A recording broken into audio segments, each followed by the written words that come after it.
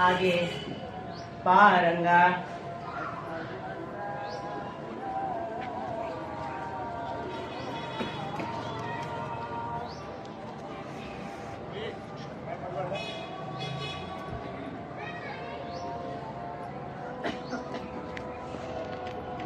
ನಾರಾಯಣಂ ನಮಸ್ಕೃತ್ಯ ನರಂ ಚೈವ ನರೋತ್ತಮಂ ದೇವೀಂ ಸರಸ್ವತೀಂ ವ್ಯಾಸಂ ತತೋ ಜಯಮುದೀರಯೇ. ಕೃಷ್ಣಂ ವಂದೇ ಜಗದ್ಗುರುಂ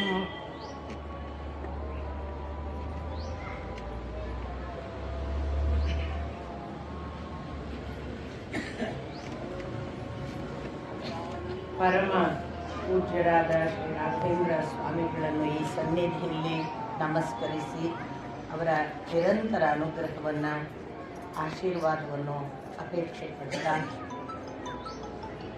ಈ ಒಂದು ಪ್ರವಚನ ಮಾಲಿಕೆಯ ಮುಖಾಂತರ ಭಕ್ತ ಸಮೂಹದಲ್ಲಿ ಮಹಾಭಾರತವನ್ನು ಹಂಚಬೇಕು, ವಿಸ್ತರಿಸಬೇಕು ಅನ್ನೋ ಅಪೇಕ್ಷೆಯುಳ್ಳ ಎಲ್ಲ ಆಯೋಜಕರಿಗೆ, ಹಾಗೆಯೇ ನೆರೆದಿರುವ ಎಲ್ಲ ಹಿರೇಕಿರಿಯ ಭಕ್ತರ ಪದತಲಕ್ಕೆ ಹಣೆ ಹಚ್ಚಿ ನಮಸ್ಕಾರ.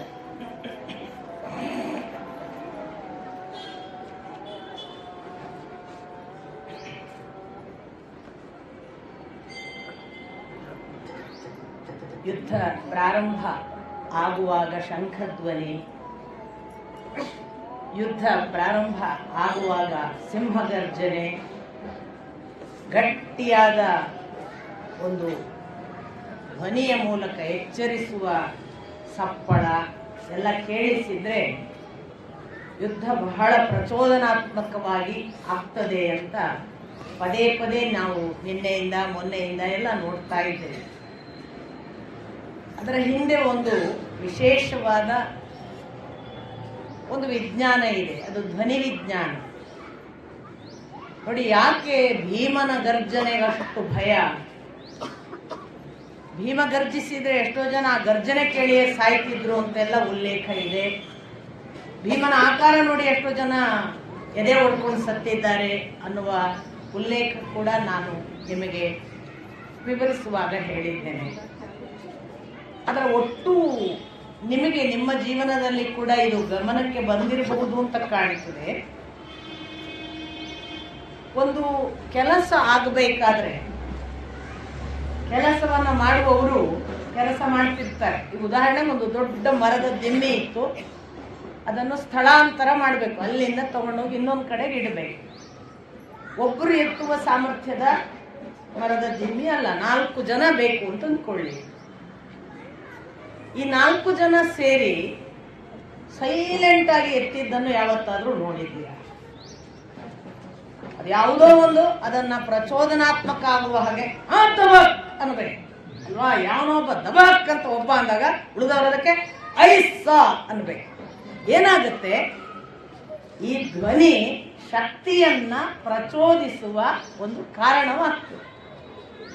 ಯಾಕೆ ಇದು ಅನ್ನೋದೇ ಬಹಳ ವಿಶೇಷವಾಗಿ ಧ್ವನಿ ವಿಜ್ಞಾನದ ಹಿನ್ನೆಲೆಯಲ್ಲಿ ನೋಡಿದರೆ ಧ್ವನಿಯು ನಮ್ಮ ಒಳಗಿರುವ ಭಗವಂತನಿಗೆ ಮತ್ತು ಚೇತನ ಶಕ್ತಿಗೆ ನೇರ ಸಂಬಂಧ. ಹಾಗಾಗಿ ಸಾಮಾನ್ಯವಾಗಿ ನೋಡಿ, ಮರಣಕಾಲ ಸನ್ನಿಹಿತ ಆಗ್ತಾ ಬಂದದ್ದಕ್ಕೆ ಮೊದಲು ಅಥವಾ ಒಂದು ಕುರುಹು ಅವ್ರ ಮಾತು ನಿಲ್ಲುತ್ತೆ. ಕಡೆಗೆ ಅವರದ್ದು ಕಣ್ಣು ಕಾಣೋದಿಲ್ಲ ಅನ್ನುವಷ್ಟು ಅವರ ದೃಷ್ಟಿ ಅಸ್ಪಷ್ಟ ಆಗುತ್ತೆ. ಈಗ ಒಂದು 2 ದಿನ ಆಯ್ತು ಅವ್ರು ಮಾತೇ ಆಡಲ್ಲ. ಈ ಎಲ್ಲ ನಾವು ಸೂಚನೆಗಳನ್ನ ಹೇಳ್ತೇವಲ್ಲ, ಇದೆಲ್ಲದರ ಹಿಂದೆ ಇರುವುದೇನು ಅಂದ್ರೆ ಭಗವಂತನಿಗೆ ಮತ್ತು ಧ್ವನಿಗೆ ನೇರ ಸಂಬಂಧ. ಭಗವಂತ ಚೈತನ್ಯ ಪೂರ್ಣನಾಗಿ ನಮ್ಮೊಳಗೆ ಆವಿಷ್ಕಾರ ಆಗಿದ್ದಾನೆ ಅಥವಾ ನಮ್ಮೊಳಗೆ ಅವನು ಬಂದು ನೆಲೆಸಿದ್ದಾನೆ ಅನ್ನೋದಕ್ಕೆ ನಾವು ಧ್ವನಿ ಮುಖೇನವೇ ಪ್ರಥಮ ಸೂಚನೆಯಾಗಿ ತಿಳಿಯುವುದು. ಮಗು ನೋಡಿ ಹೊರಗೆ ಬರೋರು ಮಾತಾಡದೇ ಇದ್ರೆ ಗಾಬರಿ ಆಗ್ತಾರೆ. ಅದು ಮೊದಲು ಕೂಗಬೇಕು, ಕೂಗಲಿಲ್ಲದಿದ್ರೆ ಇವು ಮಗು ಯಾಕೆ ಕೂಗುವುದಿಲ್ಲ ಅಂತ. ಒಟ್ಟಿನಲ್ಲಿ ಸಾವಿನ ಸಂದರ್ಭದಲ್ಲಿ ಮಾತು ಮೂಕವಾಗುವುದು ಸೂಚನೆ, ಚೈತನ್ಯ ವಿಡ್ರಾವಲ್ ಆಗ್ತಿದೆ ಅನ್ನೋದಕ್ಕೆ. ಹಾಗೇನೆ ಮಾತು ಆರಂಭವಾಯಿತು ಅಂದ್ರೆ ಚೈತನ್ಯ ಸ್ಥಾಪಿತವಾಯಿತು ಅಂತ ಸೂಚನೆ ಮಗು ಹುಟ್ಟುವಾಗ. ಹೀಗೇನೆ ನೀವು ನೋಡಿ, ಎಷ್ಟೋ ಸಾರಿ ಅಲ್ಲೊಂದು ವಸ್ತುವನ್ನು ಎತ್ತಲಿಕ್ಕೆ ಒಂದು 4 ಜನ ತಮ್ಮ ಪಾಡಿಗೆ ತಮ್ಮ ಪ್ರಯತ್ನ ಮಾಡ್ತಾ ಇರುವಾಗ ಇಲ್ಲೂ ಒಬ್ಬ ಅವನೇನು ಮಾಡೋದಿಲ್ಲ ಅಂತ ಇಟ್ಕೊಳ್ಳಿ, ಅವನು ಅದನ್ನು ಪ್ರಚೋದಿಸುವ ಒಬ್ಬ ನಾಯಕನಾಗೆ ಜೋರಲ್ಲಿ ಎತ್ತರಿ ಅಂದ್ಕೊಳ್ಳೋದು ಹಟ್ ಅಂತ ಎತ್ತುವುದಕ್ಕೆ ಪ್ರಚೋದನೆ ಆಗುತ್ತೆ. ಹೀಗೊಂದು ಧ್ವನಿಯ ಮೂಲಕ ಶಕ್ತಿಯನ್ನ ದಾಟಿಸುವ ಒಂದು ಕ್ರಮ ಕೂಡ ಇದೆ. ಹಾಗಾಗಿ ಯಾವುದೂ ಕೂಡ ಇವರಲ್ಲಿ ಹೇಳೋದನ್ನ ನಾವು ಒಂಥರ ಅಸಡ್ಡೆ ಮಾಡುವಂಥ ಸಂಗತಿಗಳಲ್ಲ, ಅಥವಾ ಹೀಗಾಗ್ಲಿಕ್ಕೆ ಸಾಧ್ಯ ಇಲ್ಲ ಅಂತ ನೀವು ಭಾವಿಸಬೇಕಾಗಿಲ್ಲ. ಭೀಮ ಗರ್ಜನೆ ಹಾಕಿಕೊಳ್ಳೆ ಸಾಯ್ತಿದ್ರಂತೆ, ಎಷ್ಟು ಜನ ಬೇಕು, ಒಂದು ಗುಡುಗಿನ ಸಪ್ಪಳಕ್ಕೆ ಎಷ್ಟು ಮಕ್ಕಳು ಒಳಗೆ ಹೋಗ್ತವೆ.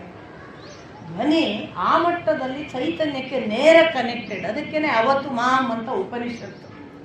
ಅವತು ಮಾಮ್ ಅಂತ ಹೇಳಿದಷ್ಟಕ್ಕೆ ನಿಲ್ಲಿಸೋದಿಲ್ಲ, ಅವತ್ತು ವಕ್ತಾರಂ, ಹೇಳುವವನನ್ನು ಕಾಯುವಂತ. ಈ ಹೇಳುವವನು ಯಾರು? ಅವನು ನಿಯರೆಸ್ಟ್, ಅವನು ಭಗವಂತನ ಸಮೀಪ ಇರುವವನು. ಅದಕ್ಕೆ ಅನ್ನೋದು ಹೃದಯ ಕುಹರದ ಹತ್ರ ಅವನ ವಾಸ. ಅದರಿಂದ ಧ್ವನಿ ನಮ್ಮ ನಾಭಿಯಿಂದ ಅದು ಅನಾಹತವಾಗಿ ಇಲ್ಲಿ ಬಂದು ಅಲ್ಲಿಂದ ವಿಶುದ್ಧಿ ಚಕ್ರಕ್ಕೆ ಬಂದು ಇಲ್ಲಿ ವೈಖರಿ ಆಗುವಾಗ ಅದರ 4 ಪ್ರೋಸೆಸ್ಗಳನ್ನು ದಾಟುವ ಒಂದು ಧ್ವನಿ ವಿಜ್ಞಾನವನ್ನ ಮುಂದೆ ಭಗವದ್ಗೀತೆಯ ಹಾಗೆ ಅನುಗೀತೆಯನ್ನು ಹೇಳುವಲ್ಲಿ ಕೃಷ್ಣ ಬಹಳ ಸುಂದರವಾಗಿ ಅಲ್ಲೂ ಕೂಡ ವಿವರಿಸ್ತಾನೆ. ಹಾಗಾಗಿ ನೀವು ಯಾವುದೇ ಇಲ್ಲಿ ಬರುವ ವಿಷಯಗಳನ್ನ ಸುಮ್ಮನೆ ಫ್ಯಾಂಟಸಿ, ಏನೋ ಯುದ್ಧದ ಗಿಮಿಕ್ಸ್ ಅಂತ ಖಂಡಿತ ಭಾವಿಸಬೇಕಾಗಿಲ್ಲ. ಆಮೇಲೆ ಇವನಿಗಂತೂ ಭೀಮನಿಗಂತೂ ನಾನು ಮೊನ್ನೆ ಪುನಃ ಹೇಳಿದೆ, ಹನುಮಂತ ಅಲ್ಲಿ ಮೀಟ್ ಆದಲ್ಲ, ಭೀಮ ಮತ್ತು ಹನುಮಂತ ಸೌಗಂಧಿಕ ಹರಣದಲ್ಲಿ ಮೀಟ್ ಆದ.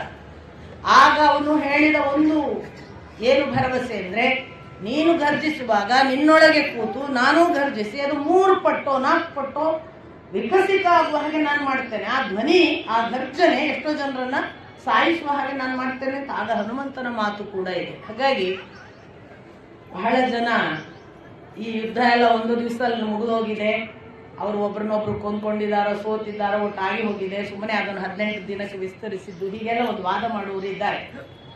ನೀವು ಅಲ್ಲಿ ಓದಿದ್ರೆ ನಿಮ್ಗೆ ಒಂದೊಂದು ದಿನದ ವಿವರಗಳನ್ನು ಅವರು ಅಷ್ಟು ಸ್ಪಷ್ಟ ಕೊಡುವಾಗ ಯಾವುದು ಕೂಡ ಫ್ಯಾಂಟಸಿ ಅಥವಾ ಯಾವುದು ಕೂಡ ಗಿಮಿಕ್ಸ್ ಅಂತ ಖಂಡಿತಕ್ಕೂ ಅನಿಸೋದಿಲ್ಲ. ಯಥಾರ್ಥ ಒಂದು ಯುದ್ಧ ಅಥವಾ ಶಕ್ತಿ ಪ್ರದರ್ಶನಕ್ಕೆ ಬೇಕಾಗುವ ಯಾವ ಲಕ್ಷಣಗಳೆಲ್ಲ ಇವೆ ಅವುಗಳನ್ನು ನೀವು ಪ್ರತಿ ಒಂದು ಸಂದರ್ಭದಲ್ಲಿ ಕೂಡ ಅಲ್ಲಿ ಸ್ವಲ್ಪ ಯುದ್ಧ ಗೊತ್ತಿದ್ದವ್ರು ಇನ್ನೂ ಹೆಚ್ಚು ಅರ್ಥ ಆಗ್ಬೋದು. ಯಾಕೆಂದ್ರೆ ಬಾಣದ ವೈಖರಿ ಅಥವಾ ಬಾಣ ಬಿಡುವುದ್ರ ಜೊತೆಗೆ ಮಾಡುವಂತಹ ಅವರ ಚಹರೆಗಳು, ಸಾರಥಿಯ ಜೊತೆಗಿನ ಅವರ ನಡೆನುಡಿ, ಆ ಕುದುರೆಗಳ ಜೊತೆಗೆ ಅವರ ಒಡನಾಟ, ಇದೆಲ್ಲ ಬೇರೆ ರೀತಿಯಿಂದ ಓದುವವರಿಗೆ ಅಥವಾ ಆ ವಿದ್ಯಾ ಗೊತ್ತಿರುವವರಿಗೆ, ಯಾವುದನ್ನು ನಾವು ಯುದ್ಧ ವಿದ್ಯೆ ಅಂತ ಹೇಳ್ತೀವಿ, ಅದು ಗೊತ್ತಿರುವವರಿಗಂತೂ ಇನ್ನೂ ಪರಿಣಾಮಕಾರಿ ಆಗ್ಬೋದು. ಹಾಗೆ ಇದೆ. ಅದರಿಂದ ಇದನ್ನ ಯಾವುದನ್ನು ಕೂಡ ಇದು ಒಂದು ಕಲ್ಪೋಲ ಕಲ್ಪಿತ ಅಂತ ಖಂಡಿತ ಭಾವಿಸಬೇಕಾಗಿಲ್ಲ. ಒಂದು ಭಾಗ. ಇನ್ನೊಂದು, ನನಗೆ ವೈಯಕ್ತಿಕವಾಗಿ ಆದ ಅನುಭವವನ್ನು ನಾನು ಈ 3 ದಿನಗಳಲ್ಲಿ ಆದ ಅನುಭವವನ್ನು ನಿಮಗೆ ಹೇಳಬೇಕು. ನಾನೀಗ ಕಳೆದ 22ರಿಂದ ಬಹುತೇಕ 21ರ ಏಪ್ರಿಲ್ನಿಂದ ಅನ್ಕೊಳ್ಳಿ, ಬಹುತೇಕ 21ರಿಂದ ನಾನು ಈ ರಾಮಾಯಣ ಅಥವಾ ಭಾಗವತ, ಭಗವದ್ಗೀತೆ, ಕೃಷ್ಣ ಕಥಾಮೃತ ಜೊತೆಗೆ ಮಹಾಭಾರತ ಇವುಗಳನ್ನು ಹೇಳುವ ಒಂದು ಸಣ್ಣ ಪ್ರಯತ್ನವನ್ನ ದೇವರ ಅನುಗ್ರಹದಿಂದ ಮಾಡ್ತಾ ಇದ್ದೇನೆ. ನನಗೆ ನಾನು ಪ್ರಥಮ ಬಾರಿಗೆನೆ ಏಪ್ರಿಲ್ನಲ್ಲಿ ರಾಮಾಯಣ ಮಾಡಿದ್ದೆ. ಅಂದರೆ ಶಾಸ್ತ್ರೀಯ ಗ್ರಂಥವಾಗಿ ಸ್ಮೃತಿಗಳ ಪ್ರಥಮ ಪ್ರವೇಶಕ್ಕೆ ರಾಮಾಯಣದಿಂದ. ಆವತ್ತಿನ ದಿವಸದಿಂದ ಇವತ್ತಿನವರೆಗೆ ನಾನು ನನ್ನನ್ನು ಪುನರವಲೋಕನ ಮಾಡಿದರೆ ನನಗೆ ಇಷ್ಟು ದಿನಗಳಲ್ಲಿ ನನ್ನದು ಉದ್ಧಟತನೋ ಅಥವಾ ದೌರ್ಬಲ್ಯನೋ ಹೇಗೆ ನೋಡ್ತಿರೋ ನೋಡಿ, ತೊಂದರೆ ಇಲ್ಲ, ನನಗೆ ಇದ್ದದನ್ನು ಹೇಳ್ಕೊಳ್ಬೇಕು ಅನ್ನೋದು ನನ್ನ. ಯಾಕೆಂದರೆ ನಾವು ಯಾವತ್ತೂ ಕೂಡ ನಮಗೆ ಏನಾಯಿತು ಅನ್ನೋದನ್ನು ಹೇಳಬೇಕು, ಪ್ರಕಟಿಸಬೇಕು ಅನ್ನೋದು ಕೃಷ್ಣನ ಒಂದು ಸ್ಪಷ್ಟ ಆದೇಶ. ಅದು ಎಷ್ಟೋ ಸಾರಿ ನಮ್ಮನ್ನು ಸ್ವಚ್ಛ ಮಾಡ್ತದೆ. ನನಗೆ ವೈಯಕ್ತಿಕವಾಗಿ ಆಗ ನಾನು ಆರಂಭ ಮಾಡುವಾಗ ನನಗೆ ಬಹಳ ಹೊಸತು ರಾಮಾಯಣ. ನಾನು ಓದಿಯೇ ಇರದೆ ಪ್ರಥಮ ಬಾರಿಗೆ 7 ದಿನದ ಪ್ರಥಮ ಭಾಷಣದ ಒಂದು ಸರಣಿ ಭಾಷಣ ಮಾಡಿಯೇ ಇರಲಿಲ್ಲ, ಪ್ರಥಮ. ಆಗ ಆ ದಿನಗಳಲ್ಲಾಗಿ ಶ್ರೀಮದ್ ಭಾಗವತವನ್ನು ಹೇಳುವಾಗಂತೂ ಭಾಗವತ ಎಷ್ಟು ಕಠೋರ ಪ್ರಥಮದಲ್ಲಿ, ಪ್ರಥಮ ಓದಿಗೆಲ್ಲ ದಕ್ಕುವ ವಿಷಯವೂ ಅಲ್ಲ. ಇವತ್ತಿಗ ಬಾರಿ ನಾನು ಭಾಗವತ ಮಾಡಿದ್ರೂ ಕೂಡ ನಾನು ಇನ್ನೂ ಎಷ್ಟೋ ಸಂಗತಿಗಳು ಪ್ರತಿ ಸಾರಿ ಓದುವಾಗ ಓಹೋ ಇದು ಗೊತ್ತೇ ಇರಲಿಲ್ಲ ಅಂತಲೇ ಅನ್ನಿಸ್ತದೆ. ನಾನು ಪ್ರತಿ ಸಾರಿನೂ ಓದಿಯೇ ಹೋಗ್ತೀನಿ, ಪ್ರತಿ ಸಾರಿನೂ ಮಾತಾಡುವಾಗ ನನಗೆ ಹೊಸತು ಅನ್ನೋ ಭಾವವೇ ಇರ್ತದೆ. ಆದರೆ ಈವನ್ ನಾನು ಭಗವದ್ಗೀತೆಯನ್ನು ಹೇಳುವಾಗ ಪ್ರಥಮದಲ್ಲಿ ಹೇಳಿದ್ದಕ್ಕೂ ಆ ಬಳಿಕ ಈಗ ಒಂದು 6ನೇ ಬಾರಿಯ ಭಗವದ್ಗೀತೆಯನ್ನು ನಾನು ಮಾತಾಡಿ ಮುಗಿಸಿರಬಹುದು. ಒಂದು ಪ್ರಥಮದಿಂದ 6ನೇ ಬಾರಿಗೆ ನೋಡುವಾಗ ಪ್ರಥಮದ ಅನುಭವ ಮತ್ತು 6ನೇ ಬಾರಿಯ ಅನುಭವ, ಪ್ರಥಮದ ಅನುಭವ 12ನೇ ಬಾರಿಯ ಅನುಭವ, ರಾಮಾಯಣವನ್ನು ಕೂಡ ಒಂದು 5-6 ಬಾರಿ ಇರ್ಬೋದು. ಅವೆಲ್ಲವನ್ನು ನೋಡುವಾಗ ಪ್ರಥಮದ ದಿವಸಕ್ಕೂ 6ನೇ ದಿವಸಕ್ಕೂ ಹೌದು, ಖಂಡಿತಕ್ಕೂ ಪ್ರಥಮ ಬಾರಿ ಹೇಳುವುದಕ್ಕಿಂತ 6ನೇ ಬಾರಿ ಹೇಳುವುದಕ್ಕೆ ಎಷ್ಟೋ ನನಗೆ ಒಂದು ಕಾನ್ಫಿಡೆನ್ಸೋ ಹೆಚ್ಚು ನಿಖರತೆಯೋ ಹೇಳುವುದರಲ್ಲಿ ನನಗೇನೆ ಎಷ್ಟೋ ವಿಷಯಗಳು ಹೆಚ್ಚು ಸ್ಪಷ್ಟವಾದದ್ದು ಇವೆಲ್ಲ ಇವೆ, ಇಲ್ಲ ಅಂತಲ್ಲ. ಆ ಪ್ರಥಮ ದಿನದ ಮಾತುಗಳನ್ನು ನಾನು ಗಮನಿಸಿದರೆ ಅಲ್ಲಿ ನನಗೆ ಅಸ್ಪಷ್ಟತೆಯ ಬಗ್ಗೆ ಒಂದು ಯೋಚನೆ ಇರ್ತಿತ್ತ ಏನ, ನಾನು ಸ್ಪಷ್ಟವಾಗಿ ಹೇಳ್ತೇನೆ ಇಲ್ವಾ, ಜನರಿಗೆ ಮುಟ್ತದ ಇಲ್ವ, ನನಗೆ ಅರ್ಥ ಆಗದಿದ್ರೆ ಜನರಿಗೆ ಹೇಗಪ್ಪ, ಈ ಥರದ ಏನಾದರೂ ನನ್ನ ಒಳಗೆ ನನ್ನನ್ನು ಕಾಡುವ ವಿಷಯಗಳು ಇದ್ದಿರಬಹುದು. ಆದರೆ ಎಲ್ಲಿಯೂ ಕೂಡ ನನಗೆ ಈಗ ರಾಮಾಯಣ ಹೇಳಬೇಕು, ಈಗ ಭಾಗವತ ಹೇಳಬೇಕು, ಇದು ಆಗ್ತದೋ ಇಲ್ವೋ, ಇದರಲ್ಲಿ ನಾವು ಯಾವುದಾದ್ರೂ ಹೇಳುವುದನ್ನು ಮರೀತನ ಏನ, ಇದರಲ್ಲಿ ನನಗೆ ಯಾವುದಾದ್ರೂ ಗೊತ್ತಾಗದೆ ಹೋಗ್ತದೇನ, ಇಂಥ ಯೋಚನೆಗಳು ಎಂದೂ ದೇವರ ದಯದಿಂದ ಬರಲಿಲ್ಲ. ಈ ಯುದ್ಧ ಮಾತ್ರ ನನಗೆ ಬಹಳ ಕಷ್ಟದ ವಿಷಯ ಅಂತ ಈಗ ಗೊತ್ತಾಗ್ತಿದೆ. ಈ ಎಲ್ಲವುಗಳಿಗಿಂತ ಯುದ್ಧವನ್ನು ಹೇಳೋದು ಬಹಳ ಕಷ್ಟ ಅಂತ ನಾನು ಈ ಕಳೆದ 3 ದಿನಗಳಿಂದ ಅನುಭವಿಸ್ತಾ ಇರುವ ಸತ್ಯ ಸಂಗತಿ.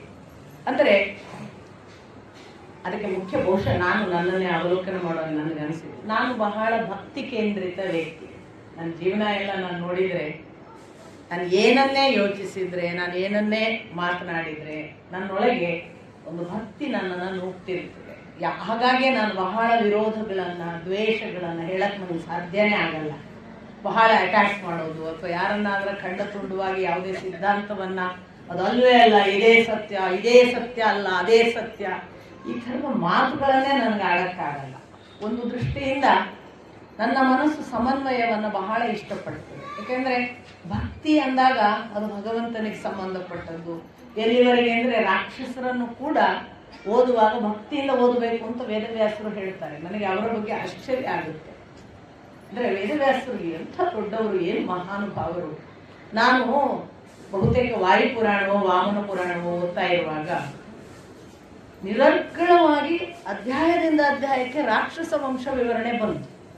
ಅದು ಎಷ್ಟು ರಾಕ್ಷಸ ವಂಶ ವಿವರಣೆ ಅಂದರೆ ನಾನು ದಿನಕ್ಕೆ 1 ಗಂಟೆ ಓದೋದು. ಒಂದು ಅಧ್ಯಾಯ ಮೊದಲನೇದು ಫುಲ್ಲು ರಾಕ್ಷಸ ರಾಕ್ಷಸ ರಾಕ್ಷಸ, ಯಾವ ಮಟ್ಟಕ್ಕೆ ಅವ್ರು ಹುಟ್ಟಿದ್ದೇಗೆ, ಅವ್ರ ವಂಶ ಏನು, ಮೂಲ ಯಾರು, ಆನಂತರ ಯಾರು ಹುಟ್ಟಿದ್ರೆ, ಯಾವ ಮಕ್ಕಳು, ಅವ್ರ ಕೆಲಸಗಳೇನು, ಅವ್ರು ಮಾಡಿದ ದುಷ್ಟತನಗಳೇನು.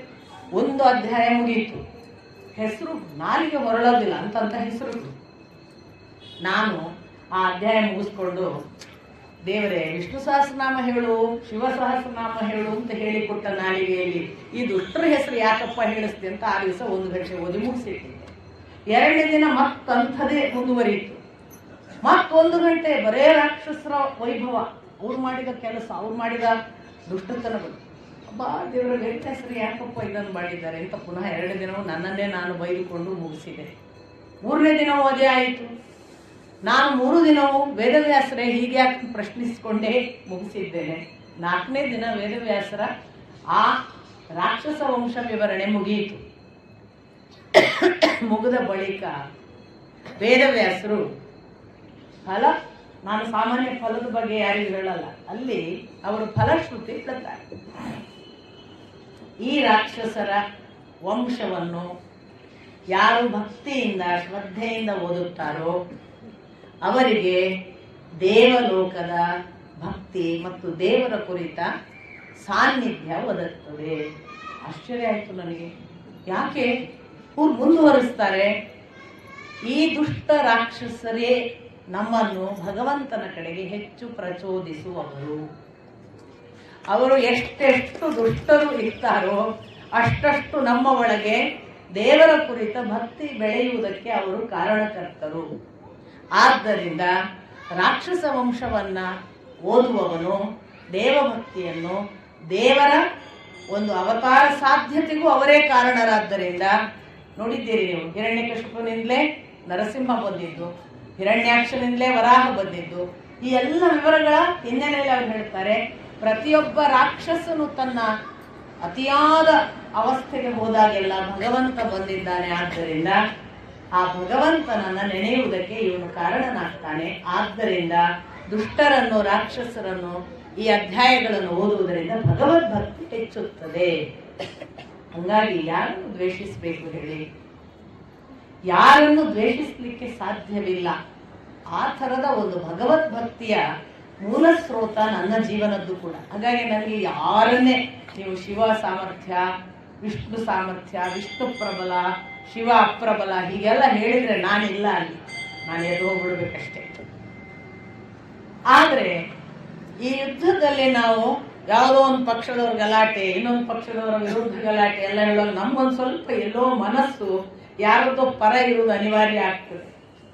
ಅದಕ್ಕೋ ಅಥವಾ ಆ ವಿವರಗಳೆಲ್ಲ ಒಂದು ಥರದ ಟೆಕ್ನಿಕಲ್ ಆದದ್ದಕ್ಕೋ ನನಗೇನೆ ಎಷ್ಟೋ ಸಾರಿ ಅನಿಸ್ತದೆ, ನಾನು ಓದಿದ ಆ ಯುದ್ಧ ವಿವರದ ಆ ಇಂಪ್ಯಾಕ್ಟ್ ನಾನು ಎಷ್ಟು ಹೇಳಿದ್ರು ನಿಮ್ಗೆ ಕಡಕ್ಕೆ ಸಾಧ್ಯ ಇಲ್ಲ ಅಂತ ಅನಿಸುತ್ತೆ. ಅದೇ ಭಕ್ತಿಯ ಒಂದು ಕಥೆಯನ್ನು ಓದಿದಾಗ ನಾನು ಆ ಭಕ್ತಿಯನ್ನು ನಿಮ್ಮಲ್ಲಿ ಪ್ರಚೋದಿಸ್ಬೋದು. ಯುದ್ಧದ ಇಂಪ್ಯಾಕ್ಟ್ ಅನ್ನು ಕೊಡೋದು ತುಂಬಾ ಕಷ್ಟ. ಒಂದು ದಿವಸ ಯಾವತ್ತಾದ್ರೂ ಪುಸ್ತಕನೇ ತಂದು ಓದ್ಲೇನೋ ಅಂತಲೂ ಅನ್ನಿಸಿತು ನನಗೆ. ಒಂದೆರಡು ಪುಟ್ ಸ್ಯಾಂಪಲ್ ಓದಿಸ್ಬೇಕು, ಆ ಥರ ಇದೆಯಲ್ಲ, ನಾನು ಎಷ್ಟು ಹೇಳಿದ್ರು ಅದು ನಿಮಗೆ ಕಣ್ಣಿಗೆ ಕಟ್ಟುತ್ತದೆ ಅಂತ ನೀವು ಅಂದ್ರೂ ಕೂಡ ನಿಜವಾದ ಯುದ್ಧ ಅದು ಅಲ್ಲಿ ಏನು ಅವರು ಪುಸ್ತಕದಲ್ಲಿ ದಾಖಲಿಸಿದ್ದಾರೆ ಅದನ್ನು ಹೇಳುವುದು ಸ್ವಲ್ಪ ಕಠಿಣ. ಆ ದೃಷ್ಟಿಯಲ್ಲಿ ನನಗೆ ಈ ವಿವರಗಳನ್ನು ಕೊಡುವುದು ನನ್ನ ಮಟ್ಟಿಗೆ ಇಷ್ಟೂ ದಿನದ ಉಪನ್ಯಾಸಗಳ ಅನುಭವದಲ್ಲಿ ತುಂಬಾ ಕಷ್ಟ ಅಂತ ಅನ್ನಿಸಿದೆ ಅನ್ನೋದನ್ನು ನಿಮಗೆ ನಿವೇದಿಸಿಕೊಂಡು, ನಿನ್ನೆ ದಿನ ನಾನು ಒಂದು ಸಂಗತಿಯನ್ನ 6ನೇ ದಿವಸದ ಯುದ್ಧಾರಂಭದಲ್ಲಿ ಆದದ್ದನ್ನ ಹೇಳುವುದಕ್ಕೆ ಅದು ಬಹಳ ಪ್ರಮುಖವಾಗಿ ಅಲ್ಲದೇ ಹೋದ್ರೂ ಕೂಡ, ಅದು ಅಲ್ಲದೇ ಇರುವುದರಿಂದಲೇ ನಾನು ಅದನ್ನು ಅಷ್ಟು ಗಮನ ಕೊಟ್ಟಿಲ್ಲ ಅಂತ ಭಾವಿಸ್ಬೋದು. ಅದು ಪ್ರಮುಖ ಅಲ್ಲದಿದ್ರೂ ಬಹಳ ವಿಶೇಷ ಘಟನೆ. ಪ್ರಥಮದಲ್ಲಿ ಭೀಮದ್ರೋಣರು ಮುಖಾಮುಖಿ ಆಗ್ತಾರೆ 6ನೇ ದಿವಸದಲ್ಲಿ. ಆಗ ಭೀಮ, ನೀವು ಒಂದು ಗಮನಿಸಬೇಕು, ಸೋಲಿಸುವುದರ ಪ್ರಥಮ ಕ್ರಿಯೆ ಏನು ಅಂದ್ರೆ ರಥದಲ್ಲಿರುವ ಸಾರಥಿಯನ್ನು, ಅಶ್ವವನ್ನು, ರಥವನ್ನು ಧ್ವಂಸ ಮಾಡೋದು, ಅವ್ರು ನೆಲಕ್ಕೆ ಬರುವಂಗೆ ಮಾಡೋದು. ಇದು ಎಲ್ಲ ಯುದ್ಧದಲ್ಲಿ ಎಲ್ಲರೂ ಮಾಡೋದು. ಆದ್ರೆ ಭೀಮನದು ವಿಶೇಷ, ಅವ್ರು ನೆಲಕ್ಕೆ ಬಂದ್ರೇನೆ ಗೆಲ್ಲೋದು. ಅದು ಒಂಥರ ವಿಶೇಷವಾದ ಪ್ರಮುಖ ಘಟ್ಟ ನಾವು ನೋಡಿದ್ದೇವೆ. ಇವನು ದ್ರೋಣರ ರಥದ ಸಾರಥಿಯನ್ನ ಕೊಲ್ತಾನೆ. ಪ್ರಥಮ 6ನೇ ದಿವಸದ ಪ್ರಥಮ ಯುದ್ಧ. ಯಾಕೆ ವಿಶೇಷ ಅಂದ್ರೆ ದ್ರೋಣಾಚಾರ್ಯರು ನೋಡಿ, ಸಾತ್ವಿಕಿಗೂ ಹಾಗೆ ಕುದುರೆಯ ಸಾರಥಿ ಇಲ್ಲದೆ ಕುದುರೆ ಎಲ್ಲಾಬೇರಿ ಓಡಿತು, ಸಾತ್ವಿಕಿಗೆ ಕಂಟ್ರೋಲ್ ಇಲ್ಲವಾಯಿತು, ಎಲ್ಲ ಕೂಗಿದ್ರು, ಕಡೆಗೆ ಸಾತ್ವಿಕಿ ರಥವನ್ನು ಯಾರು ಏರಬೇಕಾಯ್ತು ಅಂತ ನಾನು ನಿನ್ನೆ ದಿನ ಹೇಳಿ. ದ್ರೋಣಾಚಾರ್ಯರದ್ದು ಏನು ವಿಶೇಷ ಅಂದ್ರೆ ಅವರು ಏಕಕಾಲಕ್ಕೆ ಕುದುರೆಯನ್ನು ನಿಯಂತ್ರಿಸಿಕೊಂಡು ಬಾಣವನ್ನು ಹೂಡಿದ್ರು ಅಂತ ಬರುತ್ತೆ. ಅಂದ್ರೆ ಯಾವ ಮಟ್ಟಕ್ಕೆ ಕೆಲವರ ಪರ್ಫೆಕ್ಷನ್, ಎಕ್ಯುರೇಸಿ, ಎಕ್ಸ್ಪರ್ಟೈಸೇಷನ್, ನಾವು ಯಾವುದನ್ನು ಎಫಿಷಿಯನ್ಸಿ ಅಂತ ಹೇಳ್ತೀವಲ್ಲ, ಯಾವ ಮಟ್ಟಕ್ಕೆ ಎಕ್ಸ್ಪರ್ಟೈಸ್ ಇದ್ರು ಅಂತ ಅದು ದ್ರೋಣಾಚಾರ್ಯರ ಒಂದು ಮುಖವನ್ನು ತೋರಿಸ್ತದೆ ಅನ್ನೋ ಕಾರಣಕ್ಕಾಗಿ ಒಂದು ಘಟ್ಟವಾಗಿ ಅದನ್ನು ನಾನು ನಿಮಗೆ ಹೇಳಬೇಕು. ಇನ್ನೊಂದು ನಾನು ನಿಮಗೆ ಹೇಳಬೇಕಾದದ್ದು, ನಾನು ನಿಮ್ಮ ಜೊತೆಗೆ ಮಾತಾಡ್ತಾ ಹೇಳಿದೆ, ಭೀಮ ಹಿಂಗೆ ಗದೆ ಹಿಡ್ಕೊಂಡು ಅಲ್ಲಿ ನನಗೆ ಎಲ್ಲ ಬೇಕಾದ ಧೃತರಾಷ್ಟ್ರ ಪುತ್ರರಿದ್ದಾರೆ, ನಾನು ಅವ್ರ ಹತ್ರ ಹೋಗ್ತೇನೆ, ನನಗೆ ಬಿಡು ಅಂತ ವಿಶೋಕನನ್ನು ನಿಲ್ಲಿಸಿ ಒಳಗೆ ಇಳಿದು ಹೋದ ಅಂತ. ಆಗ ದೃಷ್ಟದ್ಯುಮ್ನ ಬಂದು, ಅಯ್ಯೋ ಅವನನ್ನು ಒಬ್ಬನೇ ಬಿಟ್ಟಿದ್ದೀವಿ ಅಂದ್ರೆ ನಾವೆಂಥ ಕ್ಷತ್ರಿಯರು ಅಂತ ತಾನು ಹೋದ ಅಂತ ನಿಮಗೆ ನಾನು ಹೇಳಿ. ಅಲ್ಲಿ ಒಂದು ಘಟನೆ ಆಗ್ತದೆ. ಈ ದೃಷ್ಟದ್ಯುಮ್ನ ಭೀಮನನ್ನ ರಥದಲ್ಲಿ ಕೂಡಿಸ್ಕೊಂಡ್ಮೇಲೆ ಅವ್ರ ಜೊತೆಗೆ ಸಾಕಷ್ಟು ಯುದ್ಧ ಮಾಡಿ ಅವನು ಕಡೆ ಒಂದು ಈ ಧೃತರಾಷ್ಟ್ರ ಪುತ್ರ ಮತ್ತು ಕೌರವ ಸೈನಿಕರ ಮೇಲೆ ಒಂದು ಮೋಹನಾಸ್ತ್ರವನ್ನು ಪ್ರಯೋಗ ಮಾಡ್ತಾನೆ. ಮೋಹನಾಸ್ತ್ರ ಅಂದ್ರೆ ಏನು ಅಂದ್ರೆ ಅವರಿಗೆ ಪ್ರಜ್ಞೆ ಇಲ್ಲದಂತೆ ಮಾಡೋದು, ಅನ್ಕಾನ್ಶಿಯಸ್ ಆಗುವ ಹಾಗೆ ಮಾಡೋದು, ಆ ಮೂಲಕ ಸೋಲಿಸೋದು. ಅಂದ್ರೆ ಅವ್ರು ಅನ್ಕಾನ್ಶಿಯಸ್ ಆದ ಕೂಡ ಏನ್ ಮಾಡ್ತಾರೆ, ರಥದಲ್ಲಿರುವ ಸಾರಥಿಗಳು ಅವರನ್ನು ಹೊರಗೆ ತಗೊಂಡೋಗ್ಬಿಡ್ತಾರೆ, ಅಲ್ಲಿ ಇರಕ್ ಬಿಡೋದಿಲ್ಲ. ಈ ಮೆಥಡ್ ಅನ್ನು ಅವನು ಟ್ರೈ ಮಾಡ್ತಾ ಇರುವಾಗ ದೃಷ್ಟದ್ಯುಮ್ನ ಅನೇಕ ಕೌರವ ಸೈನಿಕರು ಹೀಗೆ ಪ್ರಜ್ಞೆ ತಪ್ಪಿದ್ದಾರೆ ಅನ್ನುವ ವಿಷಯ ದ್ರೋಣಾಚಾರ್ಯರಿಗೆ ಗೊತ್ತಾಗ್ತದೆ. ದ್ರೋಣಾಚಾರ್ಯರು ಇಮಿಡಿಯೇಟ್ ಅದರ ಒಳಗೆ ಪ್ರವೇಶ ಮಾಡಿ ಅವರು ಇನ್ನೊಂದು ಅಸ್ತ್ರ ಪ್ರಯೋಗ ಮಾಡ್ತಾರೆ, ಅದರ ಹೆಸರು ಪ್ರಜ್ಞಾಸ್ತ್ರ. ಇಮಿಡಿಯೇಟ್ ಅನ್ಕಾನ್ಶಿಯಸ್ ಇದ್ದವರು ಕಾನ್ಶಿಯಸ್ ಆಗ್ತಾರೆ. ಇದೆಲ್ಲ ನಮಗೊಂಥರ ಅಂದ್ರೆ ಆ ಕಾಲಕ್ಕೆ ಏನು ಅಡ್ವಾನ್ಸ್ಡ್ ಟೆಕ್ನಾಲಜಿ ಇದ್ದಿರಬಹುದು, ಅಸ್ತ್ರದ ಮುಖಾಂತರ ಅನ್ಕಾನ್ಶಿಯಸ್ ಮಾಡುವುದು, ಅಸ್ತ್ರದ ಮುಖಾಂತರವೇ ಮತ್ತೆ ಕಾನ್ಶಿಯಸ್ ಮಾಡೋದು. ಈ ಮೋಹನಾಸ್ತ್ರ ನಿಮಗೆ ನೆನಪಿದ್ದರೆ ವಿರಾಟ ಪರ್ವದಲ್ಲಿ ಬೃಹನ್ನಳೆಯಾಗಿರುವಾಗ ಅರ್ಜುನ ಬಳಸ್ತಾನೆ. ಉತ್ತರೆ ಒಂದು ಸಂದರ್ಭದಲ್ಲಿ ಹೇಳ್ತಾಳೆ ಹೊರಡುವಾಗ, ನನಗೆ ಕರ್ಣನ ಬಟ್ಟೆ ತಗೊಂಡ್ಬರ್ಬೇಕು ನೀನು ಅಂತ. ಆಗ ಈ ಸಂಮೋಹನಾಸ್ತ್ರವನ್ನು ಬಳಸಿ ಅರ್ಜುನ ಭೀಷ್ಮ ದ್ರೋಣ ಕರ್ಣರನ್ನು ಅನ್ಕಾನ್ಶಿಯಸ್ ಮಾಡಿ ಬಟ್ಟೆ ತಗೊಂಡು ಬರ್ತಾನೆ, ಮತ್ತೆ ಉತ್ತರೆಗೆ ಕೊಟ್ಟಿರ್ತಾನೆ. ಆಗ ಒಂದು ಮುಂದೆ ಮಾತು ಬರುತ್ತೆ, ನೀನು ಅರ್ಜುನನನ್ನು ಅರ್ಥ ಮಾಡಿಕೊಂಡಿಲ್ಲ. ಕರ್ಣ, ಒಂದು ವೇಳೆ ಅಧರ್ಮದ ಯುದ್ಧ ಮಾಡೋದಿದ್ರೆ ಅರ್ಜುನನಿಗೆ ನಿನ್ನ ಆ ಸಂದರ್ಭದಲ್ಲಿ ಕೊಲ್ಲಕ್ಕೆ ಎಷ್ಟು ಹೊತ್ತು ನೀನು ಅನ್ಕಾನ್ಶಿಯಸ್ ಇದ್ದಿ ಅನ್ನುವ ಮಾತನ್ನು ಭೀಷ್ಮರು ಮುಂದೊಂದು ದಿನ ಅರಮನೆಯಲ್ಲಿ ಸಂಧಾನದ ಮಾತುಕತೆಗೆ ಇವರು ಒಪ್ಪದೇ ಇರುವಾಗ ಉಲ್ಲೇಖ ಕೂಡ ಮಾಡ್ತಾರೆ. ಅಂದ್ರೆ ಈ ತರದ ಕೆಲವು ಸಂಗತಿಗಳು ನಮಗೆ ಗೊತ್ತಿರಬೇಕು. ಅಂದ್ರೆ ಒಂದು ವಿಷಯ ಹೇಳುವಾಗ ಇದು ಸಂಮೋಹನಾಸ್ತ್ರ ಅಂದ್ರೆ ಎಲ್ಲೆಲ್ಲ ಬಂದಿದೆ, ಏನೇನು ಕಾಂಟೆಕ್ಸ್ಟ್. ಅಂದ್ರೆ ಮಹಾಭಾರತ ಅಂದ್ರೆ ನಮಗೆ ಎಷ್ಟೋ ಮಾಹಿತಿಗಳನ್ನು ಏಕಕಾಲದಲ್ಲಿ ನಮ್ಮ ಒಂದು ಮೆಮೊರಿ ಪವರ್ ಅಂತ ನಾವು ಯಾವುದನ್ನು ಭಾವಿಸ್ತೇವಲ್ಲ, ಮತ್ತೆ ಇದನ್ನು ಮತ್ತೆ ನಾನು ನಿಮ್ಗೆ ಹೇಳ್ತೇನೆ, ಇದು ಖಂಡಿತಕ್ಕೂ ನಮ್ಮ ಬ್ರೈನ್ ಮೆಮರಿಗೆ ಸಂಬಂಧಪಟ್ಟದ್ದಲ್ಲ. ಬ್ರೈನ್ ಮೆಮರಿಗೆ ಸಂಬಂಧಪಟ್ಟದ್ದು ಓದಿ ಮುಗಿದು ಪರೀಕ್ಷೆ ಆದ ಕೂಡ ಹೊರಟೋಗ್ತದೆ, ಅದು ಬ್ರೈನ್ ಮೆಮರಿ. ನೀವು ಮಕ್ಕಳನ್ನು ಕೇಳಿ, ಚೆನ್ನಾಗಿ ಗೊತ್ತಿರುತ್ತೆ. ಇವತ್ತು ನಾಳೆ ಪರೀಕ್ಷೆ ಅಂದ್ರೆ ಫಿಸಿಕ್ಸ್ ಅಷ್ಟು ಗೊತ್ತಿರ್ತದೆ, ಕ್ಯಾಲ್ಕುಲೇಷನ್, ಮ್ಯಾಥ್ಸ್ ಎಲ್ಲ ಗೊತ್ತಿರ್ತದೆ, ಸ್ಟ್ಯಾಟಿಸ್ಟಿಕ್ಸ್ ಎಲ್ಲ ಗೊತ್ತಿರ್ತದೆ. ಪರೀಕ್ಷೆಯ ಮರುದಿವಸ ಒಮ್ಮೆ ಕ್ರಾಸ್ ವೆರಿಫಿಕೇಶನ್ಗೆ ಕ್ವಶನ್ ಪೇಪರ್ ಇಟ್ಕೊಂಡು ಕೇಳುವವರೆಗೆ ಗೊತ್ತಿರ್ತದೆ. ರಜೆಯಲ್ಲಿ ಎಲ್ಲಿ ಹೊತ್ತು ಕೇಳಿ, ಅದು ನಾಳೆ ನೋಡು ಆಮೇಲೆ ಬಂದಾಗ ಅಂತ. ಅದು ಬ್ರೈನ್ ಮೆಮರಿ. ಸ್ಮೃತಿ ಅಂತ ಯಾವುದನ್ನು ಹೇಳ್ತಾರಲ್ಲ ಅದಕ್ಕೆ ಬ್ರೈನ್ ಮೆಮರಿ ಅಂತ ಹೇಳುದಲ್ಲ, ಅದು ಜೀವದ ಮೆಮರಿ. ಜೀವದ ಮೆಮರಿ ಯಾವಾಗ ಅಂದ್ರೆ ಜೀವ ಕನೆಕ್ಟ್ ಆದ್ರೆ ಮೆಮರಿ. ಜೀವ ಯಾರಿಗೆ ಕನೆಕ್ಟ್ ಆಗ್ಬೇಕು? ಮಹಾಭಾರತದಲ್ಲಿ ಆಗಿ ಹೋದವರಿದ್ದಾರಲ್ಲ ಅವರು ನನ್ನವರು, ಅವರ ವಂಶವೇ ನನ್ನ ವಂಶ, ನಾನು ಅವರಿಗೆ ಕನೆಕ್ಟೆಡ್, ನಾನು ಆ ಕಾಲಕ್ಕಿದ್ದೆ ಅನ್ನುವ ಪ್ರಜ್ಞೆ ಬಂದರೆ, ಇದನ್ನೇ ಮಧ್ವಾಚಾರ್ಯರು ಮಹಾಭಾರತ ತಾತ್ಪರ್ಯ ನಿರ್ಣಯದಲ್ಲಿ ಮಾಡ್ತಾ ಬಂದದ್ದು. ಪ್ರತಿಯೊಬ್ಬನಿಗೂ ತಾನು ಆ ಮೂಲದಲ್ಲಿ ಯಾರು ಅಂತ ಗೊತ್ತಾಗ್ಬೇಕು ಅಂತ. ಮಧ್ವಾಚಾರ್ಯರು ಏನ್ ಹೇಳಿದ್ರು? ನನಗೆ ಗೊತ್ತಾಯಿತು ಮಹಾಭಾರತ ಓದ್ತಾ, ಆ ಹನುಮಂತನೇ ಭೀಮ, ಆ ಭೀಮನೇ ನಾನು ಅಂತ ನನಗೆ ಗೊತ್ತಾಯಿತು ಅನ್ನೋದನ್ನು ಅಲ್ಲಿ ಅವ್ರು ಇಂಡೈರೆಕ್ಟ್ಲಿ ಹೇಳಿದ್ರು. ಪ್ರತಿಯೊಬ್ಬನಿಗೂ ಮಹಾಭಾರತ ಓದಿ ಮುಗಿಯೋ ಹೊತ್ತಿಗೆ ತಾನು ಏನಾಗಿದ್ದೆ ಅಂತ ಅರಿವಿಗೆ ಬರಬೇಕು, ಆಗ ಸ್ಮೃತಿ, ಆಗ ಅದು ಜೀವದ ನೆನಪು. ಆದ್ದರಿಂದ ಈ ಯುದ್ಧಗಳು ಕೇವಲ ದೈಹಿಕ ಯುದ್ಧಗಳಲ್ಲ. ಅಲ್ಲಿ ಹೋರಾಡಿದ ವ್ಯಕ್ತಿಗಳ ಜೀವ ಇವತ್ತಿಗೂ ನಮ್ಮೊಟ್ಟಿಗೆ ಕನೆಕ್ಟೆಡ್ ಆಗಿ ಇದ್ದರೆ ನಾವು ಕೂಡ ಒಂದೋ ಅರ್ಜುನರು, ಇಲ್ಲ ನಾವು ಕೂಡ ಧೃತರಾಷ್ಟ್ರರು, ನಾವು ಕೂಡ ವಿದುರರು, ಹೀಗೆ ಏನೋ ಕನೆಕ್ಷನ್ ನಮಗಾಗುತ್ತೆ, ಆಗಬೇಕು. ಅನೇಕ ಜನ ಎಡಪಂಥೀಯರಿಗೆ ಶಿಶುಪಾಲರು, ಶೃಗಾಲ ವಾಸುದೇವರು, ಅಥವಾ ಇನ್ಯಾವುದೋ ಎಡಪಂಥೀಯ ದುರ್ಯೋಧನ, ಕರ್ಣ ಕನೆಕ್ಟ್ ಆಗ್ತಾರೆ. ಇವತ್ತು ಅನೇಕ ಜನರಿಗೆ ಕರ್ಣ ಕನೆಕ್ಟ್ ಆಗ್ತಾರೆ ನೋಡಿ. ಅವ್ರಿಗೆ ಅವ್ರ ಮನೆ ಹುಡುಗ ಅಂತಲೇ ಪ್ರೀತಿ ಬರುತ್ತೆ ಕರ್ಣನ ಬಗ್ಗೆ. ಯಾಕಾಗುತ್ತೆ? ಈ ಎಲ್ಲೋ ಏನೋ ಒಂದು ಸ್ಮೃತಿ, ಅದು ಸ್ಮೃತಿಯಾಗಿ ನಮ್ಮ ಜೀವಕ್ಕೆ ಕನೆಕ್ಟ್ ಆಗಿ ಇರಬೇಕು. ಅದರಿಂದ ನಾನು ಈ ಮೋಹನಾಸ್ತ್ರ ಕೂಡ ಅಂಥದ್ದೊಂದು ಘಟನೆ ಆದಾಗ ಜೀವ ಮೆಮರಿಯ ಒಂದು ಭಾಗವಾಗಿ ಅವೆಲ್ಲ ನಮ್ಮ ಒಳಗೆ ಗೊತ್ತಿರ್ತವೆ ಮತ್ತು ಗೊತ್ತಿರಬೇಕು ಅಂತ ಭಾವಿಸ್ತೇನೆ. ಇದರ ನಂತರದಲ್ಲಿ 7ನೆಯ ದಿವಸದ ಯುದ್ಧ ಪ್ರವೇಶ. ಬಹಳ 7ನೆಯ ದಿವಸದ ಯುದ್ಧ ಅಂತಂದ್ಕೊಳ್ಳೆ ಮತ್ತೆ ಪುನಃ ನಾನು ನಿಮಗೆ ಅಲ್ಲಿ ನಡೆಯುವ ಯುದ್ಧ ಪ್ರಕ್ರಿಯೆಗಳು ಒಂದೇ ಥರ, ನೀವು ಅದನ್ನು ಗಮನದಲ್ಲಿಡಬೇಕು. ಪ್ರಥಮದಲ್ಲಿ ದ್ವಂದ್ವ ಯುದ್ಧ, ನಿಧಾನಕ್ಕೆ ಮಿಶ್ರ ಯುದ್ಧ, ಮಿಶ್ರ ಯುದ್ಧದಲ್ಲಿ ಆದಷ್ಟು ಸೇನೆಗಳ ತುಕುಡಿ ನಾಶವಾಗ ಗಜ ಮತ್ತು ಅಶ್ವನಾಶ, ಅದರ ಜೊತೆಗೆ ಸಾರಥಿಗಳ ನಾಶ, ರಥನಾಶ, ಆ ಮೂಲಕ ನಾಯಕರು ಪರಸ್ಪರ ಮೀಟ್ ಆಗುವುದನ್ನು ಲೇಟ್ ಮಾಡುವುದು, ಪೋಸ್ಟ್ಪೋನ್ ಮಾಡುವುದು. ಇದು ಪ್ರಥಮ ಒಂದು ಕಾಯಂ ಆದ ಜಾಯಮಾನ, ಯುದ್ಧ ಜಾಯಮಾನ. ನೀವು ಎಲ್ಲ ದಿನಗಳಲ್ಲೂ ಇದನ್ನು ಗಮನಿಸ್ತೀರಿ.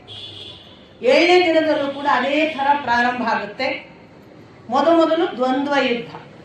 ಇಲ್ಲಿ ಒಂದು ಇಂಟ್ರೆಸ್ಟಿಂಗ್ ಏನಂದ್ರೆ 7ನೇ ದಿನದಲ್ಲಿ ದ್ರೋಣಾಚಾರ್ಯರು ವಿರಾಟ ಯುದ್ಧ ಪ್ರಾರಂಭ ಆಗುತ್ತೆ. ಯುದ್ಧ ಪ್ರಾರಂಭ ಆದ್ಮೇಲೆ ಅವರ ಮೊದಲನೆಯ ಮೆಥಡೇ ನಾನು ನಿಮ್ಗೆ ಈಗಾಗಲೇ ಹೇಳಿದ ಹಾಗೆ, ಅವರು ಮೊದಲು ಅಟ್ಯಾಕ್ ಮಾಡ್ಲಿಕ್ಕೆ ನೋಡುದು ಸಾರಥಿಯನ್ನು ಮತ್ತು ಅಶ್ವವನ್ನು, ಆ ಮೂಲಕ ರಥವಿಹೀನ ಮಾಡುವುದು, ನೆಲಕ್ಕೆ ಇಳಿಯುವ ಹಾಗೆ ಮಾಡುವುದು. ನೆಲಕ್ಕೆ ಇಳಿದಾಗ ಒಂದು ಅವನು ಎದುರಾಗಿ ಹೋರಾಡಬೇಕು, ಇಲ್ಲ ಓಡಬೇಕು. ಅವರ ಮೆಥಡ್ ಏನು? ಒಂದೋ ಪಲಾಯನ ಮಾಡಬೇಕು, ಇಲ್ಲ ಸಾಯ್ಬೇಕು. ಪಲಾಯನ ಮಾಡಿದ್ರೆ ಇವತ್ತು ಎಷ್ಟು ಜನ ಸೋತ್ರು ಅನ್ನೋದ್ರ ಮೇಲೆ ಇವರ ಗೆಲುವು ನಿಶ್ಚಯ. ಸೋತದ್ದಲ್ಲದೆ ಸತ್ರೆ ಸಂಖ್ಯೆಯಿಂದ ವೀರರು ಕಡಿಮೆ ಆಗ್ತಾರೆ. ಇದು ಎರಡು ಮೆಥಡ್ ಅನ್ನು ಕಾಯಂ ಪಾಲಿಸೋದು. ಹೀಗಾಗಿ ದ್ರೋಣ ವಿರಾಟರ ಯುದ್ಧ ನೀವು ಗಮನಿಸಿದ್ರೆ ಪ್ರತಿ ಯುದ್ಧ ಕೂಡ ಅತ್ಯಪೂರ್ವ ಅನ್ನುವ ಹಾಗೆ ಒಬ್ಬರದೊಬ್ರು ಹೋರಾಟ. ಅದರಲ್ಲಿ ಏನು ಯಾರು ಕೂಡ ಭಾರಿ ಈಕ್ವಲೆಂಟ್, ಇವನಿಗೆ ಅವನು ಕಮ್ಮಿ ಅಲ್ಲ, ಅವನಿಗೆ ಇವನು ಕಮ್ಮಿ ಅಲ್ಲ ಅನ್ನುವ ಹಾಗೆ ಯುದ್ಧ ಇರುತ್ತೆ. ಆ ವಿವರಣೆಗಳು ಹಾಗೆ ಇರ್ತವೆ. ಅಲ್ಲಿ ಅವರು ಬಳಸುವ ಧನುಸ್ಸು, ಅದಕ್ಕೆ ವಾಪಸ್ ಬರುವಂತಹ ಇವರ ನೀವು ಸಾಮಾನ್ಯವಾಗಿ ಮಹಾಭಾರತ ಸರಣಿಯನ್ನು ನೋಡಿದ್ರೆ ನಿಮ್ಗೆ ಗೊತ್ತಾಗುತ್ತೆ. ಯಾರು ಬಾಣ ಕೊಟ್ಟರು ಎದುರು ಬಾಣ, ಅದು ದಾರಿಯಲ್ಲೇ ಕತ್ತರಿಸಿ ಇದೇ ವಿವರಣೆ ಇದೆ ಮಹಾಭಾರತ ಕೃತಿಯಲ್ಲಿ ಕೂಡ. ಅವರೇನು ಕಲ್ಪಿಸಿ ಮಾಡಿಲ್ಲ. ಈ ತರ ಆದಾಗ ದ್ರೋಣಾಚಾರ್ಯರ ಸಾರಥಿಗೆ, ದ್ರೋಣಾಚಾರ್ಯರ ರಥಕ್ಕೆ ಹೊಡೆಯುವ ಯಾವ ಬಾಣಗಳನ್ನು ಕೂಡ ದ್ರೋಣಾಚಾರ್ಯರು ಕತ್ತರಿಸ್ತಾ ಹೋಗ್ತಾರೆ, ಯಾವುದನ್ನು ತಡೀತಾರೆ, ಎಲ್ಲೂ ಕೂಡ ಅದು ಅಟ್ಯಾಕ್ ಮಾಡಕ್ಕಾಗಲ್ಲ. ಆದ್ರೆ ದ್ರೋಣಾಚಾರ್ಯರು ಬಾಣ ಬಿಟ್ಟಾಗ ವಿರಾಟ ಸಾಕಷ್ಟು ಅದನ್ನ ಎದುರಿಸ್ತಾನೆ, ಬೀಳಿಸ್ತಾನೆ, ಕತ್ತರಿಸಿ ಹಾಕ್ತಾನೆ, ತನ್ನ ಮೈಗೆ ಗಾಯ ಆಗುತ್ತೆ. ಅದೆಲ್ಲವನ್ನು ತಡಿತಾ ಇದ್ದ ಹಾಗೇನೆ ಸಾರಥಿಗೆ, ಅಶ್ವಕ್ಕೆ ತಡೆಯಕ್ಕಾಗಲ್ಲ. ಅದು ಒಂದು ಹಂತ ಬರುತ್ತೆ, ವಿರಾಟ ರಥ ವಿಹೀನನಾಗಿ ಕೆಳಕ್ಕೆ ಇಳಿಬೇಕಾಗುತ್ತೆ. ಇಳಿದ ತಕ್ಷಣ ಅವ್ರು ಮಾಡೋದು ಎರಡು. ತಮ್ಮವರು ಯಾರಾದ್ರೂ ಇದ್ರೆ ಅವರ ರಥ ಏರು, ಅಥವಾ ತಮ್ಮವರು ಕೂಡಲೇ ಬರ್ತಾರೆ ರಥ ತಗೊಂಡು. ವಿರಾಟ ಹಾಗೆ ಬೀಳ್ತಾನೆ, ನೆಲದಲ್ಲಿ ಇಳಿತಾನೆ ಅಂದಾಗ ಅವನ ಮಗ ಒಬ್ಬ ಉಳಿದಿದ್ದ, ಶಂಖ. ಶ್ವೇತ ಸತ್ತಿದ್ದ, ಉತ್ತರ ಕುಮಾರ ಸತ್ತಿದ್ದ, ನಿಮಗೆ ಗೊತ್ತು. ಈ ಶಂಖನ ರಥ ಎತ್ತ. ಈಗ ಶಂಖ ಮತ್ತು ವಿರಾಟ ಇಬ್ಬರು ಒಂದು ದ್ರೋಣರನ್ನ ಎದುರಿಸುವ ಒಂದು ರಥದಲ್ಲಿದ್ದಾರೆ. ಯುದ್ಧ ಶಂಖನಿಗೂ ಮಾಡಲೇಬೇಕಾಗುತ್ತೆ, ಯಾಕೆ ವಿರಾಟ್ನ ಬಿಟ್ಟು ಕೂಡ ಆಗಿಲ್ಲ. ಇಬ್ಬರು ಯುದ್ಧ ಪ್ರಾರಂಭ. ದ್ರೋಣಾಚಾರ್ಯರು ಯುದ್ಧ ಜೋರು ಬಾಣ ಪ್ರತಿಹತ ಆದ ಹಾಗೆ ಒಬ್ಬರಿಗೊಬ್ಬರು ಹೊಡೆದುಕೊಂಡ ಬಾಣದಲ್ಲಿ ಶಂಖ ಸಾಯ್ತಾನೆ. ವಿರಾಟ ರಥದ ಸಹಿತವಾಗಿ ಪಲಾಯನ ಮಾಡ್ತಾನೆ. ಆಶ್ಚರ್ಯ ಆಗುತ್ತೆ. ಮಗ ಸತ್ತಾಗ ಸಾತ್ಯಕಿ 10 ಮಕ್ಕಳನ್ನು ಕಳ್ಕೊಂಡಾಗ ಹೇಗೆ ಪ್ರತಿಕ್ರಿಯಿಸಿದ್ದ ನೀವು ನೋಡಿದ್ದೀರಿ ಭೂರಿಶ್ರವಸನ ಜೊತೆಗೆ. ವಿರಾಟ ಇಲ್ಲಿ ಮಗನ ಹೆಣದ ಸಹಿತ ರಥವನ್ನು ಓಡಿಸು, ನಾವು ಯುದ್ಧ ವಿಮುಖರಾಗೋಣ ಅಂತ ಪಲಾಯನ ಮಾಡ್ತಾರೆ. ಅಂದ್ರೆ ಒಬ್ಬೊಬ್ಬ ತಂದೆ ಒಂದೊಂದು ಮಕ್ಕಳ ಜೊತೆಗೆ ಪ್ರತಿಕ್ರಿಯಿಸುವ ರೀತಿ. ಮುಂದೆ ಅಭಿಮನ್ಯುವಿನ ಮಟ್ಟಿಗೆ ಅರ್ಜುನ ಹೇಗೆ ಪ್ರತಿಕ್ರಿಯಿಸಿದ್ದಾನೆ ನೋಡಿ. ಸಾತ್ಯಕಿ ತನ್ನ 10 ಮಕ್ಕಳ ಜೊತೆ ಹೇಗೆ ಪ್ರತಿಕ್ರಿಯಿಸಿದ ನೀವು ಗಮನಿಸಿದ್ದೀರಿ. ವಿರಾಟ 2 ಮಕ್ಕಳನ್ನು ಕಳ್ಕೊಂಡವ, ಈಗ 3ನೇ ಮಗನನ್ನು ತನ್ನ ಕಣ್ಮುಂದೆ ಕಳ್ಕೊಂಡಾಗ ಹೇಗೆ ಪ್ರತಿಕ್ರಿಯಿಸ್ತಿದ್ದಾನೆ ನೋಡಿ. ಬಹಳಷ್ಟು ಜನ ಮಿಲಿಟರಿಯಲ್ಲಿ ಈಗಿನ ಕಾಲದಲ್ಲಿ ಇರೋರು ತಮ್ಮ ಮಕ್ಕಳನ್ನು ಮಿಲಿಟರಿಗೆ ಹಾಕೋದು ಬಹಳ ಕಡಿಮೆ. ಇತ್ತೀಚಿನ ಜಾಯಮಾನ ನಾನು ನೋಡಿರೋದು. ಅಂದ್ರೆ ಅವರಿಗೆ ತಾವು ಹೊಡೆದಾಡಿ, ತಾವು ಬಡಿದಾಡಿ, ತಾವು ಅನುಭವಿಸಿದ ಅನುಭವಗಳು ತಮ್ಮ ಮಕ್ಕಳಿಗೆ ಬೇಡ ಅನ್ನೋದು ಬಂದ್ಬಿಟ್ಟಿರುತ್ತೆ. ಇಲ್ಲಿ ಯಾವ ತರದ ನ್ಯೂಟ್ರಾಲಿಟಿ ನೋಡಿ ವಿರಾಟನಿಗೆ. 3 ಮಕ್ಕಳನ್ನು ಕಳ್ಕೊಂಡು ವಿರಾಟ ಹಾಗಾದ್ರೆ ನನ್ನ ಮಕ್ಕಳು ಹೇಗೂ ಸತ್ರು ನಾನು ಸಾಯ್ತೀನಿ, ಇಲ್ಲ, ಅವನದ್ದು ಕಮಿಟ್ಮೆಂಟ್ ಯಾರೊಟ್ಟಿಗೆ? ಮಕ್ಕಳೊಟ್ಟಿಗೆ ಅಲ್ಲ, ಯುಧಿಷ್ಠಿರನೊಟ್ಟಿಗೆ. ಹಾಗಾಗಿ ಯುಧಿಷ್ಠಿರನವರು ತಮ್ಮನ್ನು ಎಷ್ಟು ದಿನ ಅಪೇಕ್ಷೆ ಪಡ್ತಾರೆ ಅಷ್ಟು ದಿನ ಹೋರಾಡ್ಬೇಕು. ಆ ಕಮಿಟ್ಮೆಂಟ್ ಬಹಳ ಜನ ಮಿಲಿಟರಿಯವರು ಹೇಳ್ತಾರಲ್ಲ, ನನಗೆ ಹೆಂಡತಿ 2ನೇಯವಳು, ದೇಶ ಮೊದಲನೆಯದು. ಆರ್ಮಿಯವರು ಹೇಳುವುದೇ ಹಾಗೆ, ನನಗೆ ಹೆಂಡತಿ 2ನೇಯವಳು, ನಾನು ನನ್ನ ಮೊದಲನೆಯ ಹೆಂಡತಿ ಅಥವಾ ಮೊದಲನೆಯ ತಾಯಿ ಅದು ಈ ದೇಶ. ಹಾಗಾಗಿ ದೇಶಕ್ಕಾಗಿ ಹೋರಾಡ್ತೀನಿ. ಹೆಂಡತಿ ಸತ್ತಳು ಅಥವಾ ಮಕ್ಕಳು ಸತ್ರು ಅವರಿಗೆ ಅದು ಸೆಕೆಂಡ್ರಿ. ದೇಶದ ಯುದ್ಧ ಇದೆ ಅಂದ್ರೆ ಹೆಂಡತಿ ಸತ್ರು ಅವ್ರು ಬರೋದೇ. ಇದು ಜಾಯಮಾನವನ್ನ ವಿರಾಟನಲ್ಲಿ ನಾವು ಕಾಣ್ತೇವೆ. ವಿರಾಟ ಮರಳಿ ಹೋದ. 2ನೇ ಅಂಶ, ಒಂದು ವಿರಾಟ ಪಲಾಯನ. ಇಲ್ಲಿ ಈ 7ನೇ ದಿವಸದಲ್ಲಿ ದ್ವಂದ್ವ ಯುದ್ಧದಲ್ಲಿ ಎಲ್ಲರೂ ಕೂಡ ಒಬ್ಬರು ಸೋತದ್ದು ಮತ್ತು ಒಬ್ಬರು ಗೆದ್ದದ್ದು ಇದೇ ಪಟ್ಟಿ ಬೆಳೀತದೆ. ನಿಮಗೆ ಭೀಮ ಕೃತವರ್ಮರು ಹೋರಾಟ ಮಾಡ್ತಾರೆ, ಕೃತವರ್ಮ ಸೋಲ್ತಾನೆ, ಪಲಾಯನ ಮಾಡ್ತಾನೆ. ದೃಷ್ಟದ್ಯುಮ್ನನ ಜೊತೆಗೆ ಹೋರಾಟ ಆಗುತ್ತೆ, ದೃಷ್ಟದ್ಯುಮ್ನ ಸೋಲ್ತಾನೆ, ಓಡಿ ಹೋಗ್ತಾನೆ. ಅಶ್ವತ್ಥಾಮ ಶಿಖಂಡಿಯ ಜೊತೆಗೆ ಯುದ್ಧ ಆಗುತ್ತೆ, ಶಿಖಂಡಿ ಸೋಲ್ತಾನೆ, ಪಲಾಯನ ಮಾಡ್ತಾನೆ. ಒಬ್ಬೊಬ್ಬರನ್ನ ನೀವು ನೋಡ್ತಾ ಬಂದ್ರೆ ಈ ಕಡೆಯಿಂದ ಭಗದತ್ತ ಘಟೋತ್ಕಚನ ಜೊತೆಗೆ ಯುದ್ಧ ಮಾಡ್ತಾನೆ, ಘಟೋತ್ಕಚ ಪಲಾಯನ ಮಾಡ್ತಾನೆ. ಭಗದತ್ತ ಅಷ್ಟು ಪವರ್ಫುಲ್. ಮುಂದೆ ಒಂದು ವಿಶೇಷ ಏನು ಇಲ್ಲಿ ಅಂತಂದ್ರೆ, ವಾಸ್ತವಿಕ ಯುಧಿಷ್ಠಿರ ಶ್ರುತಾಯುಷ್ವ ಅನ್ನುವನ ಜೊತೆಗೆ ಯುದ್ಧ ಮಾಡ್ತಾನೆ. ಶ್ರುತಾಯುಷನ ಜೊತೆಗೆ ಯುದ್ಧ ಮಾಡುವಾಗ ಅದು ಯಾವ ಕಾರಣಕ್ಕೋ ಏನು ಶ್ರುತಾಯುಷ ತನಗೆ ಅಟ್ಯಾಕ್ ಮಾಡ್ತಿದ್ದಾನೆ ಅಂದಾಗ ಯುಧಿಷ್ಠಿರನಿಗೆ ಇನ್ನಿಲ್ಲದ ಕೋಪ ಬರುತ್ತೆ. ಯಾವ ಮಟ್ಟದ ಕೋಪ ಯುಧಿಷ್ಠಿರನದ್ದು ಅಂದ್ರೆ ಸ್ವಲ್ಪ ಆಶ್ಚರ್ಯ ನೋಡಿ. ಪೂರ್ವದಲ್ಲಿ ನೀವು ನೋಡಿದ್ರಿ, 3ನೇ ದಿನ ಕೃಷ್ಣನಿಗೆ ಕೋಪ ಬಂದಿತ್ತು, ಭೀಷ್ಮರ ವಿರುದ್ಧ ಹೋಗಿದ್ದ. ಆಗ ನಾವು ಬೇರೆ ವಿಶೇಷ ಅದಕ್ಕೆ ಪ್ರತಿಕ್ರಿಯೆಗಳನ್ನು ನಾವು ಗಮನಿಸಿಲ್ಲ, ಬೇರೆ ಯಾರು ಅಲ್ಲಿ ಏನು ಹೇಳಿದ್ರು. ಯುಧಿಷ್ಠಿರನಿಗೆ ಕೋಪ ಬಂದಾಗ ಮೇಲಿನ ಲೋಕದ ಸಿದ್ಧಚಾರಣ ಋಷಿ ಮುನಿಗಳು ಸಾಧು ಯುಧಿಷ್ಠಿರ ಸಾಧು, ಶಾಂತ ಶಾಂತ ಅಂದ್ರಂತೆ. ಅಂದ್ರೆ ಇದು ನೀನು ಹೀಗೆ ಮಾಡಬೇಡ, ನಿನ್ನ ಕೋಪ ಒಳ್ಳೆಯದಲ್ಲ. ಎರಡು ಕಡೆ ಕೃಷ್ಣ ಉಲ್ಲೇಖ ಮಾಡ್ತಾನೆ. ನಿನಗೊಂದು ವೇಳೆ ಕೋಪ ಬಂದರೆ ನೀನು ನಿನ್ನ ನೋಟದಿಂದ ಎದುರಾಳಿಯನ್ನು ದಹಿಸಿ ಬಿಡಬಲ್ಲೆ. ನೋಡಿ, ಇದು ಒಂದು ಕಡೆಯಿಂದ ಕೃಷ್ಣ ಹೇಳುವಾಗ ನಮ್ಗೆ ಎಕ್ಸಾಜುರೇಷನ್ ಏನ ಅಂತ ಕಂಡರೆ, ನೋಡಿ ಇನ್ನೊಂದು ಸಮರ್ಥನೆ. ಇವನು ಕೋಪಿಸಿಕೊಂಡ್ರೆ ಋಷಿ ಮುನಿಗಳು ಹೇಳ್ತಿದ್ದಾರೆ, ಹಾಗೆ ಮಾಡಬೇಡ, ಹಾಗೆ ಮಾಡಬೇಡ, ನಿನ್ನ ಕೋಪ ಒಳ್ಳೆಯದಲ್ಲ, ನೀನು ಶಾಂತನಾಗು ಶಾಂತನಾಗು. ಏನು ಯುಧಿಷ್ಠಿರನಿಗೆ ಭಾರೀ ಶಕ್ತಿ ಇದ್ದ ಹಾಗೆ ಗಮನಕ್ಕೆ ಬರದು. ಮತ್ತೊಂದು ಸಂದರ್ಭದಲ್ಲಿ ನಾನು ಮುಂದೆ ಹೇಳ್ತೀನಿ, ಇದು ಸತ್ತದ್ದು ನೀನು ಕಣ್ಣ ಬಿಟ್ಟ ನೋಟದಿಂದ ಅಂತ. ಈ ಮಾತನ್ನು ಪುನಃ ಯುಧಿಷ್ಠಿರನಿಗೆ ಕೃಷ್ಣ ಹೇಳ್ತಾನೆ. ಅಂದ್ರೆ ಯುಧಿಷ್ಠಿರನಿಗೆ ಏನೋ ಒಂದು ವಿಶೇಷ ಶಕ್ತಿ ತಪಸ್ಸಿನಿಂದ ಇತ್ತು. ವನಪರ್ವದಲ್ಲಿ ಅವನು ಮಾಡಿದ ತಪಸ್ಸು, ಅವನಿಗಿದ್ದ ಭಕ್ತಿ ಶ್ರದ್ಧೆ, ಅವನು ಬೇರೆ ಬೇರೆ ಋಷಿಗಳ ಜೊತೆಗೆ ಕಲಿತಂತಹ ಅನೇಕ ಯೋಗ ಸಾಧನೆ ನಾವು ಗಮನಿಸಿದ್ರೆ ಯುಧಿಷ್ಠಿರ ಸಾಮಾನ್ಯನಲ್ಲ ಅಂತ ಗೊತ್ತಾಗುತ್ತೆ. ಅವನು ಶ್ರುತಾಯುಷನೊಟ್ಟಿಗೆ ಹಾಗೆ ಕೋಪಿಸಿಕೊಂಡಾಗ ಅಲ್ಲಿ ಎಲ್ಲ ಹೇಳಿದ ದೇವತೆಗಳ ಮತ್ತು ಋಷಿಗಳ ಮಾತು ಕೇಳಿಸಿ ಯುಧಿಷ್ಠಿರ ಸಂಯಮದಿಂದ ಶಾಂತನಾಗಿ ಯುದ್ಧ ಮಾಡಿದನಂತೆ. ಅಂದ್ರೆ ಅವನ ಕೋಪ ಒಳ್ಳೆಯದಲ್ಲ ಅನ್ನುವುದು ಸೂಚಿತ ಆಗುವ ಹಾಗೆ 7ನೇ ದಿನದ ಯುದ್ಧ ನಮಗೆ ಒಂದು ವಿಶೇಷ ಮಾತಾಗಿ ಪರಿಗಣಿಸಿಕೊಳ್ಳಬೇಕು, ಮುಂದಕ್ಕೆ ಬೇಕಾಗುತ್ತೆ ಅಂತ. ಅಂದ್ರೆ ಯುಧಿಷ್ಠಿರನ ಕ್ಯಾರೆಕ್ಟರ್ ಅನಾಲಿಸಿಸ್ ನಲ್ಲಿ ಇದು ಒಂದು ಮುಖ್ಯವಾದ ಅಂಶ. ಇದಾದ ನಂತರ ಅವತ್ತು ಬಹಳ ಮುಖ್ಯವಾಗಿ ಯುದ್ಧ ನಡೆಯುವುದು. ಒಂದು ಇರಾವಂತ, ಅವನು ವಿಂದಾನುವಿಂದರ ಜೊತೆಗೆ ಹೋರಾಟ ಮಾಡಿ, ಇರಾವಂತ ಯಾರು ನಿಮಗೆ ಗೊತ್ತಿದೆ ಅಂತ ನಾನು ಮೊನ್ನೆ ದಿನನೂ ಹೇಳಿದ್ದೇನೆ.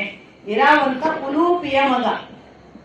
ಅವನ ಬಗ್ಗೆ ಉಲೂಪಿಯ ಮಗ ಅಂತ ಇಲ್ಲೆಲ್ಲೂ ಉಲ್ಲೇಖ ಬರೋದಿಲ್ಲ, ಆದರೆ ಅರ್ಜುನನಿಗೆ ಪರಕ್ಷೇತ್ರದ ಮಗ ಅಂತ ಉಲ್ಲೇಖ ಆಗುತ್ತೆ.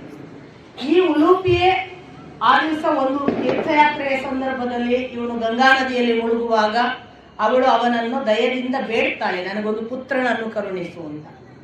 ಹಾಗೆ ಇವನೇ ಅವನು ಅಂತ ಏನು ದಾಖಲೆ ಅಂದ್ರೆ, ಇವನು ಒಂದು ಸಂದರ್ಭದಲ್ಲಿ ಯುದ್ಧದಲ್ಲಿ ಸರ್ಪಗಳನ್ನು ಸಹಾಯಕ್ಕೆ ಕರೀತಾನೆ. ಉಲೂಪಿ ನಾಗಿಣಿ, ಸರ್ಪವಂಶಿ. ಆದ್ದರಿಂದ ಎಲ್ಲೋ ಲಿಂಕ್ ಮಾಡ್ತಾರೆ, ಬಹುಶಃ ಇರಾವಂತ ಸರ್ಪಲೋಕದಿಂದ ಉಲೂಪಿಯ ಕಾಲದಿಂದ ಅಲ್ಲಿದ್ದವನಾದ್ರಿಂದ ಮತ್ತು ಅವರ ವಂಶದ ಸರ್ಪಗಳನ್ನು ಯುದ್ಧಕ್ಕೆ ತಂದದ್ರಿಂದ ಅವನು ಉಲೂಪಿಯ ಮಗ ಅಂತ ಒಂದು ಉಲ್ಲೇಖ ಮಾಡ್ತಾರೆ. ಎಲ್ಲೂ ಕೂಡ ನೇರವಾಗಿ ಇರಾವಂತ ಹೇಗೆ ಉಲೂಪಿಯ ಮಗ ಅನ್ನೋದಕ್ಕೆ ದಾಖಲೆ ಸಿಗಲ್ಲ ಅಂತಾರೆ. ಏನು ದಾಖಲೆ? ಪುತ್ರ ಕರುಣಿಸುವ ಅಂತ ಕೇಳಿದ್ದೊಂದಿದೆ. ಹಿಂಗಾಗಿ ಇರಾವಂತ. ಆಮೇಲೆ ಹೆಂಗೆ ಅವನು ಚಿತ್ರಸೇನ ಅಂತ ಅವನು ಚಿಕ್ಕಪ್ಪ ಇದ್ದನಂತೆ ಈ ಸರ್ಪ ಕುಲದಲ್ಲಿ. ಅಶ್ವಸೇನ ನಿಮಗೆ ಗೊತ್ತು, ಚಿತ್ರಸೇನ ಅಂತ. ಈ ಚಿತ್ರಸೇನ ಇವನನ್ನು ಮನೆಯಿಂದ ಹೊರಗೆ ಹಾಕಿದ್ದ ಅಂತ ಒಂದು ಕಡೆ ಇನ್ನೆಲ್ಲೋ ಉಲ್ಲೇಖ ಬರುತ್ತೆ. ಹಾಗೆ ಹೊರಗೆ ಹಾಕಿದ್ದರಿಂದ ಚಿತ್ರಸೇನನ ಮುಂದೆ ಮನೆ ಕಳಕೊಂಡ ಈ ವ್ಯಕ್ತಿ ಇರಾವಂತ ಅರ್ಜುನನನ್ನು ಹುಡುಕಿಕೊಂಡು ಹೋದ ಅಂತ ಒಂದು ಉಲ್ಲೇಖ. ಹೇಗೆ? ಆಗ ಇಂದ್ರಲೋಕದಲ್ಲಿ ಇದ್ದನಂತೆ ಈ ಅರ್ಜುನ. ನಿಮಗೆ ಗೊತ್ತು, ಇಂದ್ರಲೋಕದಲ್ಲಿ ಅವನು ತಪಸ್ಸಿಗೆ ಹೋಗಿದ್ದ, ಅಥವಾ ತನ್ನ ಪಾಶುಪತಾಸ್ತ್ರ ಪಡೆದ ನಂತರದಲ್ಲಿ. ಆ ಇಂದ್ರ ಲೋಕದಲ್ಲಿದ್ದಾಗ ಇವ ಹೋಗಿ ತನ್ನನ್ನು ಪರಿಚಯಿಸಿಕೊಳ್ತಾನೆ, ನಾನು ಉಲೂಪಿಯ ಮಗ, ನಾನು ಇರಾವಂತ, ನನ್ನನ್ನು ಚಿತ್ರಸೇನ ಹೀಗೆ ಹೊರಗೆ ಹಾಕಿದ್ದಾನೆ, ನಾನು ನಿನ್ನ ಆಸರೆ ಕೇಳಿ ಬಂದಿದ್ದೇನೆ. ಆಗ ಅರ್ಜುನ, ನೀನು ನನ್ನ ಮಗನಾಗಿ ನನ್ನ ಜೊತೆಗೆ ಯಾವುದಾದ್ರೂ ಯುದ್ಧ ಸಂದರ್ಭದಲ್ಲಿ ನನಗೆ ಸಹಾಯಕ್ಕೆ ಲಭ್ಯನಿರಬೇಕು ಅಂತ ಹೇಳಿದ್ದ ಅಂತ ಇನ್ನೆಲ್ಲೋ ಉಲ್ಲೇಖ ಮಾಡ್ತಾರೆ. ಈ ಇರಾವಂತ ವಿಂದಾನುವಿಂದರು ಅಂದ್ರೆ ಅವಂತಿ ದೇಶದ ರಾಜರು. ಬೇರೆ ಬೇರೆ ರಾಜರಿದ್ದಾರೆ ದುರ್ಯೋಧನನ ಜೊತೆಗೆ. ಅದೊಂದು ದೊಡ್ಡ ಪಟ್ಟಿ. ಕಳಿಂಗರಿದ್ದಾರೆ, ಸಂಶಪ್ತಕರಿದ್ದಾರೆ, ಅವಂತಿ ದೇಶದವರಿದ್ದಾರೆ, ತ್ರಿಗರ್ತರಿದ್ದಾರೆ, ಸೋಮದತ್ತನ ಮಕ್ಕಳು ಭೂರಿಶ್ರವ ಮತ್ತು ಶಲ ಇದ್ದಾರೆ. ಶಲ ವಾಸ್ತವಿಕ, ಅದು ಒಂದು ಹೇಳಬೇಕು. ನಾನು ನಿಮಗೆ ಭೀಮಸೇನ 10 ಮಕ್ಕಳನ್ನು ಕೊಂದ ಅಂತ ಹೇಳಿ 4ನೇ ದಿವಸ. ಅವನು ವಾಸ್ತವಿಕ 8 ಮಕ್ಕಳನ್ನು ಕೊಂದದ್ದು. ಅದು ಏನು ಬಹುಶಃ ಅವರು ವಿವರಣೆಯನ್ನು ಕೊಡುವಾಗ ಒಮ್ಮೆಲೆ 8 ಮಕ್ಕಳನ್ನು ಕೊಂದ ಅಂತ ಬರೆದ್ರು, ಅಲ್ಲಿ ಕೊಂದದಾವಾಗ 6, ಮತ್ತೆ ಪುನಃ ಮುಖಾಮುಖಿ ಆದಾಗ 2 ಮಕ್ಕಳನ್ನು ಕೊಂದದ್ದು. ಅದರಿಂದ ಟೋಟಲ್ 8 ಅನ್ನೋದು ಮುಂದೆ ಗೊತ್ತಾಗುತ್ತೆ. ಸೊ ಸೊ 8 ಮಕ್ಕಳನ್ನ ಕೊಂದಿದ್ದು 10 ಅಲ್ಲ ಅನ್ನೋದು ಒಂದು ವಿಚಾರ. ಆ ದಿನ ದೃಷ್ಟದ್ಯುಮ್ನ ಭೀಮನ ಜೊತೆಗೆ ಪೌರವನ ಮಗ ದಮನ ಅನ್ನುವನನ್ನು ಕೊಲ್ತಾನೆ. ಈ ಭೂರಿಶ್ರವಸ್ ಮತ್ತು ಶಲ ಅನ್ನುವರು ನಾನು ಹೇಳಿದ್ದಲ್ಲ ಸೋಮದತ್ತನ ಮಕ್ಕಳು. ಈ ಶಲನ ಮಗನನ್ನು ಕೊಲ್ತಾನೆ. ಶಲನ ಮಗನ ಹೆಸರಿಲ್ಲ. ಆ 2 ಮರಣಗಳು ಆಗಿರ್ತವೆ ಈ ಭೀಮನ ಜೊತೆಗೆ, ಭೀಮ ಮಾಡಿದ ಧೃತರಾಷ್ಟ್ರ ಪುತ್ರರ ಜೊತೆಗೆ.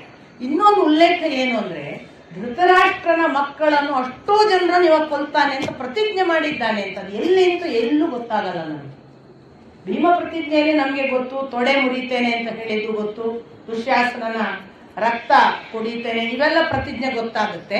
ಬಟ್ ಅವನು ಧೃತರಾಷ್ಟ್ರರ ಅಷ್ಟೂ ಪುತ್ರಗಳನ್ನು ನಾನು ಕೊಲ್ತೇನೆ ಅಂತ ಒಂದು ಪ್ರತಿಜ್ಞೆ ಮಾಡಿದ ಅನ್ನೋ ಉಲ್ಲೇಖ ನಮಗೆ ಬೇರೆಯವರ ಬಾಯಿ ಬರುತ್ತೆ, ಅಭಿಮನ್ಯುವಿನ ಬಾಯಿ ಬರುತ್ತೆ, ಬೇರೆ ಧೃತರಾಷ್ಟ್ರ ಪುತ್ರರು ಓಡಿ ಹೋಗುವಾಗ ಅದನ್ನು ಹೇಳಿಕೊಂಡು ಓಡುವುದು, ಇದೆಲ್ಲ ಬರುತ್ತೆ.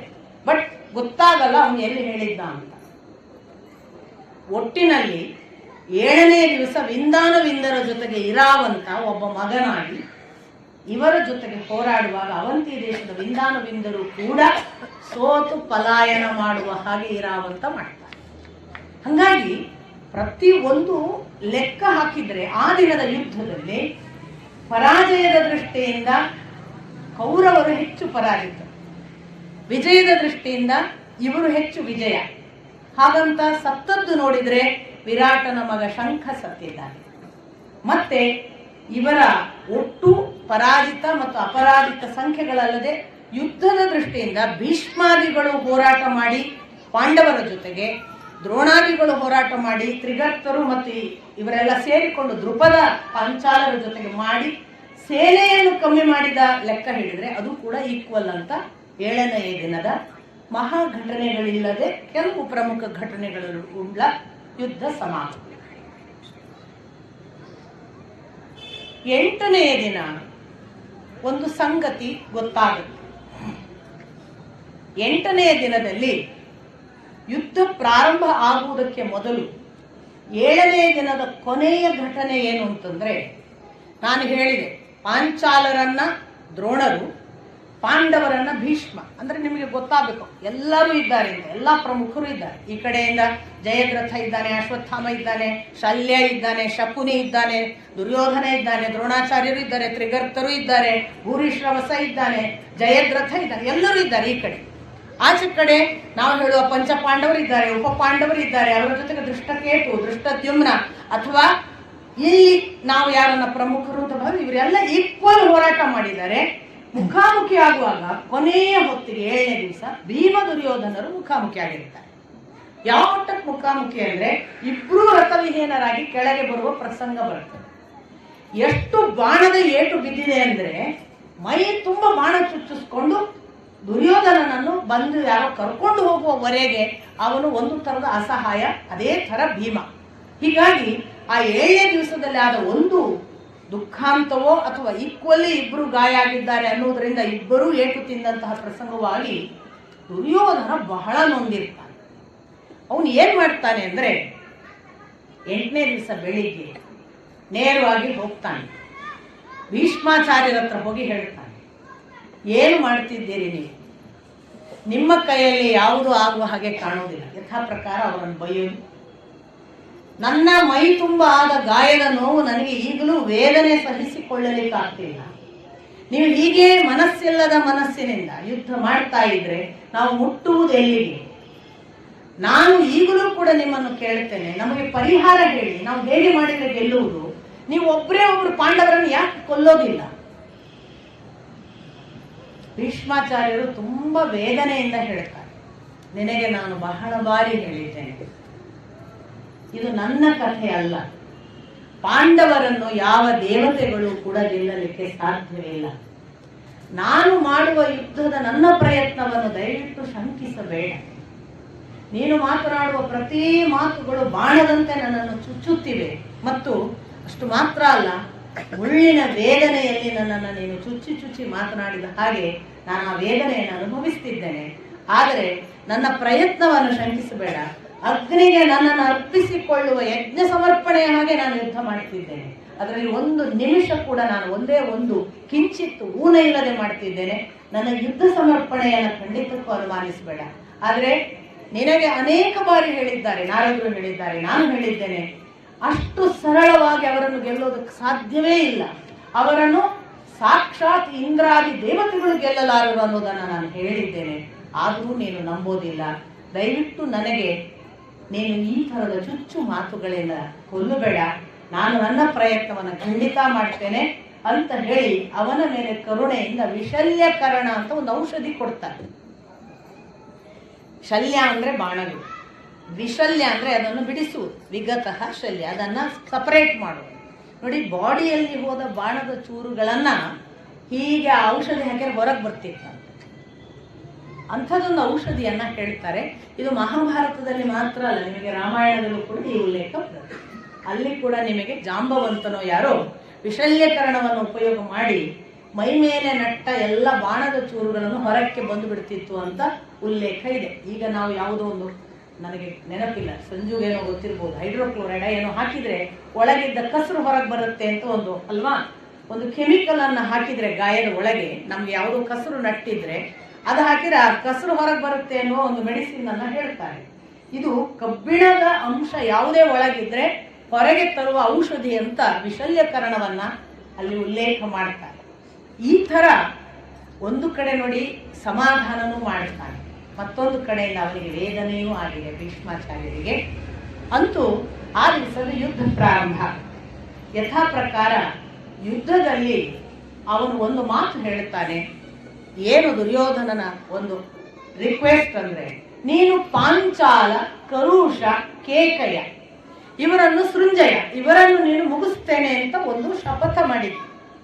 ಅದನ್ನಾದ್ರೂ ಮಾಡು, ಪಾಂಡವರನ್ನು ಮಾಡಲಿಲ್ಲ ಅಂದ್ರೆ ಆಯ್ತು. ನನ್ನ ಮಾತಿಗೆ ನಾನು ಎಂದೂ ಕೂಡ ತಪ್ಪೋದಿಲ್ಲ. ನನ್ನ ಮಾತು ಶಪಥ ಏನಿದೆ ಅದನ್ನು ಮಾಡಿಯೇ ಮಾಡ್ತೇನೆ. ನೀನು ನೋಡು, ಮತ್ತೆ ನೀನು ನೆನಪಿಟ್ಟುಕೋ, ನಾನು ದಿನಕ್ಕೆ 10,000 ಮಂದಿಯನ್ನು ಕನಿಷ್ಠ ಕೊಲ್ತಿದ್ದೇನೆ, ಕೊಲ್ತೇನೆ ಕೂಡ, ಸಾಯುವವರೆಗೂ ಕೊಲ್ತೇನೆ. ನೀನು ಅದರ ಬಗ್ಗೆ ನಿಸ್ಸಂಶಯದಿಂದ ನನ್ನ ಜೊತೆಗೆ ಯುದ್ಧ ಮಾಡುವಂತ. ಆ ದಿವಸ ಸಂಪೂರ್ಣವಾಗಿ ಹೇಗೆ ಯುದ್ಧ ಅಂದ್ರೆ, ಪಾಂಡವರು ಎಲ್ಲರೂ ಕೂಡ ಭೀಷ್ಮನನ್ನೇ ಕೇಂದ್ರೀಕರಿಸಬೇಕು. ಹಾಗೆ ಎಲ್ಲಾ ವೀರರನ್ನು ಭೀಷ್ಮರ ಸುತ್ತನೇ ಇಟ್ಬಿಡ್ತಾನೆ ದುರ್ಯೋಧನ. ಒಂದು ಯುದ್ಧಕ್ಕೆ ಬೇರೆ ಹೋಗ್ಲಿಕ್ಕಿಲ್ಲ. ಈ ಪಾಂಡವರಲ್ಲಿರುವ ಜಯದ್ರಥನೋ ಅಲ್ಲ ಕೌರವರಲ್ಲಿರುವ ಜಯದ್ರಥನೋ ಅಶ್ವತ್ಥಾಮನೋ ಇವರನ್ನು ಯಾರನ್ನೋ ಪ್ರತ್ಯೇಕ ಇಟ್ಟರೆ ಅಲ್ಲ, ಈ ಪಾಂಡವರು ಬೇರೆ ಕಡೆ ಹೋಗಿ, ಪಾಂಚಾಲರು ಪಾಂಡವರು ಒಟ್ಟಿಗೆ ಇರಬೇಕು. ಆ ಕಡೆ ಯಾವ ಕೌರವರ ಜೊತೆಗೆ ಬಂದವರು ಇದ್ದಾರೆ 11 ಅಕ್ಷೋಹಿಣಿ ಸೇನೆ, ಅವರು ಆಚೆ ಈಚೆ ಹೋಗ್ಬಾರ್ದು. ಭೀಷ್ಮ ಕೇಂದ್ರಿತ ಯುದ್ಧ ಆಗ್ಬೇಕು, ಎಲ್ಲರೂ ಭೀಷ್ಮನ ಸುತ್ತ ಇರಬೇಕು ಅಂತ ಅವನು ತಾಕೀತು ಮಾಡ್ತಾನೆ ದುರ್ಯೋಧನ.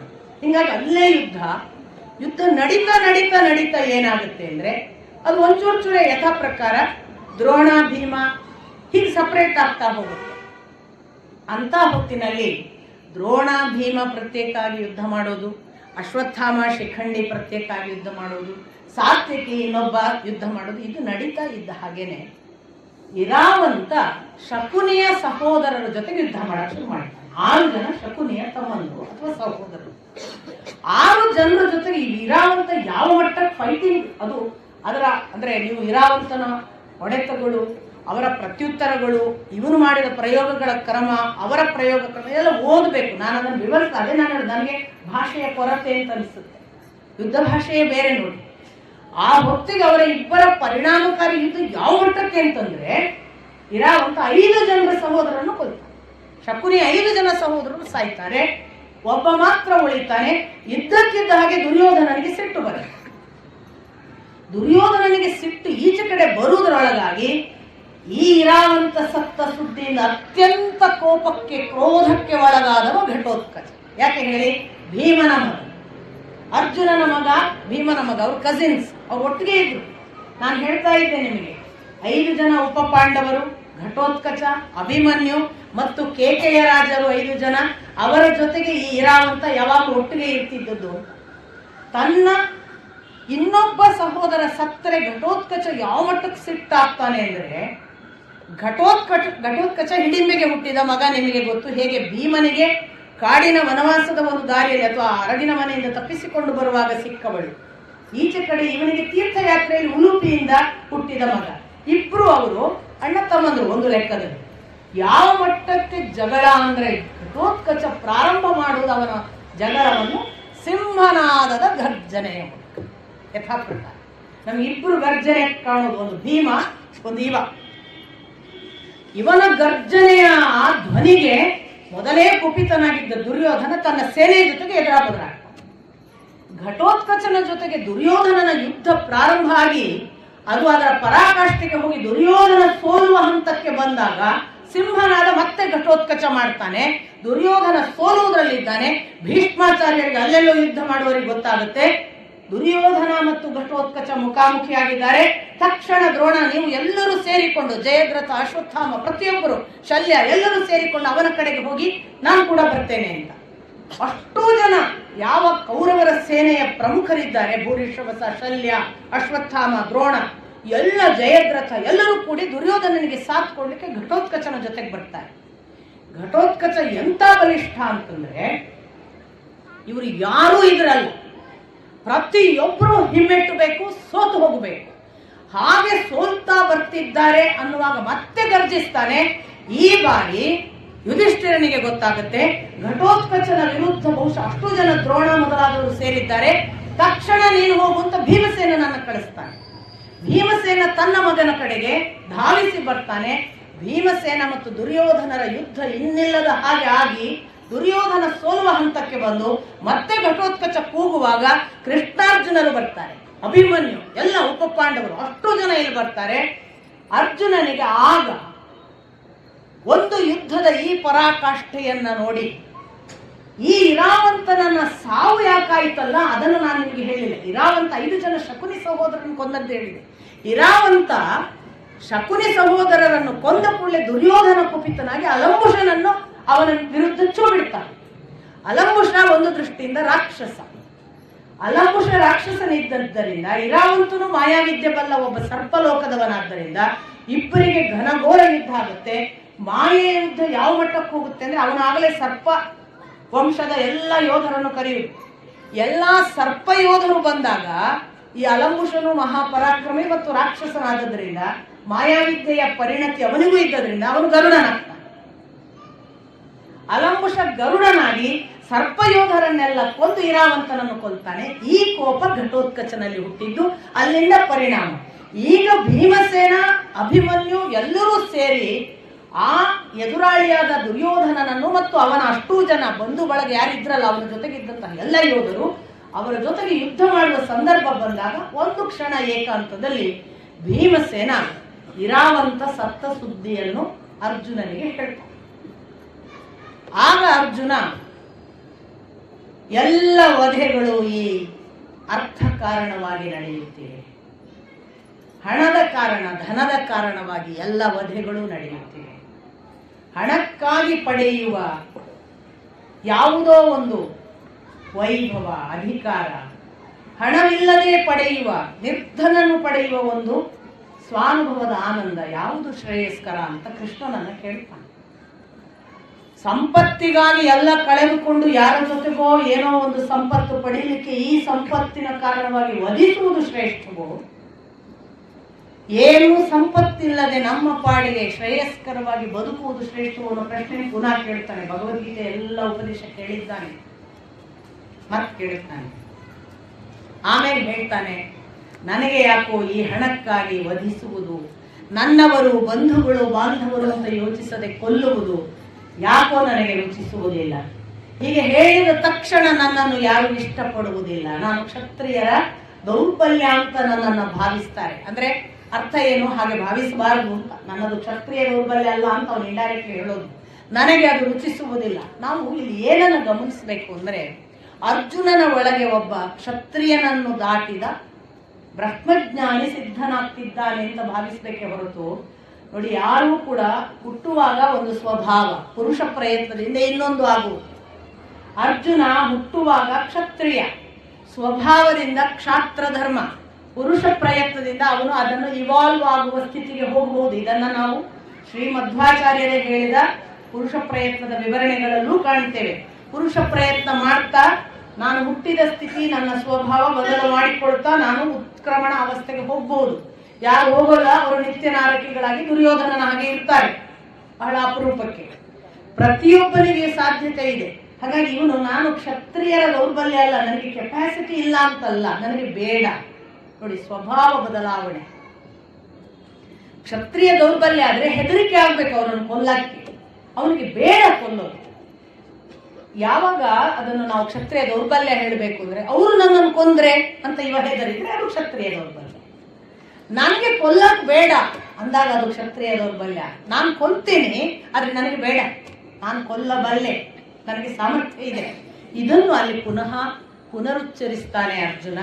ಆದರೆ ಕೃಷ್ಣ ಆ ಮಾತನ್ನ ತೇಲಿಸ್ತಾನೆ. ಈಗ ಯುದ್ಧಕ್ಕೆ ತೊಡಗು ಅಂತಾನೆ. ಯುದ್ಧ ಮುಂದುವರಿಯುತ್ತದೆ. ಭೀಮ ತಾನು ದುರ್ಯೋಧನನ ಜೊತೆಗೆ ಮತ್ತೆ ಯುದ್ಧಕ್ಕೆ ತೊಡಗಿದಾಗ ದುರ್ಯೋಧನನ ಜೊತೆಗೆ ಬಂದಂತಹ ಅಷ್ಟು ಜನರಲ್ಲಿ ಧೃತರಾಷ್ಟ್ರ ಪುತ್ರರು ಮತ್ತೆ ಇದ್ದಾರೆ. ಅವರು ಎಲ್ಲ ಎದುರು ಬದರಾಗ್ತಾರೆ. ಪ್ರಥಮ 8ನೇ ದಿವಸದ ಪ್ರಥಮ ಅಟ್ಯಾಕ್ ನಲ್ಲೇ ಭೀಮ 8 ಜನ ಧೃತರಾಷ್ಟ್ರ ಪುತ್ರರನ್ನು ಕೊಂದ ಅಂತ ಉಲ್ಲೇಖ ಇತ್ತು. ಆ ನಂತರ ಪುನಃ ಅಟ್ಯಾಕ್ ಆಗುತ್ತೆ. ಈ ಬಾರಿ ಆ ಧೃತರಾಷ್ಟ್ರ ಪುತ್ರರನ್ನು ಕಂಡ ಕೂಡಲೇ ಯಥಾ ಪ್ರಕಾರ ಭೀಮ ಗದೆ ಹಿಡಿಯೋದು, ನೆಲಕ್ಕೆ ಹಿಡಿಯೋದು, ಇದು ಅವನ ಪರಿಪಾಠ. ಅವನು ನೆಲಕ್ಕೆ ಗದೆ ಹಿಡಿದು ಕೂಡಲೇ ಇಡೀ ಸೇನೆ ಹೆದರಿ ನಡುತ್ತದೆ ಅಂತಲೇ ಇದೆ ಅಲ್ಲಿ. ನೀವು ಓದ್ಬೇಕು. ಅವನ ಆಕಾರ ಗಾತ್ರ ಎಲ್ಲ ಕೊಡದೇ ಇದ್ರು ನಮಗೆ ಗೊತ್ತಾಗುತ್ತೆ ಅವನು ಹೇಗಿರ್ಬಹುದು. ಅವನು ನೆಲಕ್ಕೆ ಬಂದ್ಕೊಳ್ಳಿ ಯಾಕಷ್ಟು ಹೇಳಿರ್ತಾರೆ. ಅವನು ಪುನಃ 9 ಜನರನ್ನು ಕೊಲ್ತಾನೆ. ಅಂದ್ರೆ 8ನೇ ದಿನ 17 ಜನ ಧೃತರಾಷ್ಟ್ರ ಪುತ್ರರನ್ನು ಭೀಮ ಕೊಲ್ಲುವುದು. ಇರಾವಂತನ ಸಾವು, ಮತ್ತೆ ಎಲ್ಲ ಪರಾಜಯಗಳು. ಇದು ಪ್ರಮುಖ ಘಟನೆ ಆ ದಿವಸದಲ್ಲಿ. ಹಾಗೆ 8ನೇ ದಿನ ಸಿಕ್ಕಾಪಟ್ಟೆ ಪಾಂಡವರ ಕಡೆಯಿಂದ ಸೋತದ್ದು, ಧೃತರಾಷ್ಟ್ರ ಪುತ್ರರನ್ನು ಕಳೆದುಕೊಂಡದ್ದು, ಅದರ ಜೊತೆಗೆ ಘಟೋತ್ಕಚನ ಆ ಪ್ರಾಬಲ್ಯ, ಅವನು ಯಾವ ಮಟ್ಟಕ್ಕೆ ಯಾರಿಗೂ ಏನು ಎದುರಲ್ಲ. ಎಲ್ಲಿವರೆಗೆ ಆಗುತ್ತೆ ಅಂದ್ರೆ ಘಟೋತ್ಕಚ ಈ ಕಡೆದು ಭೀಮ ಒಂದು ಕಡೆ ಆ ಧೃತರಾಷ್ಟ್ರ ಪುತ್ರನ ಕೊಂದ್ರೆ ಉಳಿದ ವೀರರೆಲ್ಲ ಘಟೋತ್ಕಚನ ಸುತ್ತನೇ ಇರ್ತಾರೆ. ಘಟೋತ್ಕಚ ಮಾಯಾವಿದ್ಯೆಗೆ ಹೋಗ್ಬಿಡ್ತಾನೆ. ಮಾಯಾವಿದ್ಯೆಯಲ್ಲಿ ಹೆಂಗ್ ಮಾಡ್ತಾನೆ ಅಂದ್ರೆ ದ್ರೋಣರು ಅನ್ಕಾನ್ಶಿಯಸ್ ಆದಾಗೆ, ಜಯದ್ರಥ ಅನ್ಕಾನ್ಶಿಯಸ್ ಆದಾಗೆ, ಅಂದ್ರೆ ಎಲ್ಲ ಪ್ರಮುಖರು ಯಾರ್ಯಾರಿದ್ದಾರೆ ಅವ್ರು ಅನ್ಕಾನ್ಶಿಯಸ್ ಆದಾಗ ಮಾಡ್ತಾನೆ ಮಾಯೆಯಿಂದ. ಇಡೀ ಸೇನೆ ಹಿಮ್ಮೆಡ್ತದೆ.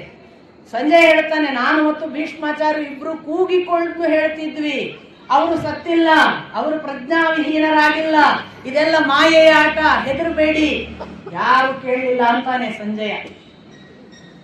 ಅಂದ್ರೆ ಸಂಜಯ ಪಾರ್ಟಿಸಿಪೇಟ್ ಮಾಡ್ತಿದ್ದ ಕೌರವರ ಜೊತೆಗೆ. ನೋಡಿ, ಆ ಮಾತಿನಲ್ಲಿ ಗೊತ್ತಾಗುತ್ತೆ ಅಷ್ಟು ಪ್ರಾಬಲ್ಯವನ್ನ ಮೆರೆದದ್ರಿಂದ ಇಡೀ ಸೇನೆ ಹಿಮ್ಮೆಟ್ಟಿದ್ದು ಅಲ್ಲಿರುವ ಶಲ್ಯ, ಭೂರಿಶ್ರವಸ್ಸು, ಜಯದ್ರಥ, ತ್ರಿಗರ್ತರು, ಯಾರೆಲ್ಲ ಕಲಿಂಗರು, ಸಂಶಪ್ತಕರು, ಎಷ್ಟು ಜನರೆಲ್ಲ ಇದ್ದಾಗ ಒಂದು ದೊಡ್ಡ ಅವಮಾನ ಅಲ್ಲ. ಇವನು ಸಿಕ್ಕಾಪಟ್ಟೆ 8ನೇ ದಿನ ಬಹಳ ಅವಮಾನಿತನಾಗ್ತಾನೆ ದುರ್ಯೋಧನ. ಸ್ವತಃ ಏಟು ಕೂಡ ತಿಂದಿದ್ದಾನೆ ಭೀಮಸೇನನಿಂದ. ಏಕಕಾಲಕ್ಕೆ 25 ಜನ ತನ್ನ ಸಹೋದರರನ್ನು ಕಳ್ಕೊಂಡಿದ್ದ. ಮೊದಲು 8, ಈಗ 17. ಈ ಎಲ್ಲ ದುಃಖಗಳಲ್ಲಿ ಶಿಬಿರದಲ್ಲಿ ಕೂತ್ಕೊಂಡು ಕರ್ಣ, ಶಕುನಿ, ದುಶ್ಯಾಸನರ ಜೊತೆಗೆ ಸಮಾಲೋಚನೆ ಮಾಡ್ತಾರೆ. ಹೇಗೆ ಹೀಗಾದ್ರೆ ಇವು ಮಾಡೋದು ನೋಡಿದ್ರೆ ಇವರೇನು ಯುದ್ಧದಲ್ಲಿ ನಮ್ಮನ್ನು ಸೋಲಿಸೋ ಲಕ್ಷಣ ಇದೆ ಹೊರತು ನಾವು ಅವರನ್ನು ಸೋಲಿಸೋ ಲಕ್ಷಣವೇ ಇಲ್ಲ. ನಮ್ಮವರು ಸಾಯ್ತಿದ್ದಾರೆ ಹೊರತು ಅವರಲ್ಲಿ ಸಾಯುವ ಸಂಖ್ಯೆ ಇಲ್ಲ. ಸತ್ತರೂ ಕೂಡ ಸಾಮಾನ್ಯ ಯೋಧರು ಸಾಯ್ತಿದ್ದಾರೆ ಹೊರತು, ಪಾಪ ನೋಡಿ ಯೋಧರ ಹೆಸರು ಹೇಳಲ್ಲ, ಯೋಧರು ಸಾಯ್ತಾ ಇರ್ತಾರೆ ಸಾಮಾನ್ಯವಾಗಿ. ಇದು ಹಾಗೆ ಪ್ರಮುಖರ ಹೆಸರು ಮಾತ್ರ. ಸೊ ಅವರು ಸಾಯ್ತಿದ್ದಾರೆ ಹೊರತು ಪ್ರಮುಖರು ಯಾರು ಸಾಯ್ತಿಲ್ಲ. ನಾವು ಹೀಗೆ ಆದ್ರೆ ಹೇಗೆ ಗೆಲ್ಲೋದು, ನಮಗೆ ಗೆಲ್ಲಕ್ ಸಾಧ್ಯ ಇಲ್ಲ ಅಂತ ಇವ ತನ್ನ ಅಳಲನ್ನ ತೋಡಿಕೊಳ್ತಾನೆ. ಕರ್ಣ ನೇರವಾಗಿ ಹೇಳೋದೇನು ಅಂದ್ರೆ, ನಾನು ಒಂದು ಸಲಹೆ ಕೊಡ್ತೇನೆ, ನಿನಗೆ ಸರಿ ಅನಿಸಿದ್ರೆ ಮಾಡು. ಏನು ಸಲಹೆ? ಈ ಭೀಷ್ಮ ತಾನು ಪೂರ್ಣ ಪ್ರಮಾಣದಲ್ಲಿ ಯುದ್ಧ ಮಾಡಲ್ಲ. ಅವನು ಪಾಂಡವರ ಪಕ್ಷಪಾತ. ಹಾಗಾಗಿ ಅವನು ಪಾಂಡವರ ಜೊತೆಗೆ ತನ್ನನ್ನು ಸಂಪೂರ್ಣ ಕೊಟ್ಟುಕೊಂಡು ಯುದ್ಧ ಮಾಡಲ್ಲ. ಅವರನ್ನು ಕಾಯುವ, ರಕ್ಷಣೆ ಮಾಡುವ ಉದ್ದೇಶದಿಂದಲೇ ಹೊಡೆದಾಡ್ತಾನೆ. ಅದಕ್ಕೆ ಪಾಂಡವರು ಸಾಯಲ್ಲ. ನಾನಂತೂ ಪ್ರತಿಜ್ಞೆ ಮಾಡಿದ್ದೇನೆ, ಅವನು ಶಸ್ತ್ರ ಎತ್ತುವವರೆಗೆ ನಾನು ಯುದ್ಧ ಮಾಡಲ್ಲ ಅಂತ. ನಿನಗೆ ಸಾಧ್ಯ ಇದ್ರೆ, ನೋಡಿ ಕರ್ಣನ ಮಾತು, ನಿನಗೆ ಸಾಧ್ಯ ಇದ್ರೆ ಭೀಷ್ಮರಿಗೆ ಇವತ್ತೇ ಶಸ್ತ್ರ ಕೆಳಗಿಡ್ಲಿಕ್ಕೆ ಹೇಳು, ನನ್ನನ್ನು ಯುದ್ಧಕ್ಕೆ ಬಿಡು. ನೀನು ಯಾರನ್ನೆಲ್ಲ ಹೇಳ್ತಿ, ಯಾರೆಲ್ಲ ನಿನ್ನ ಕಣ್ಣಿನಲ್ಲಿದ್ದಾರೆ ಅವರ 10 ಜನರನ್ನು ಕೊಂದು ತೋರಿಸ್ತೇನೆ. ಅವನಿಗೆ ಸಾಧ್ಯವ ಕೇಳು, ಅವನು ಶಸ್ತ್ರ ಕೆಳಗಿಡುವ ಹಾಗೆ ಮಾಡ್ತೀಯಾ, ನಿನಗೆ ಸಾಧ್ಯವೋ ಯೋಚಿಸು. ಕರ್ಣನಿಗೆ ಹೀಗೆ ಹೇಳುವಾಗ ತನ್ನ ಕೆಪಾಸಿಟಿಯ ಬಗ್ಗೆ ಅವನಿಗೆ ಮಹಾ ದುರಹಂಕಾರವೋ, ಭೀಷ್ಮಾಚಾರ್ಯರ ಬಗ್ಗೆ ಅಷ್ಟು ಅಲಕ್ಷ್ಯವೋ ಅರ್ಥವೇ ಆಗಲ್ಲ. ಆದ್ರೆ ಈ ಮೂರ್ಖ ದುರ್ಯೋಧನ ಅದನ್ನೇ ಹೇಳಬೇಕು ಅಂತ ಹೊಗೆ ಬಿಡ್ತಾನೆ. ಇವನಿಗೆ ಗೊತ್ತಾಗಲ್ಲ ಅಂತ ಅನಿಸುತ್ತೆ. ಇವನು ನೇರ ಶಿಬಿರದಲ್ಲಿ ರಾತ್ರಿ 8ನೇ ದಿನ ರಾತ್ರಿನೇ ನೇರ ಹೋಗ್ತಾನೆ.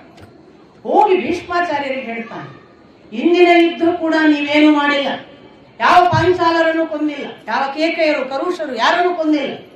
ನೀವು ಹೇಳಿದ್ದು ಮಾತ್ರ. ನಿಮ್ಮ ಯುದ್ಧದ ಧಾಟಿ ನೋಡಿದರೆ ನಾವು ಸೋಲುವುದೇ ಖಚಿತ ಅಂತ ನನಗೆ ಅನಿಸುತ್ತೆ. ನೀವು ಮನಸ್ಸಿಟ್ಟು ಯುದ್ಧ ಮಾಡುತ್ತಿಲ್ಲ. ನಿಮಗೆ ಇನ್ನೂ ಕೂಡ ಪಕ್ಷಪಾತವಿದೆ. ನೀವು ಪಾಂಡವರನ್ನು ವೈಯಕ್ತಿಕವಾಗಿ ಅವರು ಎದುರಾಗುವುದಾದರೂ ಕೊಲ್ಲುವುದಿಲ್ಲ. ನೀವು ಬೇಕು ಅಂತಲೇ ಅವರನ್ನ ಬಿಟ್ಟು ಉಳಿದವರ ಕಡೆಗೆ ಲಕ್ಷ್ಯ ಕೊಡ್ತೀರಿ, ಸಾಮಾನ್ಯ ಯೋಧರನ್ನು ಕೊಲ್ತೀರಿ. ನಿಮಗೆ ಒಂದು ವೇಳೆ ಮನಸ್ಸಿನಿಂದ ಪಾಂಡವರ ಜೊತೆಗೆ ಏನೋ ಒಂದು ಒಪ್ಪಂದವಿದ್ದರೆ ಈಗಲಾದರೂ ಯೋಚನೆ ಮಾಡಿ. ಕರ್ಣನನ್ನು ನಾನು ಮುಂದಕ್ಕೆ ಬಿಡುವುದಕ್ಕೂ ಸಾಧ್ಯವಿಲ್ಲ. ಯಾಕೆಂದ್ರೆ ನೀವು ಶಸ್ತ್ರ ಎತ್ತುವವರೆಗೆ ಕರ್ಣ ಬರುವುದಿಲ್ಲ. ಕರ್ಣ ನನಗಾಗಿ ಪ್ರಾಣ ಕೊಡಲಿಕ್ಕೆ ಸಿದ್ಧನಿದ್ದಾನೆ, ಎಲ್ಲರನ್ನು ಕೊಲ್ಲಲಿಕ್ಕೆ ಸಿದ್ಧನಿದ್ದಾನೆ. ನಿಮ್ಮ ಹಾಗೆ ಅವನಿಗೆ ಎರಡು ಮನಸ್ಸಿಲ್ಲ. ನೀವು ಈಗಲೂ ಯೋಚನೆ ಮಾಡಿ, ಶಸ್ತ್ರ ಕೆಳಗಿಡಿ, ನಾನು ಕರ್ಣನನ್ನು ಕರೆದುಕೊಳ್ಳುತ್ತೇನೆ. ಭೀಷ್ಮಾಚಾರ್ಯರು ಅತ್ಯಂತ ವೇದನೆಯಿಂದ, ಆಲ್ಮೋಸ್ಟ್ ಅವನು ಹೇಳ್ತಾನೆ ಕೂಡ, ಇವತ್ತು ಸತ್ತವರ ಸಂಖ್ಯೆ 17, ಒಟ್ಟು 25 ಧೃತರಾಷ್ಟ್ರ ಪುತ್ರರು ಸತ್ತಿದ್ದಾರೆ ಎನ್ನುವ ಮಾತನ್ನು ಹೇಳ್ತಾನೆ. ಭೀಷ್ಮರು ಹೇಳ್ತಾರೆ ಕಣ್ಣೀರು ತುಂಬಿಕೊಂಡು, ಅಂದ್ರೆ ಏಕಕಾಲಕ್ಕೆ ಧೃತರಾಷ್ಟ್ರ ಪುತ್ರರು ಸತ್ತ ಬಗ್ಗೆ ಕೂಡ ದುಃಖ ಇದೆ. ಅವರು ಹೇಳ್ತಾರೆ, ನಾನು ನಿನಗೆ ಇದನ್ನು ಬಹಳ ಬಾರಿ ಈಗ ಮತ್ತೆ ಮತ್ತೆ ಹೇಳಿಸಬೇಡ. ಈ ಯುದ್ಧದಲ್ಲಿ ಸಾಕ್ಷಾತ್ ದೇವತೆಗಳು ಬಂದರೂ ಪಾಂಡವರನ್ನು ಗೆಲ್ಲಲಿಕ್ಕೆ ಸಾಧ್ಯವಿಲ್ಲ. ಅದಕ್ಕೆ ಕಾರಣ ಪಾಂಡವರಲ್ಲ, ಪಾಂಡವರ ಜೊತೆಗೆ ನಿಂತಿರುವ ವಾಸುದೇವ. ಎಲ್ಲಿಯವರೆಗೆ ಕೃಷ್ಣ ಅವರ ಜೊತೆಗೆ ಇದ್ದಾನೆ ಅಲ್ಲಿಯವರೆಗೆ ನಾವು 5 ಜನರನ್ನು ಏನೂ ಮಾಡುವುದಕ್ಕೆ ಸಾಧ್ಯವಿಲ್ಲ. ನಿನಗೆ ಸಾಧ್ಯವಾದರೆ ಇದನ್ನು ಅರ್ಥ ಮಾಡಿ. ನಾನು ಮಾತ್ರವಲ್ಲ, ಇದನ್ನು ನಾರದರು ಅಥವಾ ಅನೇಕ ವೇದವ್ಯಾಸ ಮೊದಲಾದ ಋಷಿಗಳೂ ನಿನಗೆ ಹೇಳಿದ್ದಾರೆ. ಆದರೂ ನಿನಗೆ ಇನ್ನೂ ನಂಬಿಕೆ ಇಲ್ಲ. ನಾನು ನನ್ನ ಮನಸ್ವಿ ಪೂರ್ತಿಯಾಗಿ ನಿನ್ನ ಜೊತೆಗೆ ಯುದ್ಧ ಮಾಡುತ್ತಿದ್ದೇನೆ. ನನ್ನ ಯುದ್ಧದಲ್ಲಿ ನಿನಗೆ ಅನುಮಾನ ಬೇಡ. ನಿನಗೆ ಹಿಂದೆಯೇ ನಾನು ಕೇಳಿಕೊಂಡಿದ್ದೆ, ನನ್ನನ್ನು ದ್ರೋಣರನ್ನು ಯುದ್ಧದಿಂದ ಹೊರಗಿಡು. ಯಾಕೆ? ನಮಗೆ ನೀನು ಮತ್ತು ಅವರು ಒಂದೇ ಭಾವ, ಪುತ್ರ ಸ್ನೇಹ. ನಮಗೆ ಅವರ ಜೊತೆಗೊಂದು ನಿಮ್ಮ ಜೊತೆಗೊಂದು ಭಾವವಿಲ್ಲ. ಆದ್ದರಿಂದ ನಮ್ಮನ್ನು ನೀನು ಅನುಮಾನಿಸುವ ಬದಲು ನಮ್ಮಿಬ್ಬರನ್ನು ಹೊರಗಿಡು ಎಂದು ಕೇಳಿಕೊಂಡಿದ್ದೆ. ನೀನು ಅದಕ್ಕೆ ಸಿದ್ಧನಿರಲಿಲ್ಲ. ಅನಿವಾರ್ಯವಾಗಿ ನಾನು ನಿನ್ನ ಜೊತೆಗೆ ಯುದ್ಧ ಮಾಡುತ್ತಿದ್ದರೂ ಕೂಡ ನಾನು ಆ ಪುತ್ರ ಸ್ನೇಹಕ್ಕಾಗಿ ಪಾಂಡವರ ಜೊತೆಗೆ ಯಾವ ಒಪ್ಪಂದ ಮಾಡಿಕೊಂಡು ಆಟವಾಡುತ್ತೇನೆ. ಇದರ ಬಗ್ಗೆ ನಿನಗೆ ಖಚಿತವಾದ ನಂಬಿಕೆ ಇರಲಿ. ನಾನು ಎಂದೂ ಸುಳ್ಳಾಡಿಲ್ಲ, ಮಿಥ್ಯ ಪ್ರತಿಜ್ಞೆ ಮಾಡಿಲ್ಲ. ಸತ್ಯ ಪ್ರತಿಜ್ಞೆಯ ಪ್ರಕಾರ ನಾನು ಏನು ಹೇಳಿದ್ದೇನೆ ಅದನ್ನು ಮಾಡುತ್ತೇನೆ. ನಿತ್ಯ 10,000 ಕೊಲ್ಲುವುದರಲ್ಲಿ ನಾನು ಯಾವ ಊನ ಮಾಡಿಲ್ಲ. ಇಂದು ಅಥವಾ ನಾಳೆ ನನ್ನ ಪ್ರಾಣ ಹೋಗುವವರೆಗೂ ನಾನು ಇದನ್ನು ಮಾಡಿಯೇ ಮಾಡುತ್ತೇನೆ. ನೀನು ನಿಸ್ಸಂಶಯದಿಂದ ನನ್ನ ಜೊತೆಗೆ ಯುದ್ಧ ಮಾಡು. ಮತ್ತೊಂದು ಮಾತು ಹೇಳ್ತಾನೆ, ಇಷ್ಟು ಯುದ್ಧ ಮಾಡುವಾಗ ನೀನು ಈಗ ಹೇಳಿದೆ ಕರ್ಣ ನನ್ನಕ್ಕಿಂತ ಪ್ರಬಲನಾಗಿ ಯುದ್ಧ ಮಾಡಬಹುದು ಎಂದು. ಒಂದು ಕ್ಷಣ ಕರ್ಣನ ಪ್ರಾಬಲ್ಯವನ್ನು ನೀನೇ ಹಿಂದಕ್ಕೆ ತಿರುಗಿ ನೋಡಿ. ಅರ್ಜುನನ ಪರಾಕ್ರಮವನ್ನು ನೆನಪಿಸಿ. ಒಂದು ವಿರಾಟನ ಗೋಗ್ರಹಣ ಸಂದರ್ಭದಲ್ಲಿ ಒಬ್ಬ ಅರ್ಜುನ ಹೇಗೆ ಎಲ್ಲರನ್ನು ಸೋಲಿಸಿದ್ದ ನೆನಪು ಮಾಡಿ. ಆಗ ನಿನ್ನ ಸ್ನೇಹಿತ ಕರ್ಣ ಇದ್ದನಲ್ಲ, ಏನು ಕಾಪಾಡಿದ್ದ? ಎರಡನೆಯ ಬಾರಿ ಅರ್ಜುನ ಅಥವಾ ಎಲ್ಲ ಪಾಂಡವರು ಯಾವ ವನವಾಸದಲ್ಲಿದ್ದರು, ಆಗ ಜಯದ್ರಥನನ್ನ ಅವರು ಅಪಹರಿಸಿಕೊಂಡು ಬಂದು ತಲೆಗೊಳಿಸಿ ಕಳಿಸುವಾಗಲೂ ಕೂಡ ಜಯದ್ರಥ ಸೋಲುವಂತೆ ಆಯಿತೆ ಹೊರತು ಅರ್ಜುನಾದಿಗಳಾಗಲಿಲ್ಲ. ಅರ್ಜುನಾದಿಗಳ ಪ್ರಾಬಲ್ಯ ನಿನಗೆ ಆಗಲೂ ಮನವರಿಕೆ ಆಗುವುದಿಲ್ವಾ? ಗಂಧರ್ವರ ಜೊತೆಗೆ ದುರ್ಯೋಧನನನ್ನು ಅಪಹರಿಸಿದ್ದು ವನವಾಸಕ್ಕೆ ಬಂದಾಗ, ಆ ಗಂಧರ್ವರು ಅಪಹರಿಸಿಕೊಂಡು ಹೋದಾಗ, ದುರ್ಯೋಧನ ಮೊದಲಾದವರನ್ನು ಅಪಹರಿಸಿಕೊಂಡು ಹೋದಾಗ ಗಂಧರ್ವರನ್ನು ಬಿಡಿಸಿಕೊಂಡು ಬರುವ ಬದಲು ಕರ್ಣ ಓಡಿ ಹೋಗಿದ್ದ. ಅವನು ಬಲಿಷ್ಠನೆಂದು ಭಾವಿಸುತ್ತೀಯ? ಪಲಾಯನ ಮಾಡಿದ್ದನಲ್ಲ, ಆಗ ಯಾಕೆ ಬರಲಿಲ್ಲ? ಈ ತರ ಎಲ್ಲ ಲಿಸ್ಟ್ಗಳನ್ನು ಕೊಟ್ಟು ಎಲ್ಲ ಸಂದರ್ಭಗಳಲ್ಲೂ ನೀನು ಪುನರವಲೋಕನ ಮಾಡು. ಕರ್ಣನ ಸಾಮರ್ಥ್ಯ ಎಲ್ಲಿ, ಅರ್ಜುನನ ಸಾಮರ್ಥ್ಯ ಯಾವುದು, ನೀನೇ ಗಮನಿಸು.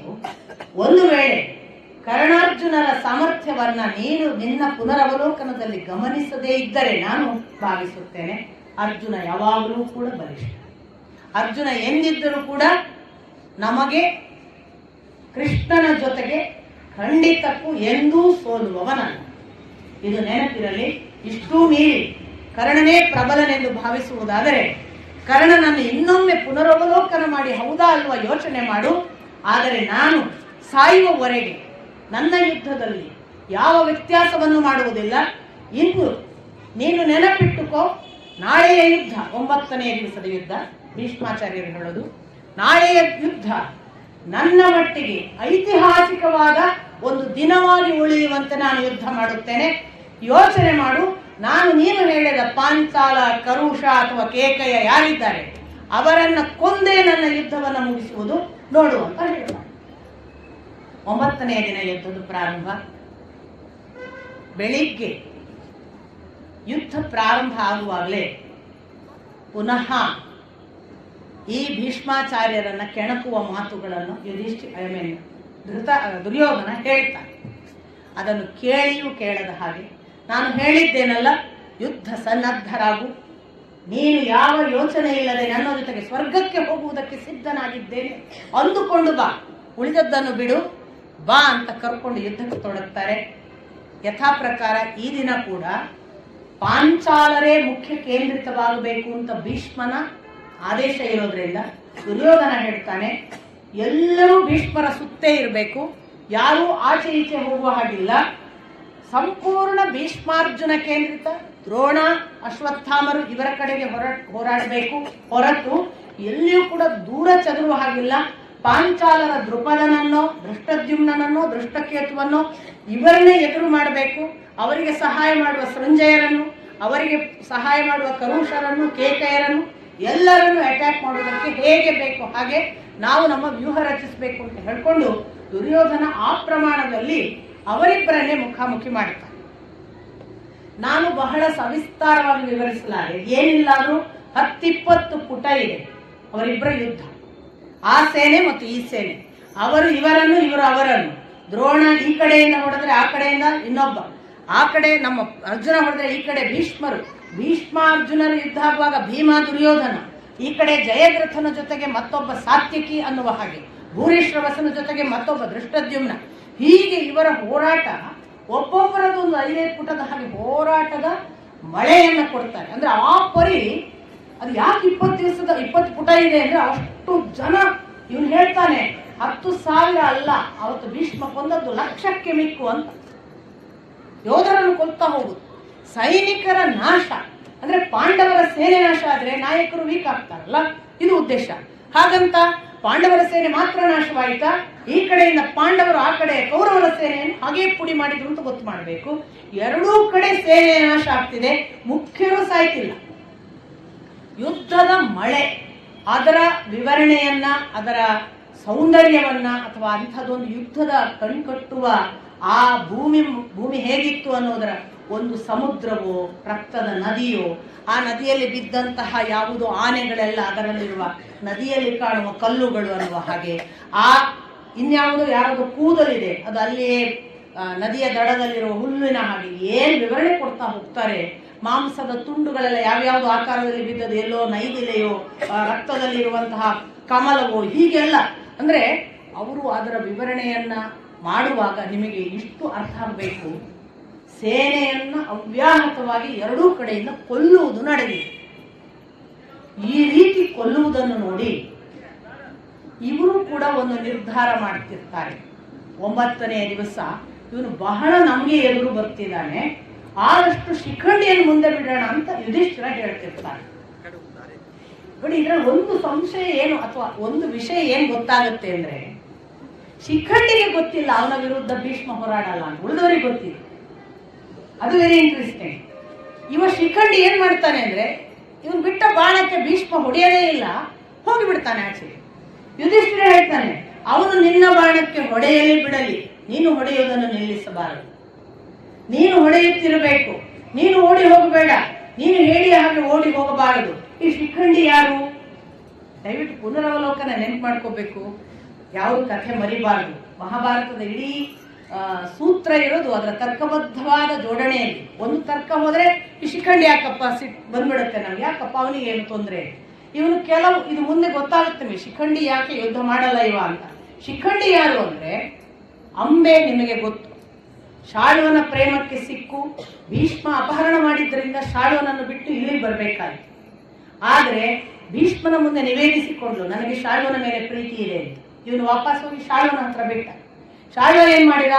ಸ್ವೀಕರಿಸುವುದಿಲ್ಲ, ನೀನು ಭೀಷ್ಮನಿಗೆ ಆದವಳು, ನನಗೆ ಬೇಡ, ಅವಮಾನ ಆಯಿತು. ಭೀಷ್ಮನ ಹತ್ರ ಹೋಗಕ್ಕೆ ಇಷ್ಟ ಇಲ್ಲ, ಶಾಲ್ವನ ಹತ್ರ ಹೋಗ್ಲಿಕ್ಕೂ ಇಷ್ಟ ಇಲ್ಲ, ತನ್ನ ತಂದೆ ತಾಯಿ ಮನೆಗೆ ಹೋಗೋಕ್ಕೂ ಇಷ್ಟ ಇಲ್ಲ. ತಂದೆ ತಾಯಿಯ ಮನೆಗೆ ಹೋಗಿ ಕಡಿಮೆ ಆಗಬಾರ್ದು ಅಂತ ಆ ಮಾತು ಹೇಳ್ತಾನೆ. ವಾಪಸ್ ತಪಸ್ಸು ಮಾಡ್ತೇನೆ ಅಂತ ಒಂದು ತಪೋಭೂಮಿಗೆ ಹೋಗ್ತಾಳೆ. ಅಲ್ಲೊಂದಿಷ್ಟು ಜನ ಋಷಿಗಳು ಕೇಳ್ತಾರೆ, ಇಷ್ಟು ಸುಂದರ ಇವತ್ತಿಗೆ ತಪಸ್ಸು ಮಾಡಕ್ಕೆ ಯಾಕೆ ಕೂತಿದ್ದೆ? ಅವಳು ತನ್ನ ಸಮಸ್ಯೆ ಹೇಳ್ತಾಳೆ. ನಿಂಗೆ ಈಗ ಏನಾಗಬೇಕು ಕೇಳ್ತಾರೋ, ನನಗೆ ಸೇಡು ತೀರಿಸಿಕೊಳ್ಳಬೇಕು. ಯಾರ ವಿರುದ್ಧ? ಭೀಷ್ಮನ ವಿರುದ್ಧ. ಭೀಷ್ಮ ಯಾಕೆ? ಅವನು ಅಪಹರಿಸಿಕೊಂಡು ಬರದಿದ್ರೆ ಶಾಲ್ವನನ್ನು ಮದುವೆ ಆಗ್ತಿದ್ದ. ಸರಿ, ಅವ್ರ ಕಡೆಗೆ ಅವರ ಋಷಿವಲಯದ ಒಂದು ಸಂವಹನದಲ್ಲಿ ಇವಳ ಸಂಬಂಧಿ ಕೂಡ ಒಬ್ರು ಇರ್ತಾರೆ. ಅವರು ಬರ್ತಾರೆ ಆ ಋಷಿಯ ಆ ಜಾಗಕ್ಕೆ, ಆಶ್ರಮಕ್ಕೆ. ಆಗ ಆ ಸಂಬಂಧಿಗೆ ಪರಶುರಾಮರು ಗೊತ್ತು. ಆ ಸಂಬಂಧಿ ಹೇಳ್ತಾರೆ, ಪರಶುರಾಮ ನಾಳೆ ಬರ್ತಾರೆ, ನಾವು ಅವ್ರ ಮುಂದೆ ಇದನ್ನು ಹೇಳೋಣ. ಯಾಕಂದ್ರೆ ಪರಶುರಾಮ ಭೀಷ್ಮ ಗುರು ಶಿಷ್ಯರು, ಹಾಗಾಗಿ ಪರಶುರಾಮರ ಹತ್ರ ಹೇಳಿ ಇದನ್ನು ಪರಿಹರಿಸಿಕೊಳ್ಳೋಣ. ಪರಶುರಾಮರ ಹತ್ರ ಬಂದಾಗ ಇದನ್ನು ನಿವೇದಿಸಿಕೊಳ್ತಾಳೆ ಅಂಬೆ. ಪರಶುರಾಮರು ಏನ್ ಹೇಳ್ತಾರೆ? ಇದಕ್ಕೆ ಯಾಕೆ ನಿನಗೆ ಭೀಷ್ಮರ ಮೇಲೆ ಕೋಪ? ನೀನು ಕೋಪ ಮಾಡ್ಕೋಬೇಕಾದ್ದು ಶಾಲ್ವನ ಮೇಲೆ ಅಲ್ಲ. ಶಾಲ್ವನನ್ನು ಬಿಡ್ತಿರ್ಲಿಲ್ಲ ಆ ಭೀಷ್ಮನಿಂದ, ಹಾಗಾಗಿ ಭೀಷ್ಮನ ಮೇಲೆ ಸೇಡು ತೀರಿಸ್ಕೋಬೇಕು ಅಂತ. ಸರಿ, ಭೀಷ್ಮರನ್ನ ಕೇಳ್ತಾನೆ ಗುರುವಾಗಿ ಪರಶುರಾಮ, ಇವಳನ್ನು ಮದುವೆ ಆಗ ಒಂದು ಪರಿಹಾರ ಆಗುತ್ತೆ ಅಂತ. ಭೀಷ್ಮರು ಹೇಳ್ತಾರೆ, ನಾನು ನನ್ನ ತಂದೆಗೆ ಮಾಡಿದ ಪ್ರತಿಜ್ಞೆ, ನಾನು ಯಾವ ಸ್ತ್ರೀಯನ್ನೂ ನಾನು ಜೀವನದಲ್ಲಿ ಕರೆಸಿಕೊಳ್ಳೋದಿಲ್ಲ, ಹಾಗಾಗಿ ನಾನು ಇವಳನ್ನು ಮದುವೆ ಆಗುವ ಮಾತೇ ಇಲ್ಲ. ನೋಡಿ, ಗುರುವೊಮ್ಮೆ ಹೇಳಿರ್ತಾರೆ ಭೀಷ್ಮಾಚಾರ್ಯರಿಗೆ ಮದುವೆ ಆಗುವಂತ ಶಿಷ್ಯರಿಗೆ ಪ್ರತಿಜ್ಞೆಯನ್ನು ಗುರುವಿಗಾಗಿ ಬಿಡಬಹುದು. ಸ್ವತಃ ಸತ್ಯವತಿ ಹೇಳ್ತಾಳೆ, ವಿಚಿತ್ರ ವೀರ್ಯನಿಂದ ಮಕ್ಕಳೇ ಆಗದಾಗ ನೀನು ಮದುವೆ ಆಗುವುದು. 2 ಬಾರಿಯೂ ಭೀಷ್ಮ ಪ್ರತಿಜ್ಞೆಯನ್ನ ಇಲ್ಲ, ನಾನು ಬದಲಾಯಿಸುವುದಿಲ್ಲ. ಯಾವುದು ಹೆದರಿಸುತ್ತದಲ್ಲ, ಹೆದರಿಸುವಂತಹ ಮಾತು ಅದು ಭೀಷತಿ, ಅದು ಭೀಷ್ಮ ಪ್ರತಿಜ್ಞೆ ಆಯಿತು. ಹಾಗೆ ಭೀಷ್ಮನಾದದ್ದು ದೇವವ್ರತ. ಅವನು ಪರಶುರಾಮರಿಗೆ ಇಲ್ಲ ಅಂದಾಗ ಈ ಹೆಣ್ಣು ಬಿಡೋದಿಲ್ಲ, ನನಗೆ ಸೇಡು ನೀವು ತೀರಿಸಿಕೊಡ್ಬೇಕು, ಹೇಗೆ ನನಗೆ ಗೊತ್ತಿಲ್ಲ. ಪರಶುರಾಮರು ಪರಿಪರಿಯಾಗಿ ಹೇಳ್ತಾರೆ, ಇಲ್ಲ, ನೀವು ಹೇಗಾದ್ರೂ ನನಗೆ ಸೇಡು ತೀರುವ ಹಾಗೆ ಮಾಡಬೇಕು, ನಾನು ನಿಮ್ಮನ್ನು ನಂಬಿದ್ದೇನೆ. ಕಟ್ಟ ಕಡೆಗೆ ಪರಶುರಾಮರು ಯುದ್ಧಕ್ಕೆ ಕರೆದದ್ದು ನಿಮಗೆ ನೆನಪಿರಬಹುದು. ಭೀಷ್ಮಾಚಾರ್ಯರು ಪರಶುರಾಮರು ಇನ್ನಿಲ್ಲದಂತ ಯುದ್ಧ ಮಾಡ್ತಾರೆ, ಯಾರು ಸೋಲುವುದು ಅಂತ ಕೊನೆಗೆ ನಿರ್ಣಯ ಮಾಡಿ ಆ ಹೆಣ್ಣಿಗೆ ಪರಿಹಾರ. ಸೋತ ಮೇಲೆ ಎಲ್ಲಿಗೆ ಬರುತ್ತೆ ಅಂತ ನಿಮಗೆ ಗೊತ್ತು. ಇಬ್ಬರಲ್ಲಿ ಯಾರು ಸೋಲ್ತಾರೆ ಅಂತ ಒಂದು ಹಂತ ಬಂದಾಗ ಬಹುಶಃ ಭೀಷ್ಮರ ವಿರುದ್ಧ ಪರಶುರಾಮರು ಸೋಲ್ಬಹುದು ಅನ್ನುವ ಸ್ಥಿತಿ ಬಂದಾಗ ದೇವತೆಗಳು, ವಸುಗಳು, ಗಂಗೆ ಮೊದಲಾದವರು ಎಲ್ಲರೂ ಬಂದು ಯುದ್ಧ ನಿಲ್ಲಿಸಬೇಕಾಗುತ್ತೆ. ನೀವು ಗಮನಿಸಿದ್ದೀರಿ, ಒಂದು ದೃಷ್ಟಿಯಿಂದ ಯುದ್ಧ ನಿಲ್ಲಿಸಿದ್ದು ಅದು ವಿಜಯ ಅಥವಾ ಅಪಜಯದ ನಿರ್ಣಯ ಆಗದೆ ನಿಂತಿತು. ಆಗ್ಲಿಕ್ಕೆ ಬಿಟ್ಟಿದ್ರೆ ಅದಕ್ಕೆ ಹೇಳುದು ನೋಡಿ, ಒಬ್ಬ ಹೆಣ್ಣು ಕೆಟ್ಟರೆ ಶಿಷ್ಯನನ್ನು ಗುರುವಿನ ವಿರುದ್ಧ ಯುದ್ಧಕ್ಕೆ ಹೂಡಿಸಿ ಗುರುವನ್ನು ಸೋಲಿಸುವ ಹಾಗೆ ಮಾಡುವ ಸ್ಥಿತಿಗೆ ತಂದಿದ್ಲು ಅಂಬೆ. ಆದರೆ ಅದು ದೇವರ ಅಥವಾ ದೈವವಶಾತ್ ದೇವತೆಗಳ ಕಾರಣವಾಗಿ ಯುದ್ಧ ಅಲ್ಲಿಗೆ ಅರ್ಧಕ್ಕೆ ಸಮಾಪ್ತಿ ಮಾಡಿ ಪರಶುರಾಮರು, ಇಷ್ಟು ನನ್ನ ಪ್ರಯತ್ನ, ಇದರಾಚೆಗೆ ನೀನುಂಟು, ನಿನ್ನ ಪ್ರಯತ್ನಗಳುಂಟು, ನಾನು ನಿನ್ನ ಕೋಪಕ್ಕೆ ಏನು ಸೇಡು ತೀರಿಸಬೇಕಿತ್ತು ಅಷ್ಟನ್ನು ನಾನು ಭೀಷ್ಮರಿಗೆ ಮಾಡಿದ್ದೇನೆ ಅಂತ ಮುಕ್ತಾಯ ಮಾಡ್ತಾಳೆ. ಇವಳೇನ್ ಮಾಡ್ತಾಳೆ? ನಾನು ಈ ಜನ್ಮದಲ್ಲಾದ್ರೆ ಮುಂದಿನ ಜನ್ಮದಲ್ಲಾದ್ರೂ ಭೀಷ್ಮರನ್ನು ನಾಶ ಮಾಡಿಯೇ ತೀರುವವಳು ಅಂತ ಅಗ್ನಿ ಪ್ರವೇಶ ಮಾಡ್ತಾಳೆ. ಹಾಗೆ ಅಗ್ನಿ ಪ್ರವೇಶ ಮಾಡಿದ ಅಂಬೆ ಒಂದು ಕಡೆ, ಇತ್ತ ದೃಪದ ತನಗೊಂದು ಗಂಡು ಮಗು ಬೇಕು ಅಂತ ಶಿವನನ್ನು ತಪಸ್ಸು ಮಾಡ್ತಾನೆ.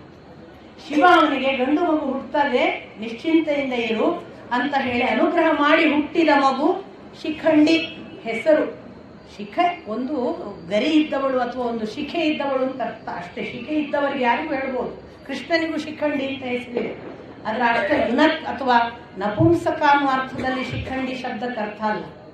ಶೋಭೆ ಒಂದು ಗಿರಿ, ಒಂದು ಶಿಖೆ ಇದ್ದದ್ದು, ಒಂದು ಮೇಲೆ ಶೋಭೆ ಇರುವಂಥವರು ಅಂತ.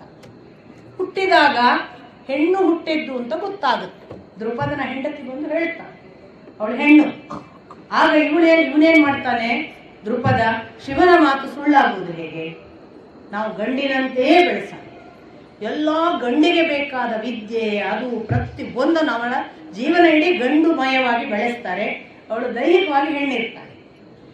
ಎಷ್ಟು ಗಂಡುಮಯವಾಗಿ ಬೆಳೆಸ್ತಾರೆ ಅಂದ್ರೆ ಅವಳಿಗೆ ಒಂದು ಹೆಣ್ಣು ಹುಡುಕಿ ಮದುವೆ ಮಾಡಿಸ್ತಾರೆ. ದಾಶಾರಣ ರಾಜನ ಮಗಳನ್ನು ಮದುವೆ ಮಾಡಿಸಿಕೊಡಲಾಗ್ತದೆ.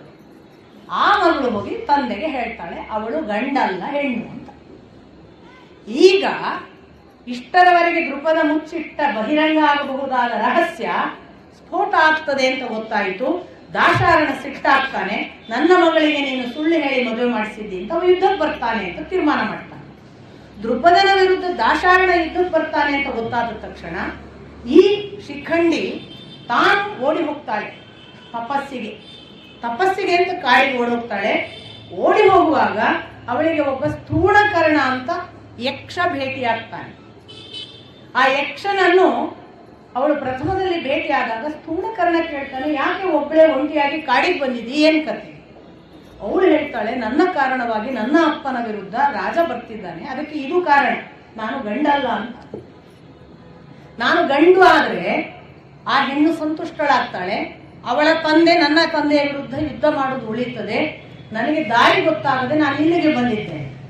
ಯಕ್ಷ ಹೇಳ್ತಾನೆ, ನಿನ್ನ ಕೆಲಸ ಮುಗಿಯುವವರೆಗೆ ನನ್ನ ಗಂಡಸುತನವನ್ನು ನಿನಗೆ ಕೊಡ್ತೇನೆ, ನಿನ್ನ ಹೆಣ್ತನವನ್ನು ನಾನು ತಗೊಳ್ತೇನೆ, ಹೋಗು ಅಂತ ಸ್ಥೂಣಕರ್ಣ ಹೆಣ್ಣಾಗ್ತಾನೆ, ಈ ಶಿಖಂಡಿ ಗಂಡಾಗ್ತಾನೆ.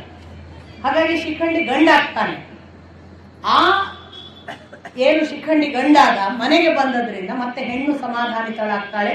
ದಾಶಾರಣ ಮತ್ತೆ ಮಿತ್ರನಾಗ್ತಾನೆ, ಅವನು ಮತ್ತೆ ಈ ಯುದ್ಧದಲ್ಲೂ ಪಾಲ್ಗೊಳ್ತಾನೆ.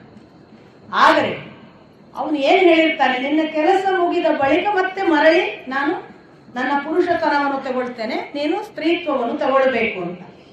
ಆಯ್ತು ಅಂತ ಶಿಖಂಡಿ ಹೋಗಿದ್ದಾನೆ. ಇತ್ತ ಸ್ಥೂಣಕರ್ಣ ಹೆಣ್ಣಾಗಿ ಬಿಟ್ಟದ್ದರಿಂದ ಯಕ್ಷರ ದೊರೆ ಕುಬೇರ ಹೀಗೆ ಬರುವಾಗ ಸ್ಥೂಣಕರ್ಣ ಒಳಗಿದ್ದಾನೆ ತನ್ನ ಕುಟೀರದಲ್ಲಿ. ನಿಜವಾಗಿ ಕುಬೇರ ಬರುವಾಗ ಸ್ಥೂಣಕರ್ಣ ಏನ್ ಮಾಡ್ಬೇಕು, ಒಬ್ಬ ಯಕ್ಷರ ಒಬ್ಬ ಸಬಾರ್ಡಿನೇಟ್ ಅವ ಸ್ಥೂಣಕರ್ಣ, ಅವನು ಇಮಿಡಿಯೇಟ್ ದೊರೆ ಬಂದ ಕೂಡಲೇ ಏನ್ ಮಾಡ್ಬೇಕು, ಆದರ ಆತಿಥ್ಯ ಅವನನ್ನು ಕರಿಬೇಕು, ಮಾಡಲ್ಲ. ಯಾಕೆ, ಹೆಣ್ಣಾಗಿದ್ದರಿಂದ ನಾಚಿ ಒಳಗೆ ಕೂತ್ಕೊಳ್ತಾನೆ. ಈ ಕಥೆ ಇವನಿಗೆ ಗೊತ್ತಿಲ್ಲ ಕುಬೇರನಿಗೆ. ಅವನು ಶಪಿಸ್ತಾನೆ, ಹೆಣ್ಣಾಗಿಯೇ ಹೋಗು. ಹೀಗಾಗಿ ಶಿಖಂಡಿಯ ಪುರುಷತ್ವವನ್ನು ತೆಗೊಳ್ಳಿಕ್ಕೆ ಇವನ ಶಾಪ. ಹೀಗಾಗಿ ಶಿಖಂಡಿ ಪುರುಷನಾಗಿಯೇ ಉಳಿದ, ಇಲ್ಲಿ ಇವನು ಸ್ತ್ರೀ ಆದ. ಭೀಷ್ಮ ಪ್ರತಿಜ್ಞೆ ಏನು, ಹೆಣ್ಣಾದವರ ಜೊತೆ ಯುದ್ಧ ಮಾಡುವುದು, ಹೆಣ್ಣಿನ ಹೆಸರಿನವರ ಜೊತೆ ಯುದ್ಧ ಮಾಡುವುದು. ಹೀಗಾಗಿ ಪೂರ್ವ ಜನ್ಮದಲ್ಲಿ ಪೂರ್ವ ಅವಸ್ಥೆಯಲ್ಲಿ ಹೆಣ್ಣಾಗಿ ಈಗ ಗಂಡಾಗಿದ್ರು ಯುದ್ಧ ಮಾಡಲ್ಲ, ಹೀಗೆಲ್ಲ ನಿಯಮಗಳು ಇಟ್ಕೊಂಡಿದ್ದಾನೆ. ಹೀಗಾಗಿ ಈ ಕಥೆ ಯುಧಿಷ್ಠಿರನಿಗಲ್ಲ, ವಾಸ್ತವಿಕ ಅಂಬೆಯ ಆಖ್ಯಾನ ಹೇಳಿದಾಗ ಯುದ್ಧ ಪರ್ವ ಪ್ರಾರಂಭ ಮಾಡುವ ಮೊದಲು ಉದ್ಯೋಗ ಪರ್ವದಲ್ಲಿ ಭೀಷ್ಮಾಚಾರ್ಯರು ದುರ್ಯೋಧನನಿಗೆ ಹೇಳಿರ್ತಾರೆ, ನಾನು ಸೇನಾಧಿಪತಿಯಾಗಿ ಎಲ್ಲರ ಜೊತೆಗೂ ಯುದ್ಧ ಮಾಡ್ತೇನೆ, ಆದರೆ ಈ ನಿಯಮಗಳುಂಟು, ಆ ಪ್ರಕಾರ ನಾನು ಶಿಖಂಡಿ ಒಬ್ಬರ ಜೊತೆಗೆ ಯುದ್ಧ ಮಾಡಲ್ಲ. ಇದು ದುರ್ಯೋಧನನಿಗೆ ಗೊತ್ತು, ಇದು ಯುಧಿಷ್ಠಿರನಿಗೆ ಗೊತ್ತು. ಆ ಕಾರಣಕ್ಕಾಗಿ ಯುಧಿಷ್ಠಿರ ಹೇಳ್ತಾನೆ, ಅವನು ಹೊಡೆಯದಿದ್ರು ನೀನು ಹೊಡಿ, ನೀನು ಓಡೋಗ್ಬೇಡ, ಮತ್ತೆ ಓಡಿ ಹೋದವನನ್ನು ಕರ್ಕೊಂಬರೋದು, ಹೊಡೆಯೋದಿವನು. ಈ ಯುದ್ಧಕ್ಕೆ ಭೀಷ್ಮಾಚಾರ್ಯರು ಪ್ರತಿಕ್ರಿಯಿಸದೆ ಉಳಿದವರ ಬಾಣವನ್ನೆಲ್ಲ ಕತ್ತರಿಸುವುದು ಮಾಡ್ತಿರ್ತಾರೆ. ನಾನು ಹೇಳಿದೆ, 9ನೇ ದಿವಸದ ಯುದ್ಧ ಪರಾಕಾಷ್ಠೆಯಲ್ಲಿ ಯಾವ ಮಟ್ಟಕ್ಕೆ ಸಾವು ಸಂಭವಿಸ್ತಾ ಹೋಗ್ತದೆ ಅಂದ್ರೆ, ಕೃಷ್ಣ ಗಮನಿಸ್ತಾ ಹೇಳ್ತಾನೆ, ಪಾಂಡವರು ಹೀಗೆ ಆದರೆ ಸರ್ವನಾಶವಾಗ್ತಾರೆ, ನಾವು 5 ಜನ ಉಳಿಬಹುದು ಅಥವಾ ಯಾರು ಉಳಿಲಿಕ್ಕಿಲ್ಲ. ಈಗ ಭೀಷ್ಮಾಚಾರ್ಯರನ್ನು ಕೊಲ್ಲುವುದಕ್ಕೆ ಸರಿಯಾದ ಸಮಯ. ನೀನು ಮಾಡಿದ ವಿರಾಟನ ಸಭೆಯ ಪ್ರತಿಜ್ಞೆ ಮತ್ತು ಬೇರೆ ಸಂದರ್ಭದಲ್ಲಿ ದೂತ ತಂದಾಗ ಸಂಜಯನ ಮುಂದೆ ಹೇಳಿದ ಪ್ರತಿಜ್ಞೆ, ಆ ಪ್ರಕಾರವಾಗಿ ಧೃತರಾಷ್ಟ್ರನ ಸಕಲ ಸೈನಿಕರನ್ನು ಮತ್ತು ಭೀಷ್ಮ ದ್ರೋಣ ಮೊದಲಾದ ಎಲ್ಲರನ್ನು ಕೊಲ್ತೇನೆ ಅಂತ ಏನು ಪ್ರತಿಜ್ಞೆ ಮಾಡಿದ್ದಿ, ನೆನಪು ಮಾಡಿಕೋ, ಹೊರಡು ಅಂತ ಮತ್ತೆ ನೆನಪು ಮಾಡ್ತಾನೆ. ಎಲ್ಲಾ ಸಂಭಾಷಣೆ 3ನೇ ದಿನ ಏನು ಸಂಭಾಷಣೆ ಆಯ್ತಲ್ಲ ಕೃಷ್ಣನಿಗೆ ಮತ್ತು ಅರ್ಜುನನಿಗೆ, ಅದೇ ತರ. ಆ ಕೂಡಲೇ ಅರ್ಜುನ ಹೇಳ್ತಾನೆ, ಹೌದು ನಾನು ಯುದ್ಧ ಮಾಡ್ತೇನೆ, ಮುಂದಕ್ಕೆ ಹೋಗೋಣ ಅಂತ ಹೇಳಿ ಯಾವ ಭೀಷ್ಮರ ಬಾಣಕ್ಕೂ ಕೂಡ ಇವನ ಪ್ರತಿಕ್ರಿಯೆ ಅಷ್ಟು ಪ್ರಬಲವಾಗಿರೋದಿಲ್ಲ. ನೋಡ್ತಾನೆ ಕೃಷ್ಣ, ಇನ್ನೇನು ಸಹಿಸ್ಕೊಳ್ಳಕ್ಕಾಗೋದಿಲ್ಲ, ಇವನು ಯುದ್ಧ ಮಾಡೋದಿಲ್ಲ ಅಂತ ಗೊತ್ತಾಗುತ್ತೆ.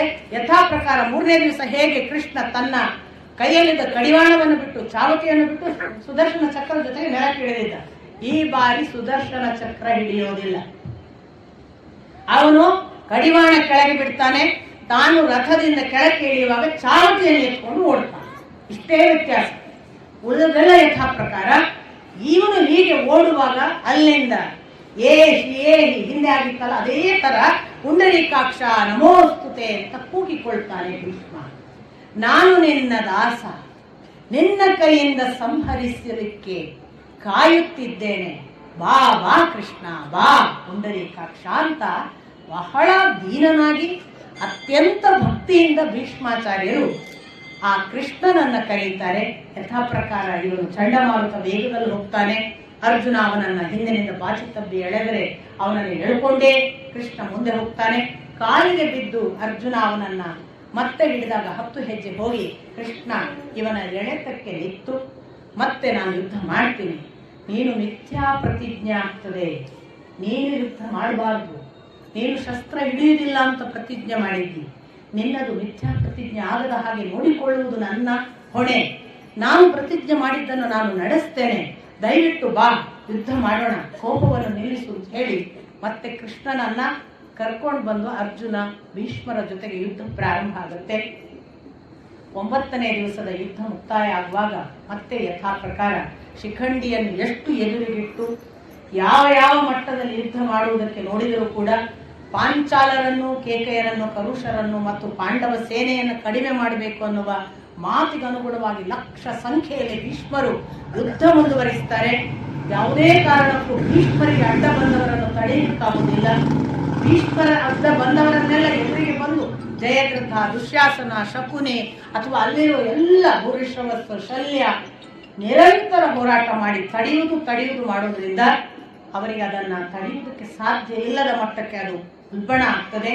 9ನೇ ದಿನದ ಯುದ್ಧ ಕೂಡ ಪಾಂಡವ ಸೇನೆಯ ಮತ್ತು ಕೌರವ ಸೇನೆಯ ಬಹಳ ಯೋಧರ ಹತರಾಗಲು ಅನ್ನುವ ಲೆಕ್ಕಕ್ಕೆ ಮುಕ್ತಾಯ ಆಗ್ತದೆ ಹೊರತು ಭೀಷ್ಮರನ್ನ ಮುಕ್ತಾಯ ಮಾಡುವುದಕ್ಕಾಗಲಿ ಯುದ್ಧ ಮುಕ್ತಾಯಕ್ಕಾಗಲಿ ಸಾಧ್ಯ ಆಗುವುದಿಲ್ಲ. ಆ ದಿವಸ ರಾತ್ರಿ ಯುಧಿಷ್ಠಿರ ಕೃಷ್ಣನನ್ನು ಕೇಳ್ತಾನೆ, ನನಗೆ ಕಾಣ್ತದೆ ನಾವು ಯುದ್ಧ ಮಾಡಿ ಏನು ಉಪಯೋಗ ಇಲ್ಲ, ಈ ಪರಿ ಪಾಂಡವರು ಸಾಯ್ತಿದ್ದಾರೆ ಅಥವಾ ಸೇನೆ ಈ ಪರಿ ಸತ್ತರೆ ನಮಗೆ ಏನು ಉಳಿತದೆ, ಏನು ಯಾವ ಕಾರಣಕ್ಕೆ ಯುದ್ಧ ಮಾಡೋದು? ನನಗೆ ಈಗಲೂ ಅನಿಸುತ್ತೆ ಇಷ್ಟು ಜನ ಬದುಕಿಕೊಂಡವರಾದರೂ ಬದುಕಿಕೊಳ್ಳಲಿ, ನಾನು ಇನ್ನು ಈ ಸತ್ತವರ ಸಂಖ್ಯೆಯನ್ನು ನೋಡ್ತಾ ಹೋದ್ರೆ ನನ್ನ ಕಾರಣವಾಗಿ ಇನ್ನು ಸಾವು ಬೇಡ ಅನ್ನಿಸ್ತಿದೆ, ನಾನು ಯುದ್ಧ ನಿವೃತ್ತನಾಗಲಿಕ್ಕೆ ಇಷ್ಟಪಡ್ತೇನೆ, ನನಗೆ ಈ ಥರದ ಯುದ್ಧಕ್ಕಿಂತ ಸಾವಿಗಿಂತ ತೀರ್ಥಯಾತ್ರೆ ಶ್ರೇಯಸ್ಕರ ಅನ್ನಿಸ್ತದೆ. ಕೃಷ್ಣ ನೀನು ಹೇಳು, ಯಾವುದು ಶ್ರೇಯಸ್ಕರ, ನಾನು ಯುದ್ಧ ಮಾಡಬೇಕು ಅಥವಾ ಬಿಡಬೇಕು? ಕೃಷ್ಣ ಹೇಳ್ತಾನೆ, ಯಾಕೆ ನೀನು ಚಿಂತಿಸ್ತಿದ್ದೀಯ? ಧರ್ಮದ ಪ್ರಕಾರ ನೀನು ಕ್ಷತ್ರಿಯ, ಯುದ್ಧ ಮಾಡಲೇಬೇಕು. ಆದ್ರೆ ನಿನಗೀಗ ಚಿಂತೆ ಯಾವುದರ ಬಗ್ಗೆ? ಭೀಷ್ಮರು ಮಾಡ್ತಾ ಇರೋ ಅವ್ಯಾಹತ ವಧೆಯ ಬಗ್ಗೆ. ಅದು ನನ್ನ ಚಿಂತೆ ಕೂಡ.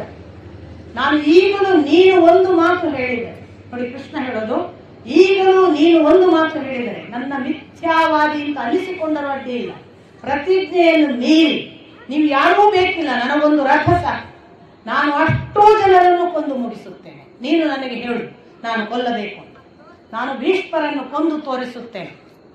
ಎರಡನೇ ಯಾಕೆಂದ್ರೆ ನೀನು ನನಗೆ ಅತ್ಯಂತ ಬೇಕಾದ ಬಂಧು, ನೀನು ಬಂಧುವಾದ್ದರಿಂದ ನಿನ್ನ ಮಿತ್ರರು ನನಗೆ ಮಿತ್ರರು, ನಿನ್ನ ಶತ್ರುಗಳು ನನಗೆ ಶತ್ರುಗಳು, ನಿನ್ನ ಮೇಲೆ ನನಗೆ ಅತ್ಯಂತ ಪ್ರೀತಿ, ನೀನು ಹೇಳಿದಂತೆ ಮಾಡುತ್ತೇನೆ, ನಾನು ಕೊಲ್ಲುತ್ತೇನೆ ಭೀಷ್ಮರನ್ನು ಬೇಕಾದರೆ. ಆದರೆ ಇನ್ನೂ ಒಂದು ಇದರಲ್ಲಿ ದೋಷವಿದೆ. ಅರ್ಜುನ ಒಂದು ಪ್ರತಿಜ್ಞೆ ಮಾಡಿದ್ದಾನೆ, ಅವನು ದ್ರೋಣ, ಭೀಷ್ಮ ಮತ್ತು ಧೃತರಾಷ್ಟ್ರನ ಅಷ್ಟೂ ಸೇನೆಯನ್ನು ತಾನು ಕೊಲ್ಲುತ್ತೇನೆ ಎಂಬ ಪ್ರತಿಜ್ಞೆ ಮಾಡಿದ್ದಾನೆ. ಅವನ ಪ್ರತಿಜ್ಞೆ ಸುಳ್ಳಾಗದಂತೆ ನೋಡಿಕೊಳ್ಳುವುದು ಕೂಡ ನನ್ನ ಕರ್ತವ್ಯ. ಯಾಕೆಂದ್ರೆ ಅವನು ನನ್ನ ಭಕ್ತ, ನನಗೆ ಅವನ ಮೇಲೂ ಅಷ್ಟೇ ಪ್ರೀತಿ ಇದೆ, ಅವನು ನನ್ನ ಬಂಧು. ಈಗ ಈ ಎರಡರಲ್ಲಿ ಒಂದು ಆಯ್ಕೆ, ಒಂದು ಅರ್ಜುನ ಕೊಲ್ಲಬೇಕು, ಇಲ್ಲ ನಾನು. ಯಾವುದು ಅನ್ನುವುದನ್ನು ನೀನು ಮತ್ತು ಈ ಅರ್ಜುನನ ಸಮ್ಮುಖದಲ್ಲಿ ನೀವೇ ನಿರ್ಣಯ ಮಾಡಿ, ನಾನು ಎರಡಕ್ಕೂ ಸಿದ್ಧ ಅಂತ ಕೃಷ್ಣ ಘೋಷಿಸ್ತಾನೆ. ಆಗ ಅರ್ಜುನ ಹೇಳ್ತಾನೆ, ದಯವಿಟ್ಟು ಕೃಷ್ಣ, ನಾನು ಇದುವರೆಗೆ ಮಾಡಿದ್ದನ್ನು ಮರೆತು ಬಿಡು. ಈ ದಿನ, ನಾಳಿನ ದಿನ 10ನೆಯ ದಿನ ನಾನು ಯುದ್ಧದಲ್ಲಿ ನೀನು ಹೇಳಿದ ಹಾಗೆ ಭೀಷ್ಮರನ್ನು ಕೊಂದು ಮುಗಿಸುತ್ತೇನೆ. ಆದರೆ ಇದುವರೆಗೆ ನಾನು ಪ್ರತಿಜ್ಞೆಯನ್ನು ನಡೆಸಿಲ್ಲ, ನೀನು ಮಿಥ್ಯಾವಾದಿ ಆಗಬೇಕು, ನನ್ನ ಪ್ರತಿಜ್ಞೆ ನಾನು ನಡೆಸುತ್ತೇನೆ. ಆಗ ಯುಧಿಷ್ಠಿರ ಹೇಳ್ತಾನೆ, ಸದಾ ನಿನ್ನ ಜೊತೆಗೆ ಯಾವ ಸಲಹೆ ಕೊಡುವುದಕ್ಕೂ ನಿನ್ನ ಹಿತೈಷಿಯಾಗಿ ನಾನಿದ್ದೇನೆ ಎಂದು ಭೀಷ್ಮಾಚಾರ್ಯರು ಹೇಳಿದ್ದರು. ನಾವು ಒಂದು ಬಾರಿ ಅವರನ್ನೇ ಕೇಳೋಣ, ಅವರನ್ನು ಹೇಗೆ ವಧೆ ಮಾಡುವುದು. ಹಾಗೆ ಶಿಬಿರಕ್ಕೆ ಹೋಗ್ತಾರೆ. ಮತ್ತೆ ಇನ್ನೊಮ್ಮೆ ಬಾ ಅಂದಿದ್ದಾನಲ್ಲ ಅಂತ ನೆನಪಿಸಿಕೊಂಡು ಯುಧಿಷ್ಠಿರ ತಾವು ಅಷ್ಟು ಜನ ಪಾಂಡವರು ಕೃಷ್ಣನ ಜೊತೆಗೆ ಭೀಷ್ಮಾಚಾರ್ಯರ ಶಿಬಿರಕ್ಕೆ ಹೋಗ್ತಾರೆ. ಭೀಷ್ಮಾಚಾರ್ಯರು ವಾರ್ಷ್ಣೇಯ ಬಾ ಅಂತ ಕೃಷ್ಣನನ್ನು, ಆ ಬಳಿಕ ಅರ್ಜುನನನ್ನು, ಅದಾದ ಮೇಲೆ ಯುಧಿಷ್ಠಿರನನ್ನು, ನಕುಲ ಸಹದೇವರನ್ನು ಒಬ್ಬೊಬ್ಬರನ್ನು ಹೆಸರು ಹೇಳಿ ಬನ್ನಿ ಸ್ವಾಗತ, ನನಗೆ ನೀವು ತುಂಬಾ ಪ್ರೀತ್ಯಾಸ್ಪದರು, ನಿಮಗಾಗಿ ನಾನು ಏನು ಮಾಡಬೇಕು ಹೇಳಿ ಕೇಳ್ತಾರೆ. ಆಗ ಯುಧಿಷ್ಠಿರ ಹೇಳ್ತಾನೆ, ನೀನು ನಿತ್ತ ಪರಿಯನ್ನು ನಾವು ಎದುರಿಸಲಾಗದೆ ಸೋತಿದ್ದೇವೆ, ಹೇಗೆ ಮಾಡುವುದು? ಆಗ ಭೀಷ್ಮಾಚಾರ್ಯರು ಹೇಳ್ತಾರೆ, ನೀನು ಹೇಳುವುದು ತುಂಬಾ ಸತ್ಯವಾದ ಮಾತು ಯುಧಿಷ್ಠಿರ, ನಾನು ಇರುವವರೆಗೆ ನೀವು ಗೆಲ್ಲಲಿಕ್ಕೆ ಸಾಧ್ಯವಿಲ್ಲ. ನಾನು ಎಲ್ಲಿಯವರೆಗೆ ನಾನು ನಿಮ್ಮ ರಣಾಂಗಣದಲ್ಲಿ ನಿಂತಿರುತ್ತೇನೆ ಅಲ್ಲಿಯವರೆಗೆ ನೀವು ಗೆಲ್ಲುವುದೇ ಇಲ್ಲ, ಇದು ಶತಸಿದ್ಧ. ನೀವಲ್ಲ, ಯಾರು ಬಂದರೂ ನನ್ನನ್ನು ಸೋಲಿಸಲಿಕ್ಕೆ ಸಾಧ್ಯವಿಲ್ಲ. ನೋಡಿ, ಇವರಿಗೆ ನೀನು ಹೇಳ್ತಾನೆ ಆ ಮಾತನ್ನು ಹೇಳುವಾಗ, ಇಂದ್ರಾದಿ ದೇವತೆಗಳಿಗೂ ನನ್ನನ್ನು ಗೆಲ್ಲಲು ಸಾಧ್ಯವಿಲ್ಲ. ಗೆಲ್ಲಲಿಕ್ಕೆ ಸಾಧ್ಯವಿರುವುದು ಇಬ್ಬರಿಗೆ ಅಂತ ಗೊತ್ತಿತ್ತು, ಭೀಷ್ಮರಿಗೆ, ಒಂದು ಕೃಷ್ಣ, ಇನ್ನೊಂದು ಅರ್ಜುನ. ಆದ್ದರಿಂದ ಅವ್ರು ಹೇಳ್ತಾರೆ, ಅದು ಅರ್ಜುನನಿಗೆ ಯಾರದೋ ಒಂದು ಸಹಾಯ ಬೇಕು, ಶಿಖಂಡಿ ಅಂತ, ಇಲ್ಲಾಂದ್ರೆ ಅದು ಸಾಧ್ಯವಿಲ್ಲ. ಅದಕ್ಕೆ ಅವ್ರು ಹೇಳ್ತಾರೆ, ನನ್ನನ್ನು ಗೆಲ್ಲುವುದಕ್ಕೆ ಸಾಧ್ಯವಿದ್ದರೆ ಅದು ಕೃಷ್ಣನಿಂದ ಮಾತ್ರ. ಅವನು ಮಿಥ್ಯಾವಾದಿ ಆಗುವುದಿಲ್ಲ ಅಂತ ಈಗಲೇ ಹೇಳಿದಾನಲ್ಲ. ಎರಡನೇದು ಹೇಳ್ತಾರೆ, ನಿಮಗೆ ನನ್ನನ್ನು ಸೋಲಿಸಲಿಕ್ಕೆ, ಶಸ್ತ್ರ ಕೆಳಗಿಡಲಿಕ್ಕೆ ಒಂದು ದಾರಿ ಇದೆ. ನಾನು ಶಸ್ತ್ರ ಕೆಳಗಿಟ್ಟಾಗ ನೀವು ಯುದ್ಧ ಮಾಡಿದರೆ ಮಾತ್ರ ನಾನು ಸೋಲಬಲ್ಲೆ. ನಾನು ಶಸ್ತ್ರ ಕೆಳಗಿಡುವುದು ಪಲಾಯನ ಮಾಡಿದವರ ಜೊತೆಗೆ ನಾನು ಯುದ್ಧ ಮಾಡುವುದು, ಶರಣಾಗತರಾದವರ ಜೊತೆಗೆ ನಾನು ಯುದ್ಧ ಮಾಡುವುದಿಲ್ಲ, ಹೆಣ್ಣಿನ ಹೆಸರಿನ ಗಂಡಿನ ಜೊತೆಗೆ ನಾನು ಯುದ್ಧ ಮಾಡುವುದಿಲ್ಲ, ಅಥವಾ ಗಂಡಾಗಿ ಕಾಣಿಸಿದರೂ ಪೂರ್ವದಲ್ಲಿ ಹೆಣ್ಣಾಗಿದ್ದರೆ ನಾನು ಯುದ್ಧ ಮಾಡುವುದಿಲ್ಲ. ಹೀಗೆ ಲಿಸ್ಟ್ಗಳನ್ನು ಕೊಟ್ಟು, ಶಿಖಂಡಿ ಪೂರ್ವದಲ್ಲಿ ಹೆಣ್ಣಾಗಿದ್ದು ಈಗ ಗಂಡಾಗಿರುವುದರಿಂದ ನಾನು ಶಿಖಂಡಿಯ ಜೊತೆಗೆ ಎಂದು ಯುದ್ಧ ಮಾಡುವುದಿಲ್ಲ. ನಾನು ಶಿಖಂಡಿಯನ್ನು ನೀವು ನನ್ನ ಮುಂದೆ ತಂದಿಟ್ಟರೆ ಶಸ್ತ್ರ ಕೆಳಗಿಡುತ್ತೇನೆ, ಆಗ ನಿಮಗೆ ನನ್ನನ್ನು ಕೊಲ್ಲುವುದಕ್ಕೆ ಸಾಧ್ಯವಿದೆ. ಈ ಸೂಚನೆಯನ್ನು ಸ್ವತಃ ಕೊಡುವಾಗ ಭೀಷ್ಮಾಚಾರ್ಯರು ಹೇಳ್ತಾರೆ, ಕಾಲವೂ ಸನ್ನಿಹಿತವಾಗಿದೆ, ಆದ್ದರಿಂದ ನೀವು ಇದನ್ನು ನಾಳೆಯೇ ಮಾಡಿ. ಭೀಷ್ಮಾಚಾರ್ಯರು 10ನೆಯ ದಿನದ ಯುದ್ಧಕ್ಕೆ ಸಿದ್ಧರಾಗ್ತಾರೆ. ಎರಡೂ ಕಡೆಯಿಂದ ಯುಧಿಷ್ಠಿರನ ಮನಸ್ಥಿತಿಯಲ್ಲೂ ಈಗ ಅವರನ್ನು ಕೊಲ್ಲುವ ಸಿದ್ಧತೆ, ಆ ಕಡೆಯಿಂದ ಭೀಷ್ಮಾಚಾರ್ಯರು ಕೂಡ ಯುದ್ಧಕ್ಕೆ ಬರುವುದು ನೆಪ, ಸಾಯುವುದಕ್ಕೆ ಸಿದ್ಧರಾದ ಒಂದು ಮನಸ್ಥಿತಿ. ಮುಖಾಮುಖಿ ಯಥಾ ಪ್ರಕಾರ ಅದು ಭೀಷ್ಮ ದ್ರೋಣರು ಅವರು ತಮ್ಮ ಸಮರ್ಥ ಸೇನೆಯ ಜೊತೆಗೆ, ಇಲ್ಲಿ ಪಾಂಚಾಲರ ಜೊತೆಗೆ ಪಾಂಡವರ ಸೇನೆ, ಇಬ್ಬರು ಇನ್ನೆಲ್ಲದಂತೆ ಯುದ್ಧ ಮಾಡುವುದು. ಎಷ್ಟೋ ಸಾರಿ ದುಶ್ಯಾಸನ ಬಹಳ ಪ್ರಭಾವಶಾಲಿಯಾಗಿ ಭೀಷ್ಮರನ್ನು ಪ್ರೊಟೆಕ್ಟ್ ಮಾಡಿದ ಒಂಥರ ಐತಿಹಾಸಿಕ ಅನ್ನುವ ಯುದ್ಧ ಮಾಡ್ತಾರೆ. ದುಶ್ಯಾಸನ ಕೊಟ್ಟ ರಕ್ಷಣೆ ಭೀಷ್ಮರನ್ನು ಬಹಳ ಬಾರಿ ರಕ್ಷಿಸ್ತದೆ. ಶಿಖಂಡಿಯನ್ನು ಎಲ್ಲರೂ ತಂದು ಯುದ್ಧ ಮಾಡ್ತಾರೆ ಅಂತ ಗೊತ್ತಾದಾಗೆಲ್ಲ ದುಶ್ಯಾಸನಿಗೆ ಗೊತ್ತಿದೆ, ಶಿಖಂಡಿ ಬಂದ್ರೆ ಭೀಷ್ಮಾಚಾರ್ಯ ಯುದ್ಧ ಮಾಡ, ಆಗೆಲ್ಲ ದುಶ್ಯಾಸನ ಅಡ್ಡ ಬಂದು ಸಾಕಷ್ಟು ಬಾರಿ ಭೀಷ್ಮರನ್ನು ಕೊಲ್ಲದಾಗೆ ರಕ್ಷಣೆ. ಏಕಕಾಲಕ್ಕೆ ಜಯದ್ರಥ, ದುರ್ಯೋಧನ, ದ್ರೋಣಾಚಾರ್ಯರು ಎಲ್ಲರಿಗೂ ಗೊತ್ತಿರುತ್ತೆ, ಇವರು ಶಿಖಂಡಿ ಅಂತಂದ್ರೆ ಭೀಷ್ಮರನ್ನು ಕೊಲ್ತಾರೆ, ನಾವು ಭೀಷ್ಮರನ್ನು ಬಿಟ್ಕೊಡ್ಬಾರ್ದು. ಈ ಪರಿರಕ್ಷಣೆ ಸುಮಾರು ಮಧ್ಯಾಹ್ನದವರೆಗೂ ಅದು ಮುಗಿಯಲ್ಲ ಅನ್ನುವ ಹಾಗೆ, ಇನ್ನೇನು ಮಧ್ಯಾಹ್ನದ ಹೊತ್ತಿನವರೆಗೆ ನಿತ್ಯ 1,00,000 ಕೊಲ್ತೇನೋ, 1,000 ಕೊಲ್ತೇನೋ, 10,000 ಕೊಲ್ತೇನೋ, ಏನೋ ಲೆಕ್ಕ ಇಟ್ಕೊಂಡಿರ್ತಾರಲ್ಲ ಭೀಷ್ಮಾಚಾರ್ಯರು, ಅದನ್ನೂ ಪೂರೈಸ್ತಾರೆ. ತನ್ನ ಲೆಕ್ಕದ ಅಷ್ಟೂ ಜನರನ್ನು ಕೊಂದು ಶಿಖಂಡಿ ಬಂದಾಗ ಮಾತ್ರ ಬಾಣ ಇರ್ತದೆ. ಒಂದು ಸಾರಿ ಶಿಖಂಡಿಯ ಬಾಣವನ್ನು ಕತ್ತರಿಸಿದ್ರು ಅಂತ ಉಲ್ಲೇಖ ಇದೆ. ಅಂದ್ರೆ ಅನೇಕರು ಬಾಣ ಬಿಡ್ತಾ ಇದ್ರು, ಶಿಖಂಡಿಯ ಬಾಣವನ್ನು ಕತ್ತರಿಸ್ತಾರೆ. ಶಿಖಂಡಿಯ ಜೊತೆಗೆ ನೇರ ಯುದ್ಧ ಮಾಡೋದಿಲ್ಲ. ಅಲ್ಟಿಮೇಟ್ಲಿ ಒಂದು ಸಂದರ್ಭ ಎಲ್ಲರನ್ನೂ ಕೂಡ ಒಂದು ತರದಲ್ಲಿ ಪ್ರತ್ಯೇಕಗೊಳಿಸಿ ಅವರವರಿಗೆ ಬೇರೆ ಬೇರೆಯವರನ್ನು ತನ್ಮಯಗೊಳಿಸುವ ಹಾಗೆ ನಾಯಕರುಗಳನ್ನು ಜೋಡಿಸಿ ಅರ್ಜುನ, ಭೀಷ್ಮ, ಶಿಖಂಡಿ, ಕೃಷ್ಣ ಮುಖಾಮುಖಿ ಆಗುವ ಹಾಗೆ ಆ ಪರಿಸ್ಥಿತಿಯನ್ನು ನಿರ್ಮಾಣ ಮಾಡಿ ಭೀಷ್ಮಾಚಾರ್ಯರು ಒಂಟಿಯಾಗಿ ಶಸ್ತ್ರಾಸ್ತ್ರ ಕೆಳಗಿಟ್ಟಿದ್ದಾರೆ. ಈಗ ಶಿಖಂಡಿಯ ನೆಪವನ್ನು ಮುಂದಕ್ಕೆ ಮಾಡಿಕೊಂಡು ಅರ್ಜುನ ಹೊಡೆಯುತ್ತಿದ್ದಾನೆ. ನೋಡಿ, ಅರ್ಜುನ ಹೊಡೆದ್ರೆ ಭೀಷ್ಮಾಚಾರ್ಯರು ಶಸ್ತ್ರ ಎತ್ತಬೇಕಲ್ಲ. ಹೇಗೆ ಮಾಡಿದ್ರು ಅಂದ್ರೆ ಅಂತೆ, ಭೀಷ್ಮಾಚಾರ್ಯರಿಗೆ ಆ ಕಡೆಯಿಂದ ಬಂದದ್ದು ಅಂತ ಗೊತ್ತಾಗದ ಹಾಗೆ ಶಿಖಂಡಿಯ ಕೈ ಕಡೆಯಿಂದ ಬಂದ ಹಾಗೆ ಅರ್ಜುನ ಬಿಡ್ತಿದ್ದಂತೆ ಬಾಣ, ಅವನ ಚಾಕಚಕ್ಯ. ಭೀಷ್ಮಾಚಾರ್ಯರಿಗೆ ಗೊತ್ತೇ ಇಲ್ಲ ಹಿಂದೆ ಅವ ಬಿಡ್ತಾನೆ ಅಂತ. ನಮ್ಮಲ್ಲಿ ನಿಮಗೆ ಗೊತ್ತು, ಈ ನಾಟ್ಯದವರು 5 ಕೈ ಮಾಡಿಬಿಡ್ತಾರೆ. 5 ಕೈ ಎಲ್ಲಿಂದ ಬಂದು ಹಿಂದೆ ನಿಂತವ್ರು ಕಾಣಿಸೋದೇ ಇಲ್ಲ. ಹಿಂಗಿದು ಇವನಿಗೆ ಗೊತ್ತೇ ಆಗದ ಹಾಗೆ. ಅಂದ್ರೆ ಅರ್ಜುನ ಯಾವ ಮಟ್ಟಕ್ಕೆ, ಒಂದು ವೇಳೆ ಶಿಖಂಡಿ ಬಿಟ್ರೆ ಹೆಂಗ್ ಹೋಗ್ಬೋದು ಬಾಣ, ಎಲ್ಲಿಂದ ಆ ನೇರ ಇಟ್ಕೊಂಡೇ ಹೊಡಿತಾ ಹೋದ್ನಂತೆ. ಶಿಖಂಡಿನೇ ಬಾಣ ಬಿಡ್ತಿದ್ದಾನೆ ಅಂತ ಸಂಪೂರ್ಣವಾಗಿ ತಾನು ಶಸ್ತ್ರಾಸ್ತ್ರ ಕೆಳಗೆ ಇಟ್ಬಿಟ್ಟು ಮೈ ತುಂಬ ಬಾಣಗಳ ಮಳೆ ಚುಚ್ಚಿಕೊಂಡು ಇನ್ನೇನು ರಥದಲ್ಲಿ ನಿಲ್ಲಕ್ಕಾಗಲ್ಲ ಅನ್ನುವ ಸ್ಥಿತಿ ಬಂದು ರಥದಿಂದ ಕೆಳಕ್ಕೆ ಬೀಳುವ ಪರಿಸ್ಥಿತಿಗೆ ಭೀಷ್ಮಾಚಾರ್ಯರು ಬೀಳುತ್ತಿದ್ದಾರೆ ಅನ್ನುವಾಗ ದೇವಲೋಕದಲ್ಲೆಲ್ಲ ಅದು ಹೇಗೆ ಸಾಧ್ಯ, ಭೀಷ್ಮಾಚಾರ್ಯರಿಗೆ ದಕ್ಷಿಣಾಯನದಲ್ಲಿ ಮರಣವೇ ಅಂತ ಅಲ್ಲಿ ಮಾತು. ಸಂಜಯ ಹೇಳ್ತಾನೆ, ಈ ಮಾತು ವೇದವ್ಯಾಸರ ಕೃಪೆಯಿಂದ ನನಗೆ ಮತ್ತು ಭೀಷ್ಮಾಚಾರ್ಯರಿಗೆ ಮಾತ್ರ ಕೇಳಿಸಿತ್ತು, ಬೇರೆ ಯಾರಿಗೂ ಕೇಳಿಲ್ಲ. ಆ ಥರದ ದೇವಲೋಕದ ಮಾತು. ಆದರೆ ಹಾಗೆ ಬೀಳುವ ಹೊತ್ತಿಗೆ ಭೀಷ್ಮಾಚಾರ್ಯರು ಹೇಳ್ತಾರೆ, ಅದು ನನಗೆ ಗೊತ್ತು, ನಾನು ಇನ್ನೂ ಪ್ರಾಣ ಬಿಡುವ ಸ್ಥಿತಿಗೆ ಬಂದಿಲ್ಲ. ನನ್ನನ್ನು ನಾನು ನನ್ನ ದೈಹಿಕವಾಗಿ ಸೋತ ಸ್ಥಿತಿ ಮಾತ್ರ ತೋರಿಸಿದ್ದೇನೆ. ಪ್ರಾಣ ಬಿಡುವುದು ನನ್ನಿಚ್ಛೆ. ನಾನು ನನ್ನ ಅಪ್ಪನ ಕಾರಣವಾಗಿ ಅವನು ಕೊಟ್ಟ ಅನುಗ್ರಹ, ಇಚ್ಛಾಮರಣಿಯಾಗು ಅವಧ್ಯನಾಗು, ಯಾರು ಕೊಲ್ಲಕ್ಕೆ ಸಾಧ್ಯ ಇಲ್ಲ ನಿನ್ನನ್ನು ಅಂತ ಶಾಂತನು ಕೊಟ್ಟಂತಹ ವರ. ಒಂದು ಯಾರು ಕೊಲ್ಲಕ್ಕೆ ಸಾಧ್ಯ ಇಲ್ಲ, ಇನ್ನೊಂದು ಇಚ್ಛಾಮರಣ, ಇವನಿಗೆ ಬೇಕಾದಾಗ ಇವನು ಹೋಗ್ಬೇಕು, ಬೇರೆ ಯಾರು ಸಾಯಿಸಲಿಕ್ಕೂ ಸಾಧ್ಯ ಇಲ್ಲ. ಹಾಗಾಗಿ ನಾನು ನನ್ನ ಅಪ್ಪನ ಅನುಗ್ರಹದಿಂದ ನನಗೆ ಇಚ್ಛೆ ಇದ್ದಾಗ ಸಾಯುವ ಅನುಗ್ರಹವಿದೆ. ನಾನು ಈಗ ಪ್ರಾಣ ಬಿಡುವುದಿಲ್ಲ, ಆದರೆ ನಾನು ಭೂಮಿಗೆ ಹತನಾದ ಹಾಗೆ ಬಿದ್ದಿದ್ದೇನೆ, ಸತ್ತಿಲ್ಲ ಅಂತ ಘೋಷಿಸ್ತಾನೆ. ದೇವತೆಗಳಲ್ಲೂ ಕೂಡ ವಿನಂತಿಸಿಕೊಳ್ತಾನೆ, ನಾನು ಇನ್ನೂ ಸತ್ತಿಲ್ಲ. ಅದು ಸರಿ ಸರಿ, ಸಾಧು ಸಾಧು, ನೀನು ಈಗೆಲ್ಲ ಸಾಯಲಿಕ್ಕಿರುವುದು. ಹೌದು, ನಾನು ಉತ್ತರಾಯಣ ಪ್ರವೇಶ ಆದಮೇಲೆ ಸಾಯ್ತೇನೆ, ಮುಂದೆ ಎಲ್ಲ ದಿನಾಂಕಗಳನ್ನು ಕೊಡ್ತಾರೆ. ನಾನು ಅದನ್ನು ಆ ಬಳಿಕ ಶಾಂತಿ ಪರ್ವದ ಆರಂಭದಲ್ಲಿ ಹೇಳ್ತೇನೆ. ಯಾಕಂದ್ರೆ ಅವ್ರು ಇನ್ನೂ ಈಗ ಪ್ರಾಣ ಬಿಟ್ಟಿಲ್ಲ. ಆ ಲೆಕ್ಕಾಚಾರಗಳನ್ನು ಆಗ ನೋಡೋಣ. ಬೀಳ್ತಾರೆ. ಬಿದ್ದ ತಕ್ಷಣ ಅನೇಕರು ಅಳುವುದಕ್ಕೆ ಪ್ರಾರಂಭ ಮಾಡುತ್ತಾರೆ. ಕೌರವ ಸೇನೆಯಲ್ಲಿ ಅನೇಕರ ಕಣ್ಣೀರು, ಇತ್ತ ಪಾಂಡವರ ಸೇನೆಯಲ್ಲೂ ಕೂಡ ದುಃಖ. ಭೀಷ್ಮಾಚಾರ್ಯರು ಬಿದ್ದಿದ್ದಾರೆ, ಸೂರ್ಯಾಸ್ತ ಏನು ಆಗಿಲ್ಲದಿದ್ರು ಕೂಡ ಯಾರಿಗೂ ಯುದ್ಧ ಮಾಡಬೇಕು ಅನ್ನುವ ಮನಸ್ಥಿತಿ ಇಲ್ಲ. ಎಲ್ಲರೂ ಭೀಷ್ಮಾಚಾರ್ಯರ ಸುತ್ತ ಸೇರಿದ್ದಾರೆ. ದುರ್ಯೋಧನನಿಗೆ ಮತ್ತೆ ತುಂಬ ತುಂಬ ಕಾಳಜಿಯಿಂದ ಭೀಷ್ಮಾಚಾರ್ಯರು ಈಗಲೂ ಮನಸ್ಸು ಬದಲಾಯಿಸಿತ್ತು.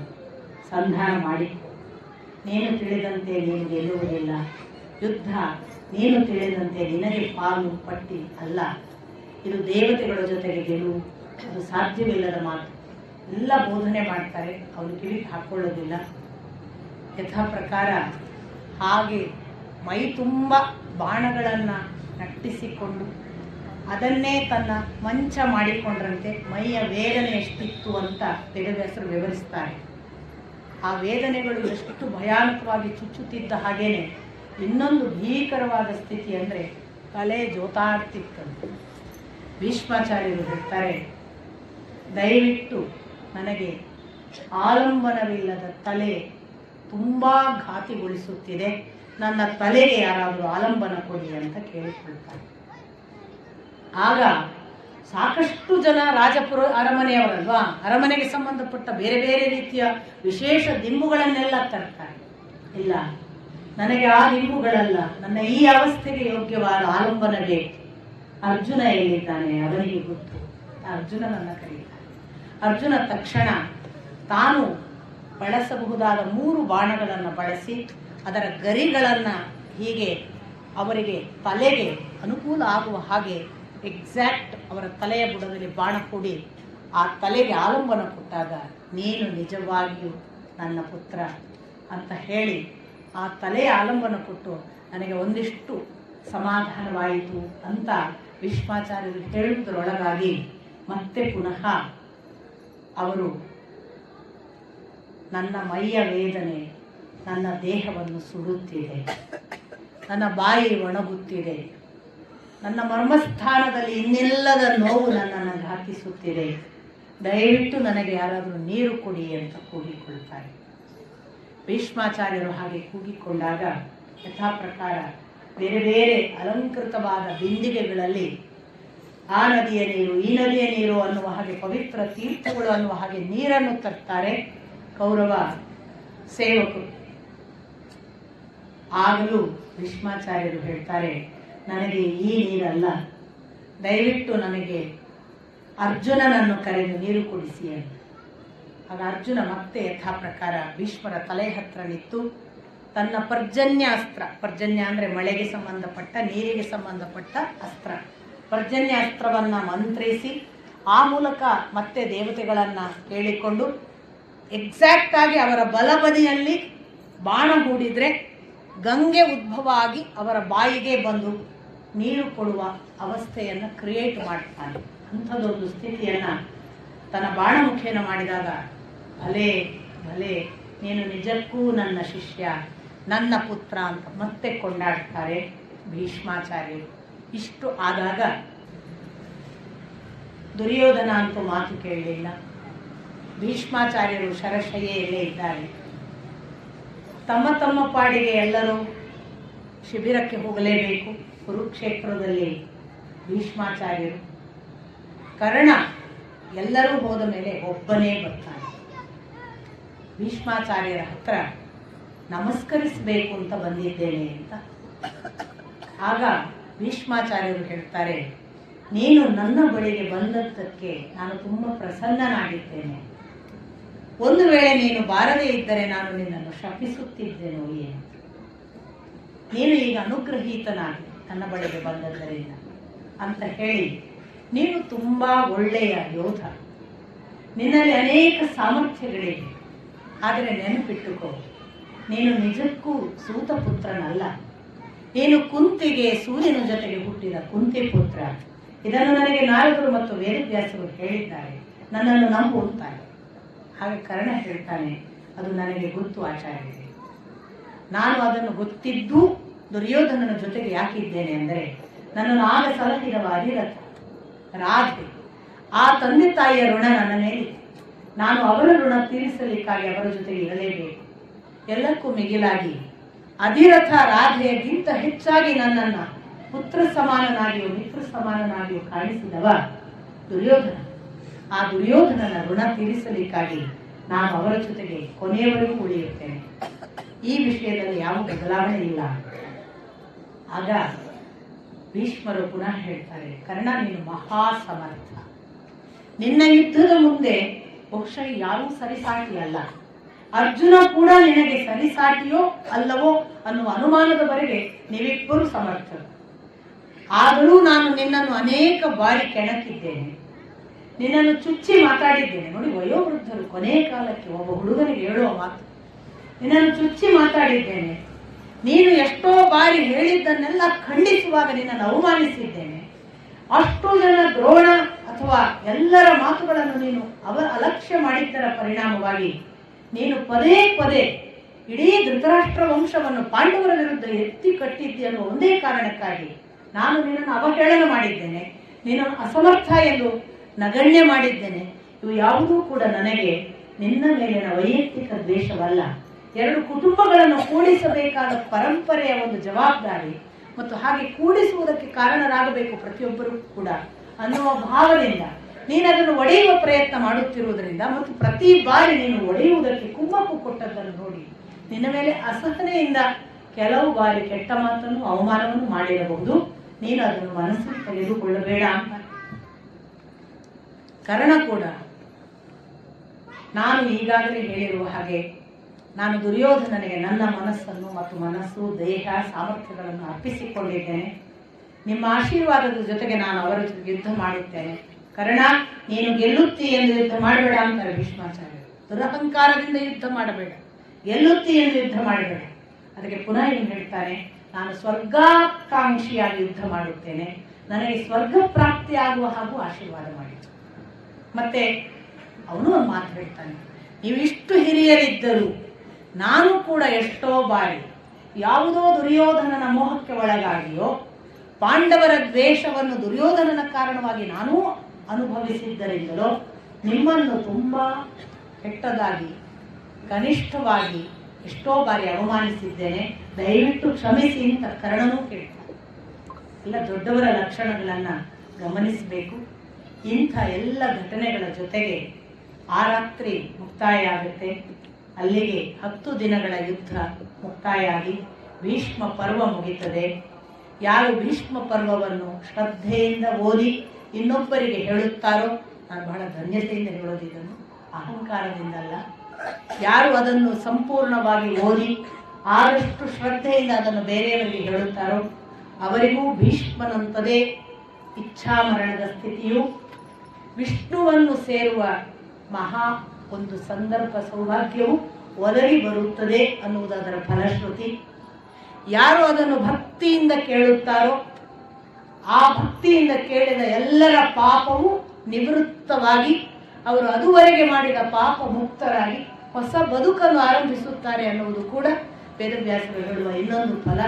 ಈ ಎರಡು ಫಲಗಳಿಗೆ ನಾವಿಬ್ಬರೂ ಕೂಡ, ನೀವು ನಾವು, ಆ ಭಗವಂತನ ಅನುಗ್ರಹದಿಂದ ಸಾಧ್ಯ ಆಗುವ ಹಾಗೆ ಆಗಲಿ ಅಂತ ಪ್ರಾರ್ಥಿಸ್ತಾ, ಇಂಥದ್ದೊಂದು ಅವಕಾಶ ಈ ರಾಘವೇಂದ್ರ ಸ್ವಾಮೀಜಿಯ ಸನ್ನಿಧಿಯಲ್ಲಿ ಉಂಟಾಗಲಿಕ್ಕೆ, ನಾನು ಬಾಲ್ಯದಲ್ಲಿ ರಾಘವೇಂದ್ರ ಸ್ವಾಮೀಜಿಯವರ ಪದತಲದ ಕೆಳಗೆ ಬೆಳೆದದ್ದು ಕಾರಣ ಅಂತ ಭಾವಿಸ್ತಾ, ಅಂಥ ಎಲ್ಲ ಭಕ್ತಿಯ ಮತ್ತು ಅಂಥ ಎಲ್ಲ ದೇವಲೋಕದ ಅನುಗ್ರಹಕ್ಕಾಗಿ ಮತ್ತೆ ಮತ್ತೆ ಹಸಿದು ಹಾರೈಸಿ ನಂಬಿ ಆ ಭಕ್ತಿ ನಮ್ಮನ್ನು ಕಾಯಲಿ ಅಂತ ನಿಮ್ಮ ಮುಂದೆ ನಿವೇದನೆ ಮಾಡಿಕೊಂಡು, ನಿಮ್ಮೆಲ್ಲರ ಭಕ್ತಿ ಹೆಚ್ಚು ಗಾಢವಾಗಲಿ, ಭಕ್ತಿಯ ಮುಂದೆ ಯಾವ ಅಸ್ತ್ರವೂ ಅಲ್ಲ, ಯಾವ ಶಸ್ತ್ರವೂ ಅಲ್ಲ ಅಂತ ಕಾರಣವಾಗಿಯೇ ಅರ್ಜುನ ಗೆಲ್ತಾ ಬಂದದ್ದು. ಭಕ್ತಿ ಕೃಷ್ಣ ಇದ್ದ ಅನ್ನುವ ಕಾರಣಕ್ಕೆ ಆ ಭಕ್ತಿ ನಮಗೆ ಇದ್ದರೆ ನಾವು ಎಲ್ಲ ಕಡೆ ಭಗವಂತನ ಹತ್ರ ಹೋಗುವುದಕ್ಕೆ ದಾರಿಯಾಗುತ್ತೆ ಅನ್ನುವ ನಂಬಿಕೆಯ ಜೊತೆಗೆ ನೀವೆಲ್ಲರಿಗೂ ಕೂಡ ಮತ್ತೊಮ್ಮೆ ಭಕ್ತಿಯಿಂದ ನಮಿಸಿ ನನ್ನ ಮಾತನ್ನು ಮುಗಿಸ್ತೀನಿ. ನಮಸ್ಕಾರ.